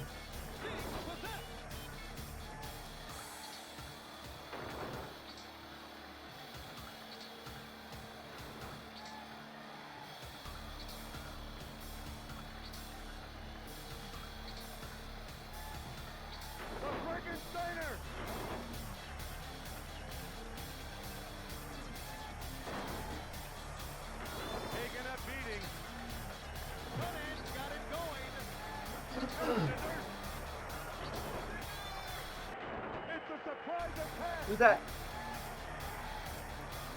Adamant. Oh no.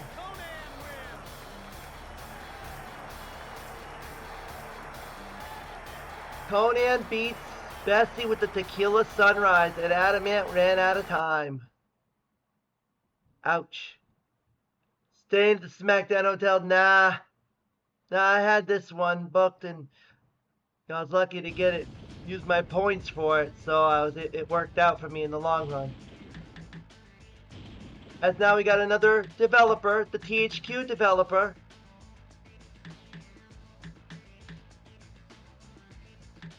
Dave Hoffman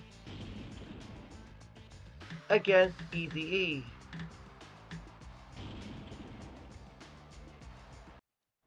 Adam.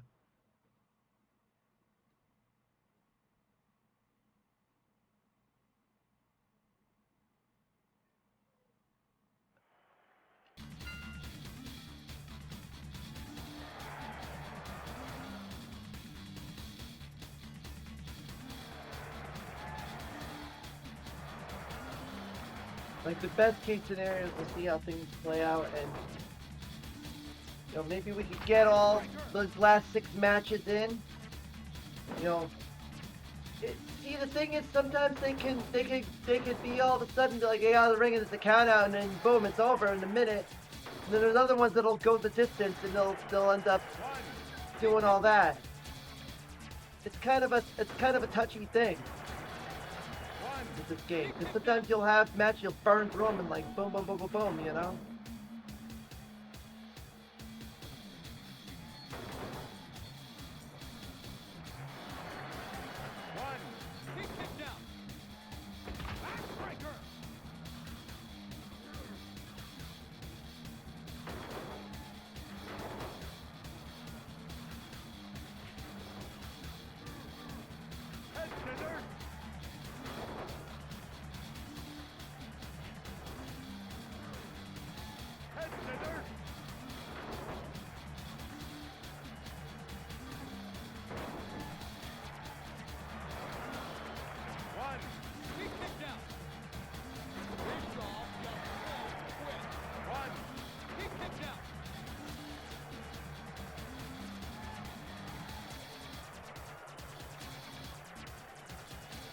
It's just that I need to make sure that I have enough time to be able to finish packing everything up and shut down the computer and put everything away. I got all my hard drives and stuff here that I gotta basically put away, so. Like, I mean, I'm getting everything else taken care of, but that's really what it all comes down to.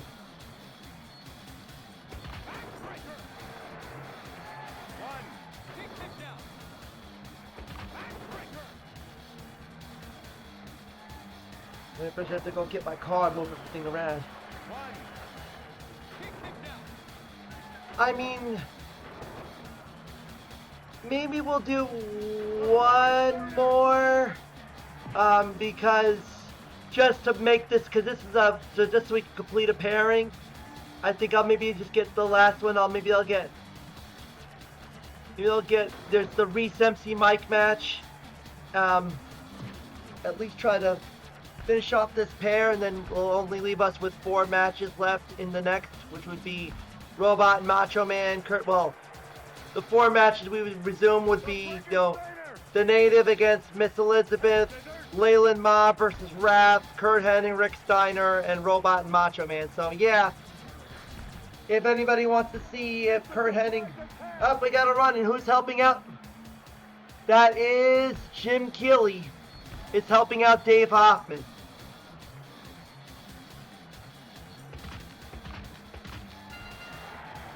Dave Hoffman takes the victory, takes out Eric Bischoff. So Dave Hoffman, with the help of Jim Keeley, is advancing on.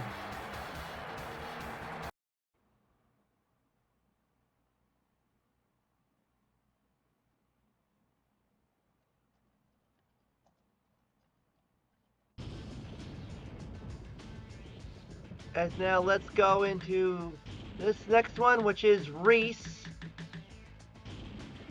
against an inland developer in MC Mike. Yeah, this will probably be the last match of this round, up to the stream day. We will resume with the rest of the tournament when I get a moment to do so. So, I mean, maybe unless it allow. Yeah, I'm not gonna really do any more pairings. I'm only doing this to try to see who's gonna take on Dave Hoffman in the next round. If it's gonna be Reese or if it's gonna be an inland developer. So unfortunately, you'll have to wait until the next stream to see Leyland Ma versus Wrath 2.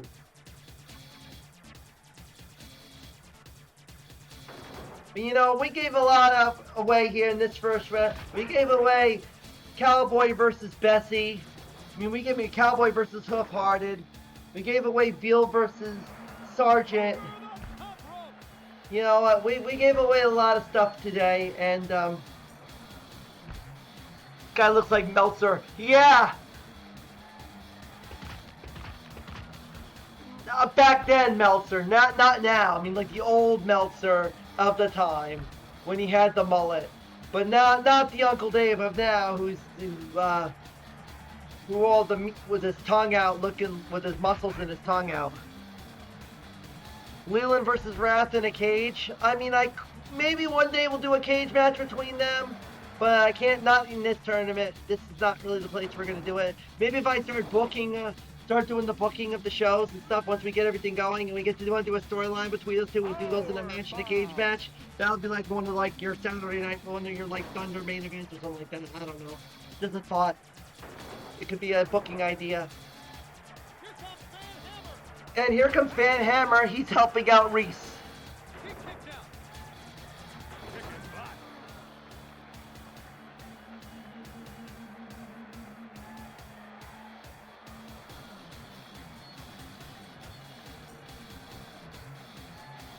You can see the MC Mike is huge, but yet doesn't work like a big guy, I don't think.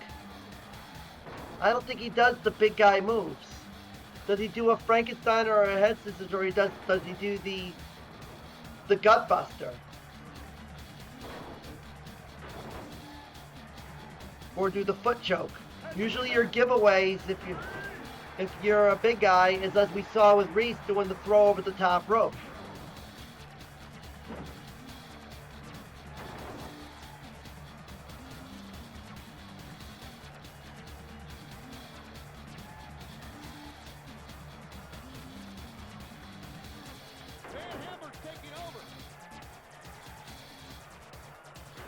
See, that's the gut buster, where he brings him up and then he drops him over the knee, over the stomach. They call it belly buster for some reason in the guys I saw in game packs all over the years. But it's like it's basically a gut buster. Another gut buster. Nope. MC Mike trying to get his work back. Amazing. He could call a run at any moment. Call one of his inland developers. Uh-oh. Nope.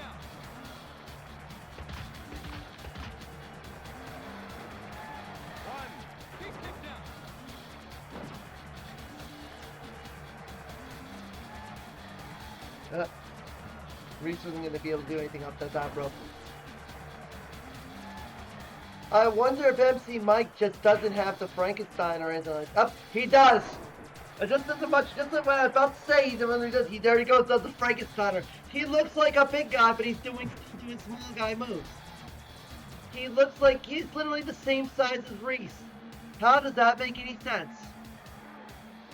Like he's about maybe an inch shorter than Reese.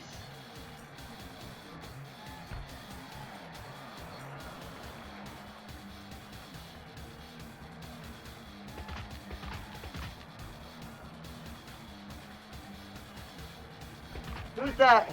Who's doing the running from afar? Cobra again. Cobra's helping MC Mike.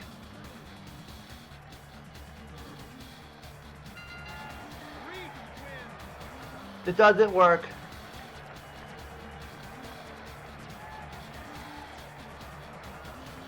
Yeah, Mel's all about work rate. Yeah, it's true. Yeah, I can't stand it. I got my rants about him, but that's besides the point. But yeah, so that's going to get us through a good chunk of the second round. We only have 4 matches that we didn't get to doing, and those 4 being the Native versus Miss Elizabeth, Leyland Ma versus Wrath, the rematch, Kurt Hennig and Rick Steiner, and Robot and Macho Man. But we got a good chunk of this down the tubes. It's just that I gotta get ready to head on out. A little preview of what's going to be round 3 so far before I sign off. Will feature Arjun Varj versus DDP, Johnny Grunge versus Scott Hall, Larry Zbyszko versus Saturn, Cowboy versus Jamie DeLearn, talk about doppelgangers and alter egos. That's one thing for sure. Veal versus Mantis, you know who probably getting the favoritism there. Jimmy Hart versus Che, one of the Nitro girls, I believe one of the 2 Nitro girls still staying alive. Adam and Snuff, Billy Kidman, and right now the most popular favorite in the tournament, Tony Schiavone, Sonny Ono and Fire, Bobby the Brain Heenan and Psychosis, Wrestling Matt and Zumi in a inland infight, Prince Iake and Dean Malenko, Mongo versus Conan, and Dave Hoffman versus Reese. So those are our already set 3rd round matches, and we still got 4 more matches to go to determine the other 2. So yeah, Leland Ma versus Leland Palmer.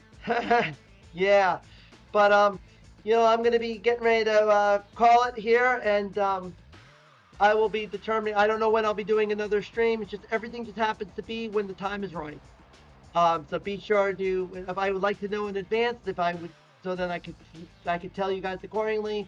But sometimes it's like one of those seat in the pants things. This one I have that known in advance, and then once I was able to do it, like let me go and do it.